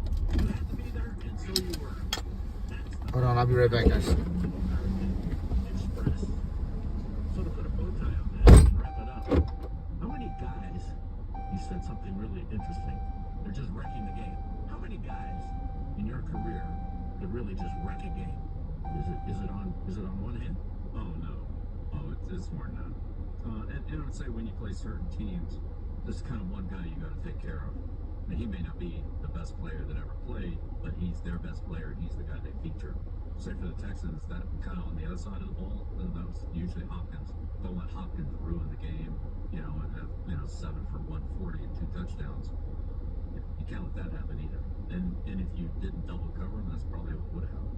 And you're credited in your career of being the best at taking away the other team's best. That's what you focused on, and that's what you perfected. It's too simplistic to say, how did you do that, and get any kind of answer that anybody could understand. But what caused you, more so than perhaps anybody else in the history, to make that the focus? Coach Parcells had a lot to do with that. While I was at Denver with the Orange Crush, that really wasn't the way that defense was designed. I worked with some coaches that were with George Allen. That was definitely George Allen's philosophy, is always to double the best player. But I'd say that was the Parcells. Parcells talked about that a lot. Don't let this guy ruin the game. Don't let that guy ruin the game. And that was pretty good advice.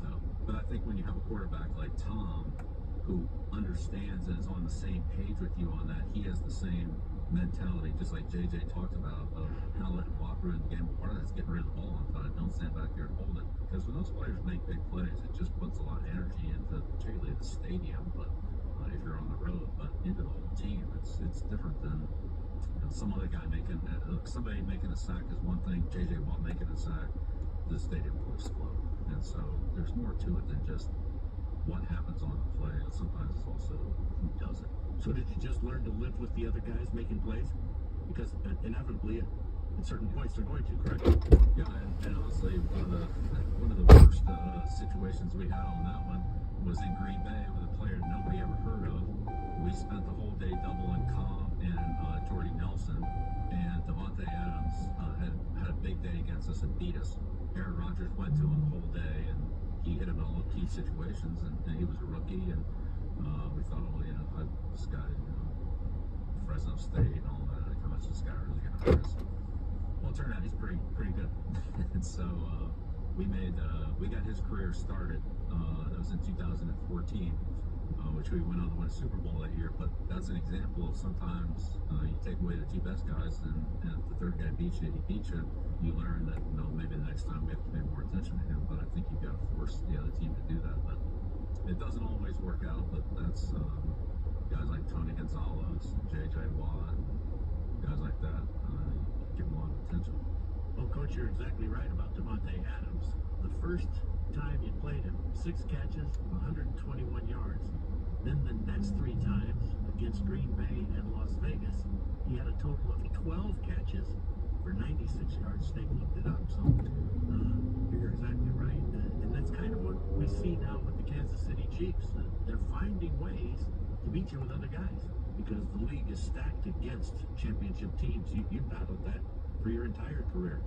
You win the 3 championships, you win another 3, and the salary cap and free agency and everything that goes on, low positioning in the draft, it's designed to bring you back to everybody else. The Chiefs are battling through this with a 10-game winning streak. It's only by 5.4 points per game, the margin of victory, and they've had a lot of close calls. How do you develop those guys in those circumstances? Is it all just because of Andy Reid and Patrick Mahomes and everybody just raises the level?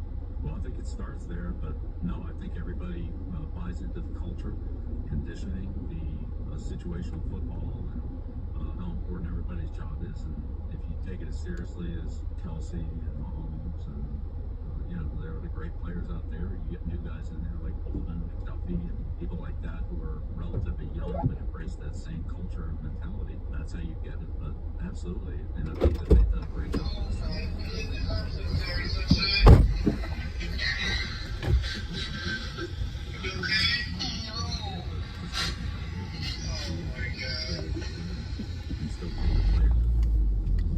Seahawks going day. Seahawks ain't gonna make it today, guys. Not against the Lions.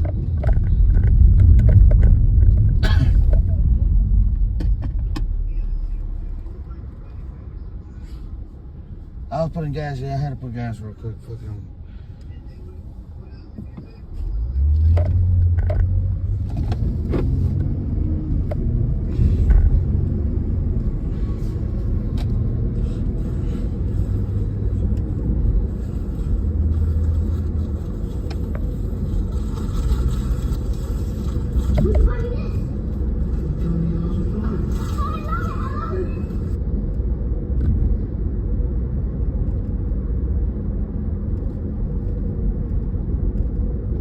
Against all odds, baby.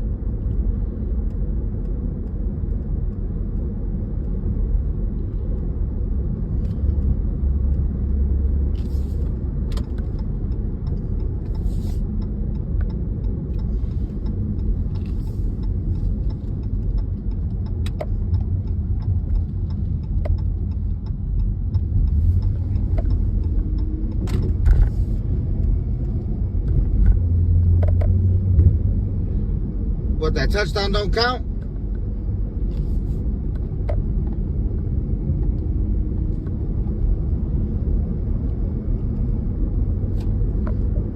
Do that or sign a player, but we saw it last year with the Commanders where they made some trades on the defensive line as part of their quick rebuilding program. That could happen.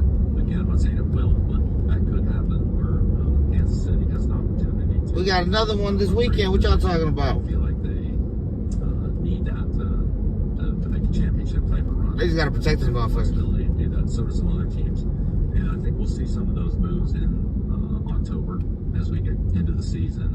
And some teams get eliminated, if you will, or get close to being eliminated. And other teams feel they just need one or two more additions to possibly give themselves a championship potential. Coach, before we let you go, I want to address two other things that are going on. One relates to the top, the other one relates to what's problematic. Probably nobody expected the Vikings to be in the... Shit, we missed the field goal. Dumbass kicker. Real well, and nobody else expected what Trevor Lawrence and the Jaguars are going through. That rain was bad, though. That wind and that rain was fucked up. But it's football, baby. Call it what you want. But we beat Aaron Rodgers. We beat Aaron Rodgers and had him on the ground 20 times. 6 sacks, 21 times, 15 hits. I'm trying to find something to eat.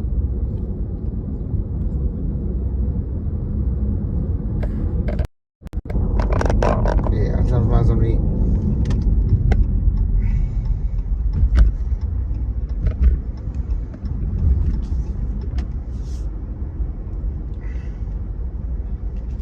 I'm probably gonna work it. I gotta work it. It's good right now. Well, who plays first? Maybe.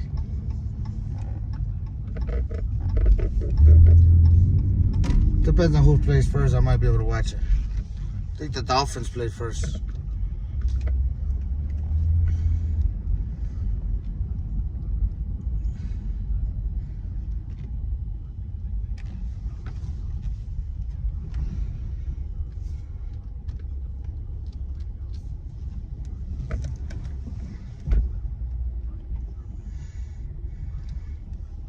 I don't want this. This is gonna be too fucking heavy. I don't know what the fuck I want.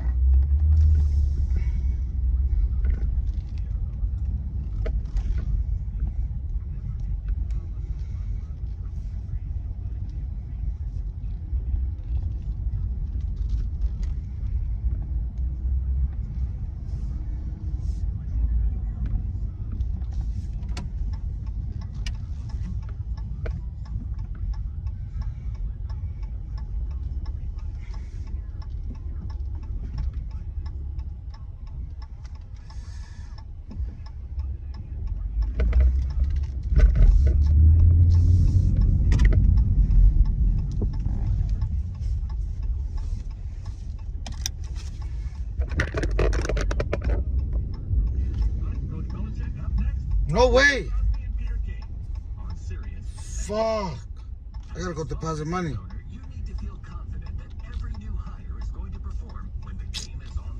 Don't say that. You can feel confident knowing that your small business is getting the highest quality talent. As the world's largest professional. Fuck, man, there's no bank around here, can I?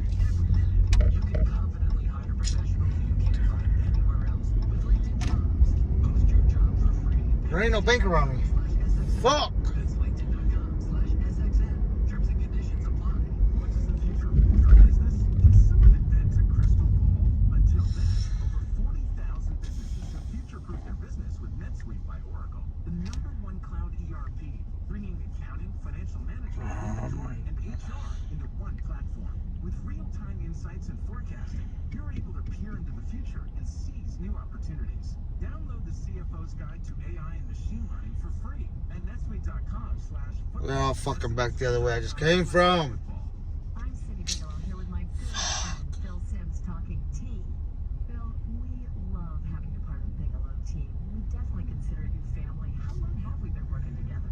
Well, Cindy, I love being part of the team. It's been 16 years, believe it or not. You know what it is? It's really nice to have a relationship with the company where you really believe in the product. And my favorite story is when I'm on a plane, or my briefcase on, I'm with the team. People look at me and go, Are we Gucci? That's not a fucking bank. Oh, you gotta be fucking kidding me.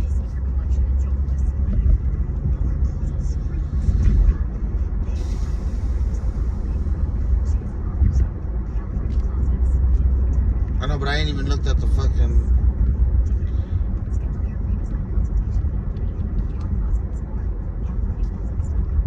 Alright, let's go.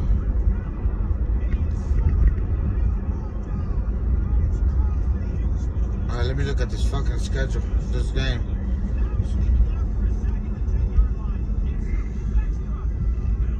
What parlay I'm putting together.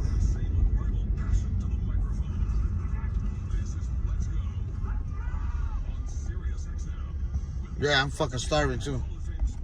Tripping. Let's Go continues. We've got the great Max Crosby of the Las Vegas Raiders and Peter King, incredible sports writer, now with us on Let's Go. Let's Go, presented by Delta Airlines. Touchdown on your Let's Go moment with Delta, where our keep climbing mentality pushes us from better to best. Visit delta.com to book today. Max, you missed a game. 86 consecutive games. And you didn't play yesterday in the Raiders' victory against the Cleveland Browns. What was that like, and how did you spend your Sunday? It was a weird experience, I can't lie. First time I've missed a game in my life. I've never missed a game due to injury. I don't think that was in high school. So, yeah, it was a different experience. For me, mentally, I think it was the biggest struggle more than anything, just not being there with my guys. And then on top of it, me and AP, had a good conversation. He wanted me to be on the sideline. I wanted to be on the sideline. I was like, the trainers, Alex Pereira, all those guys. And I'm like, obviously we want to be on the sideline, but they want me on my feet. So I need the yardage. We got to do everything right so I can get back up the field as fast as I can. With a high ankle sprain, more time off for years is better. So, and I know myself, I'm going to be on the sideline. If I was there, I would have tried to get what exactly would have been out on the field, 50-yard line, going nuts. So, it's like me not being there, another opportunity for those guys to step up and my teammates to step up and they absolutely did. So, Yeah, you have that with the TV every time the penalty is called or when somebody misses a tackle. it was honestly, I've never been more stressed out. Better experience watching my own team. Obviously, we lost for quite a long time, but we won the game, and I was down there. It was different. I definitely don't want to be losing any more games. So I'm looking forward to that. I think people would be shocked, quite frankly, that someone who plays like you, with the intensity that you play, would have never missed a game. Did you ever come close? High school, college, pro? What's the closest you ever came before yesterday? I would say the closest one was last year versus the Chiefs. I was doubtful. It literally came down right before kickoff. Like I had the knee issue I was dealing with all last year with the bursa sack that it kept filling up every week. I popped it, it kept reactivating. last year. I smashed my knee in the ground again. It blows up like crazy, and I'm on the plane back to Vegas from Miami, and all of a sudden, like halfway through the trip, my knee just started killing me, and my knee got infected, and I had to get a drain. I got like 150 cc's taken out right when the plane landed, and it was in crazy pain, and it was still hurting worse and worse. And so that whole week, like, it was a nightmare. Like, I had to go to the hospital. It was on Thanksgiving Thursday. I'm in the hospital in surgery, getting my knee. I had tubes through my knee and had to get my whole knee drained and fluid put through it because it could have been, you know, because of my bloodstream, that infection, like, there was a possibility I could lose my life. Like, and that's not even exaggerating. So it was a scary, scary moment. And that was on Thursday, and we played on Sunday. So I had that surgery and then ended up playing in that game 3 days later, and I was like, my knee was like, past 50%. It was crazy, but I went out on the field for the game Monday, and Jim Kelly at the time was our GM, and AP's out on the field, everybody's out there, and they're like, Jim, with all due respect, like, no, I'm guys, take all due respect, and this is my decision, like, and, you know, it's against the Chiefs. God damn, where's this motherfucker walk? No, I know what it's on now.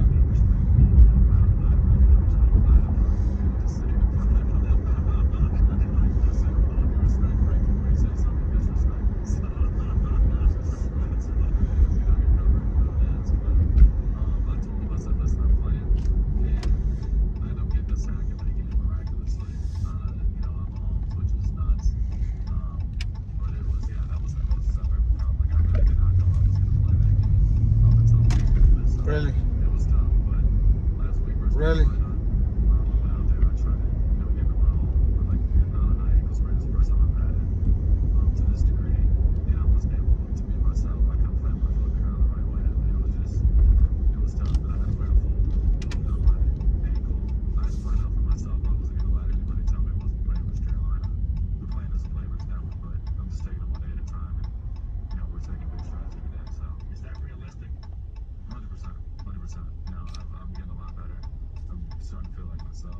It's been tough, you know, for me more mentally because I'm used to playing every single rep, playing every single game, being out there every practice with my guys. You know, I'm a captain, I'm a leader, I love being up front, I love being out there with my guys. It's like not being able to be out there in practice and watching the whole part. It's like that's the biggest struggle. But at the end of the day, it's a blessing in disguise. Everything happens for a reason. I know it's gonna pay off for a little bit. So yeah, I'm looking forward to getting back out there.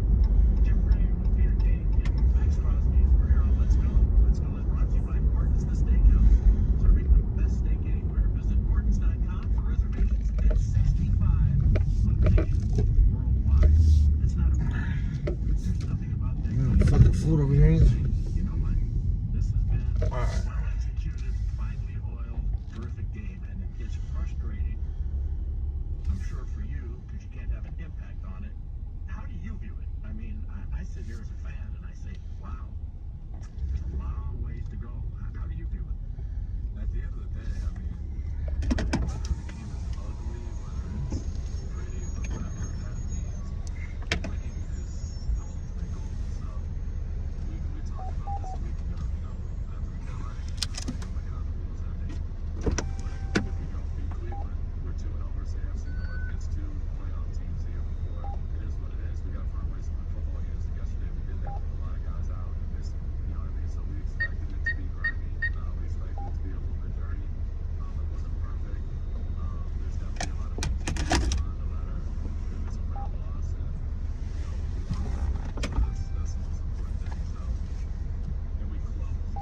Can you honestly say that watching a game where you intensely really want to play in that game, is there anything you get out of that? Anything you learn from it?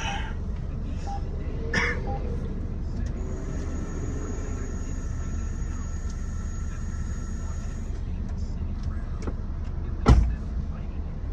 There's one thing I didn't know, and that was, is there anything you think you got from it? All right, let's go. You know what I mean? Like, if I'm All right, we made it. I gotta fucking find it back. myself on the field on the game copy. You know what I mean? It's like it's different when you're just watching your guys. So it's like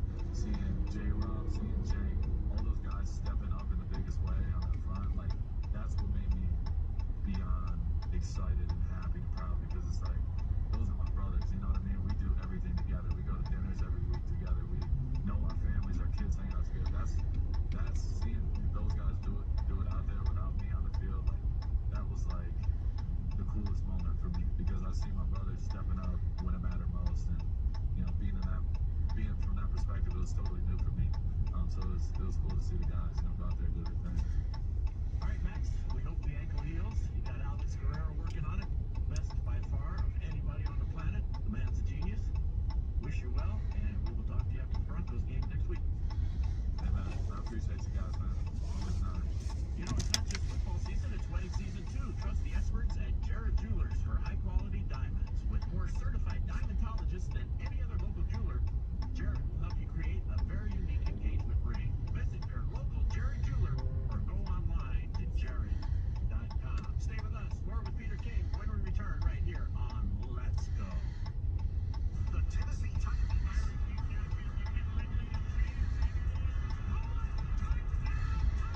Battle the Miami Dolphins.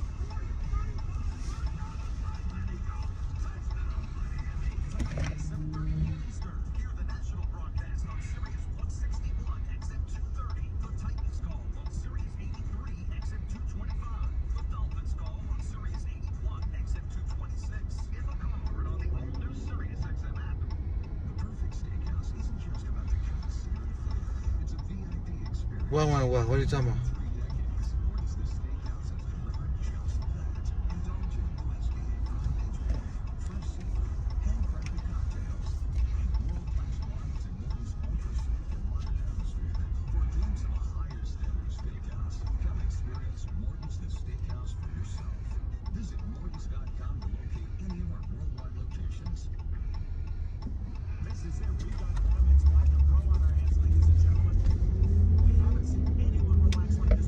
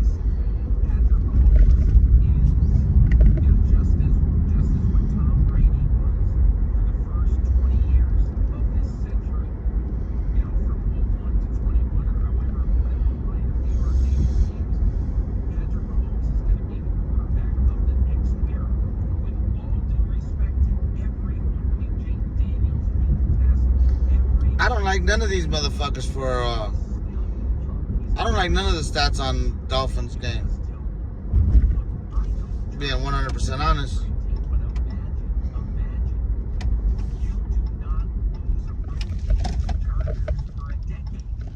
That's crazy. It's absolutely crazy, and that is what is happening. And even Jim Harbaugh couldn't do anything about it. But the one thing that I appreciate so much about how good the Kansas City Chiefs are and their staying power is that, Jim, you know this. Every champion in the NFL gets chipped away at for the entire offseason. Lose this guy, lose that guy. You know, Take this to under? I don't want to just do the under though, because it's better when you got a parlay.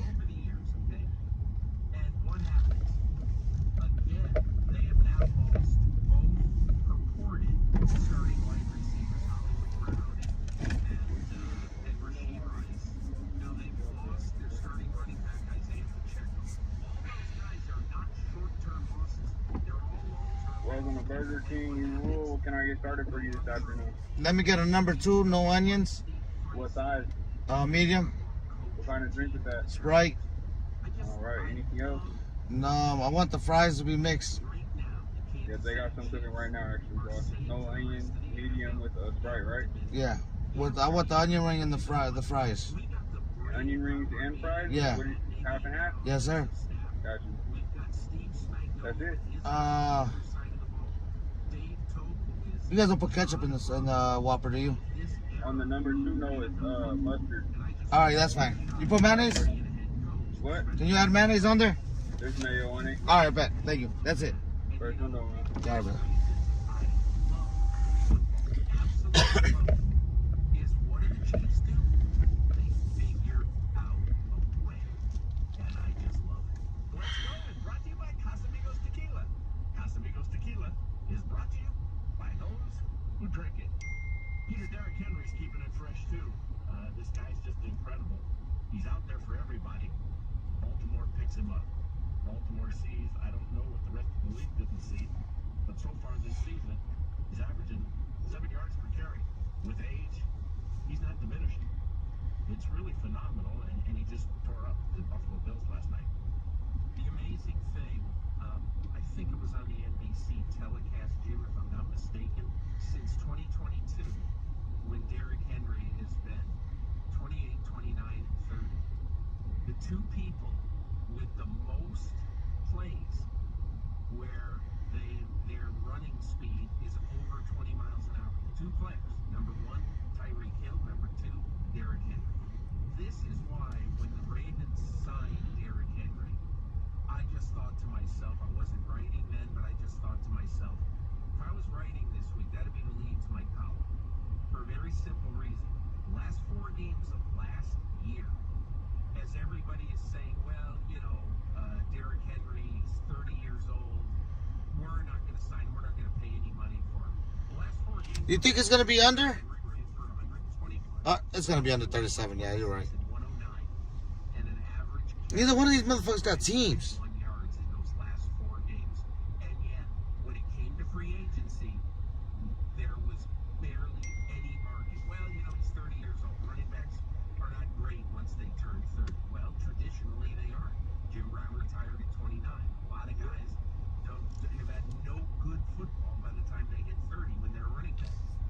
Just say this about Derrick Henry. When the Ravens signed him, and by the way, they signed him and they're paying him $9 million this year, total, with no guaranteed money for 2025. So just consider that when you hear the ridiculous statement by Jerry Jones that we couldn't afford. Man, it's absurd. It's totally absurd. But Derrick Henry. You think Tyreek Hill get over?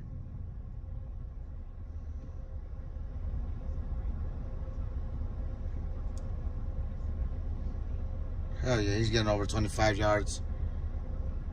Oh, that ain't Tyreek Hill.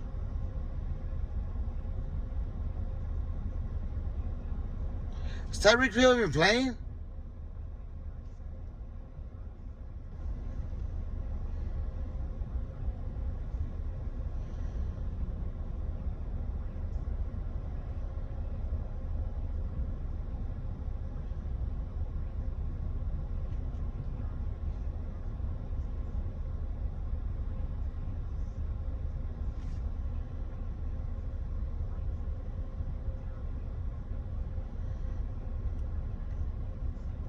I don't like this parlay for what's the shit. I'm not making a bet. I'm not making the bet. I don't like it.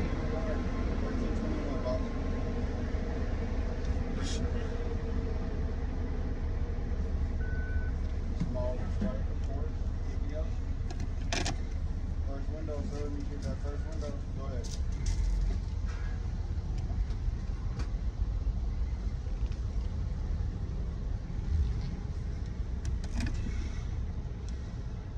I don't like how the parlay is setting up. Or more or less because I'm rushing it. I hate rushing this. What time does the other game start?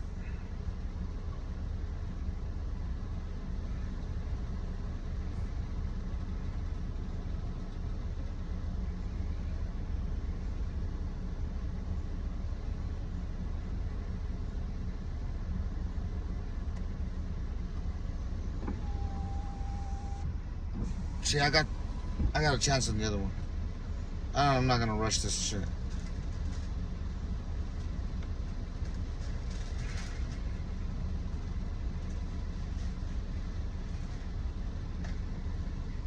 Whoa, what the fuck?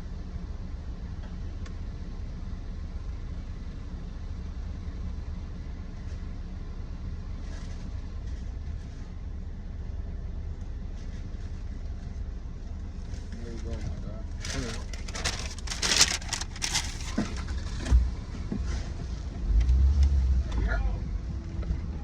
Something ain't right here.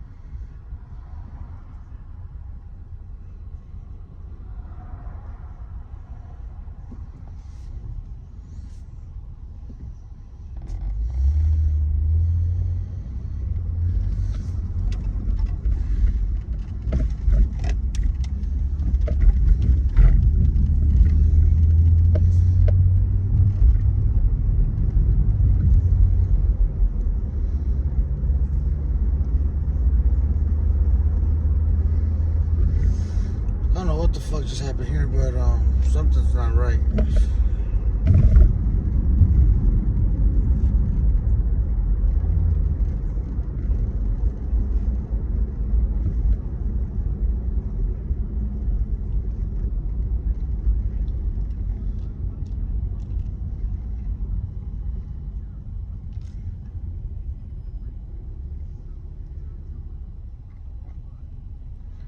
Oh, my available balance is that.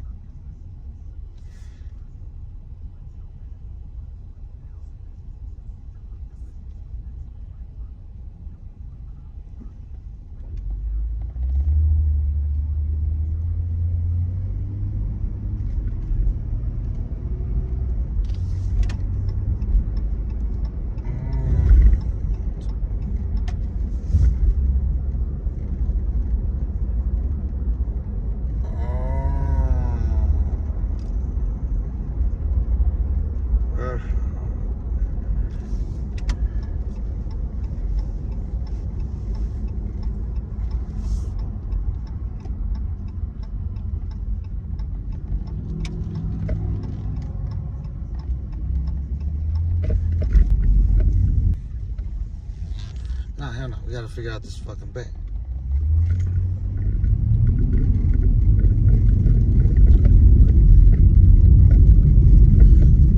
What the fuck is my drink?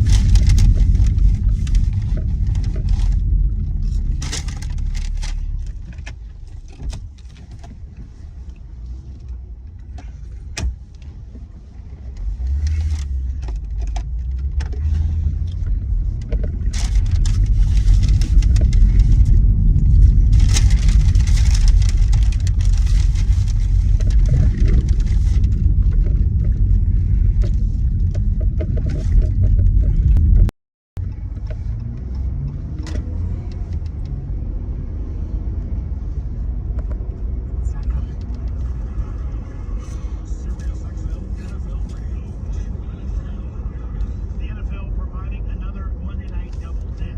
The Dolphins host the winless Titans in moments, followed by the Seahawks going on the road to face the Lions at 8:15 Eastern. Inactives for Tennessee, Miami, Raheem Mostert out for the Dolphins, while Skylar Thompson is the team's emergency third quarterback with Tyler Huntley making the start. Jeffrey Simmons inactive for the Titans. In game 2, Brian Branch inactive for Detroit.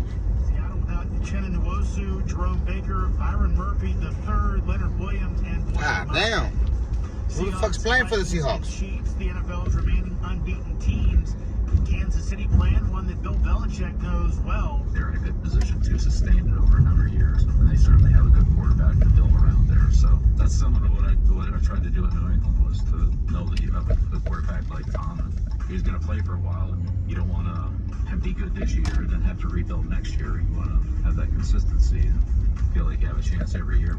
Belichick from this week's edition of Let's Go, available anytime on the Sirius XM app.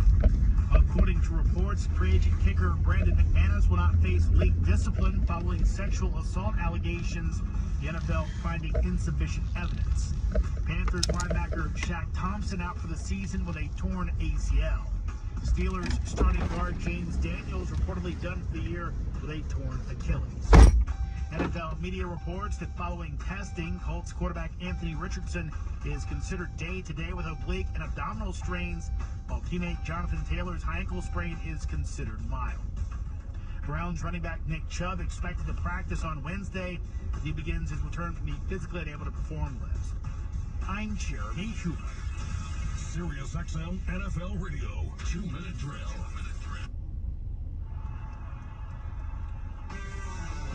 The following is a presentation of Westwood One Sports.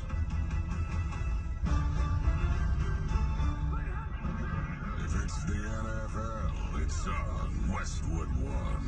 Second goal, they brought in an extra offensive lineman under center. Daniels got the snap, fakes right, throws left in the end zone, caught. It's caught by a lineman in the end zone, and it's grabbed by Trent Scott. The back-pedaling 6'6" catch, a 6'6". The lineman caught the touchdown pass, and Washington goes up 27-13. I was like, what the fuck just happened here? Two receivers to the left. There's a handoff. Henry out to the right. There's 15, 20, 25, 30. There goes Henry out to midfield. Buffalo 40. Far sideline 30. Henry to the 20. 15, 10, 5. Touchdown Ravens.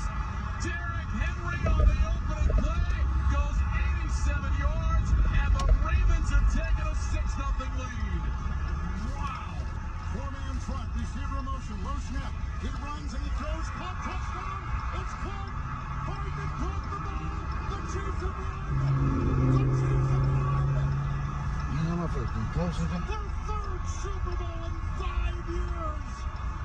The Chiefs are back-to-back Super Bowl champions. It is a dynasty.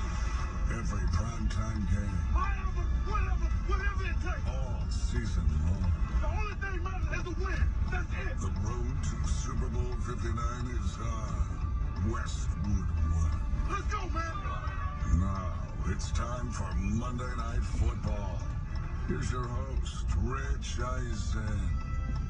And we welcome you to the close of week number 4 in the National Football League as the Detroit Lions host the Seattle Seahawks on Monday Night Football. Tonight's broadcast of the National Football League on Westwood One is sponsored by the Home Depot, by Navy Federal Credit Union, by BetMGM, by Barbasol Shaving Cream, by CDW, by Gorilla Oh, Glue, fucking car in between you. by the official NFL app.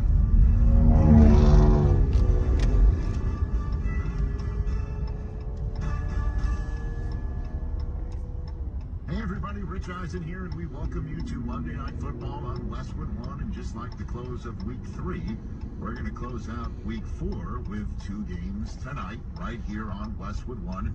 The Titans and Dolphins just kicked off literally seconds ago in South Florida. We'll have more on that game later on.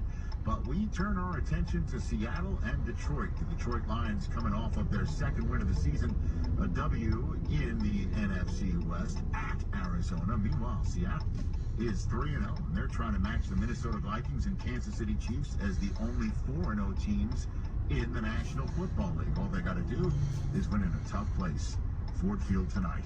And for more on that, let's head out to that spot in Detroit and welcome in the 2 guys calling tonight's action, Kevin Harlan and Hall of Famer Kurt Warner. Gents. Hey, Rich, thank you. I know you're getting packed up and ready to go overseas with Mr. Warner here and do a couple games in London. I know you're looking forward to that, aren't you? Very much so. I always enjoy going over there. The fans over there are incredible, and we got a couple great games. And Minnesota, New York Jets to start it out. I'm excited. All right, you mentioned Minnesota. They went in Green Bay yesterday. They're unbeaten at 4-0. Kansas City, defending Super Bowl champion. They are 4-0 after yesterday. The other undefeated team is here tonight, Seattle. Did you see that coming? 3-0. Well, with all the changes that they have, obviously no Pete Carroll, and you bring in Mike McDonald. I don't know if anybody really expected things to work out the way they have so far. And that's what you're looking for when you've got a new coach, a new offensive system, a new defensive system. You want to start fast. You want to find ways to get wins. And now we can talk maybe about their opponents that they played. They played Denver, the first game of a rookie quarterback. They played New England. I think we all know New England's not, don't have a lot of firepower there. And then they get Miami without Tua. So we can talk about the teams that they've beaten. But bottom line is you play the teams on your schedule. And when you have these kind of changes, you want to start fast.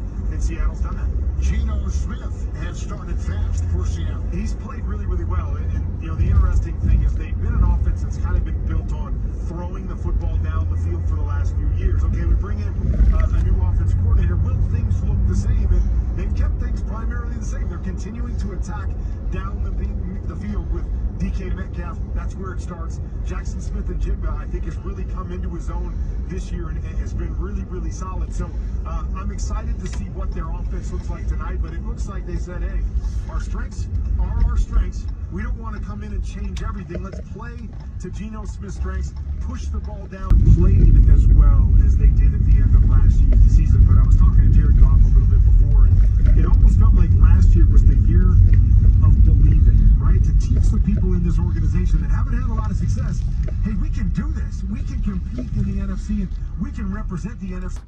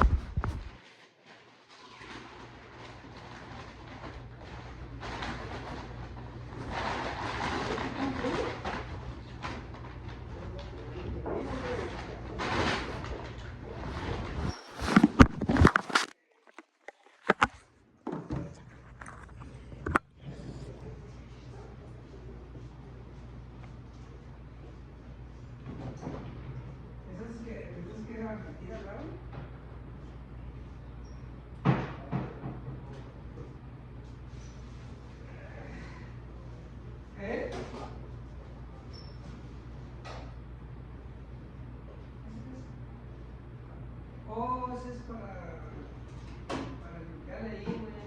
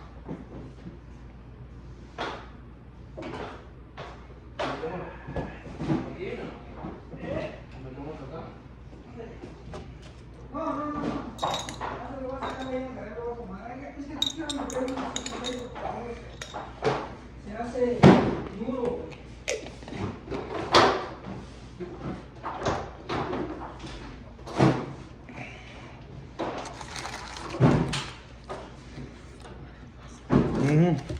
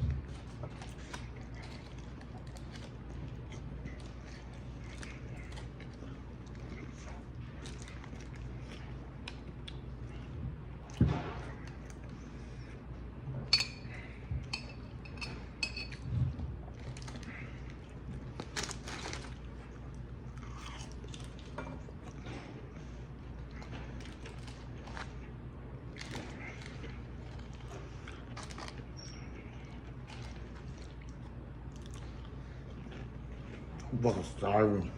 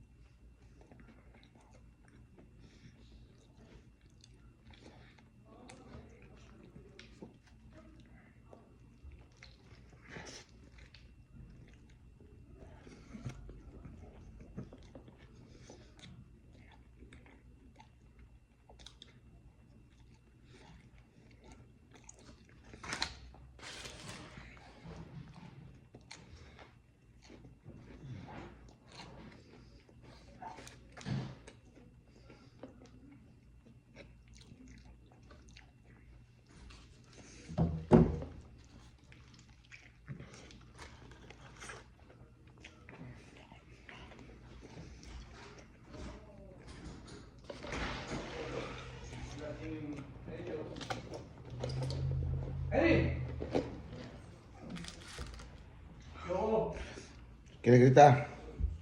Dice que la máquina la que tu primo, güey. La de cortar pasto, pero no había llegado. No había llegado todavía. Entonces, ¿no se lo habías pedido? Oh, pero él no lo trae en el camión. Sí, la traía en el trailer. ¿Te pasó a dejar? ¿No la podías bajar? No, pero es que lo que pasa es que ya te hablamos cuando te ibas para allá, güey. Por eso, porque dije, le voy a hablar antes de que se la lleve, pero pues la traía la trailer. ¿Una buena? No, ya, no, mira, se la voy a pedir, güey. Ya mañana que dejes con él, le dices que ya no no, pues si lo baja ahí con la trailer, pues él viene con la trailer, lo viene a dejar con la trailer, la traen en la trailer. Oh, pues y se venía con él. No, pues mañana lo bajan, ¿no?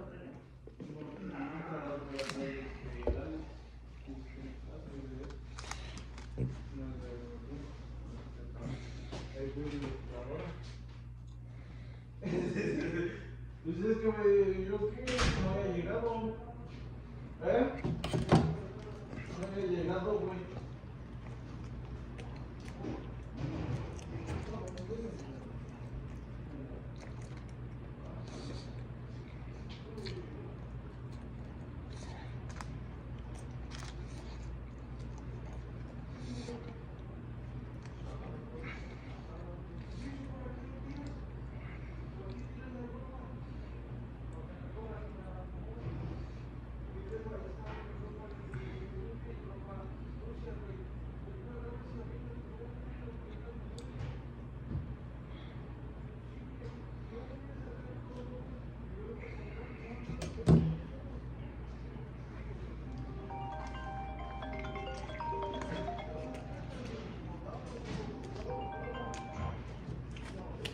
Yes.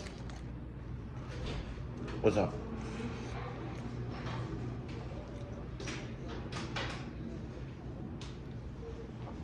Why?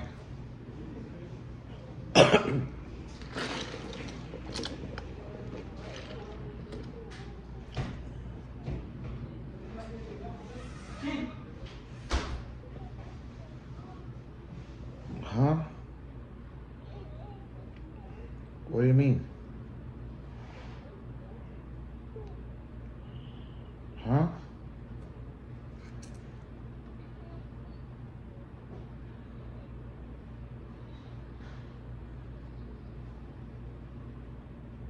Who you with? Again? Same one?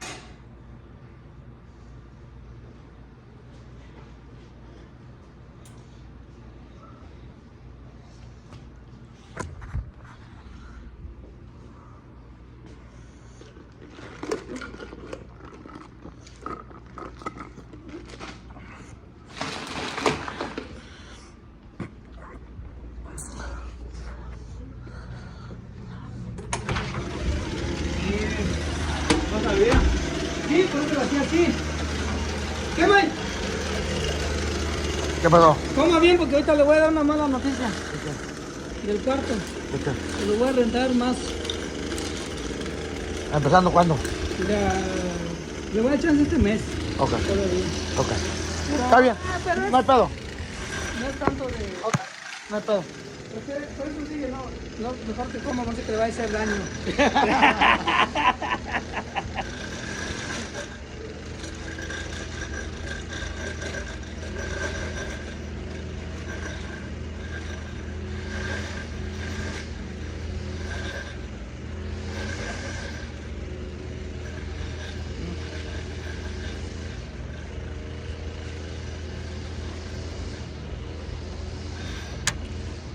¿Ahora qué pasó?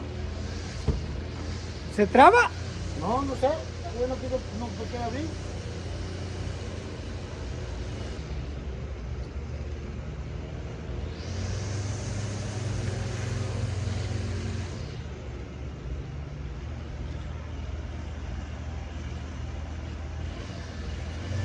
Se puso celosa de que lo echó 3 días.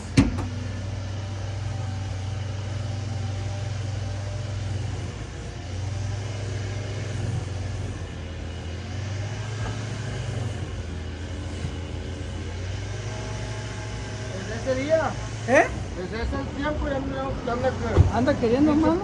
Un año. ¿Ahora qué le pasó? ¿No ¿Ahora carga? prende otra vez? Ya le cambiaron. Ya le ¿Qué le llevé. cambiaron? Ya le cambiaron la batería. ¿Y nada? ¿Ese por qué se rompe la carga?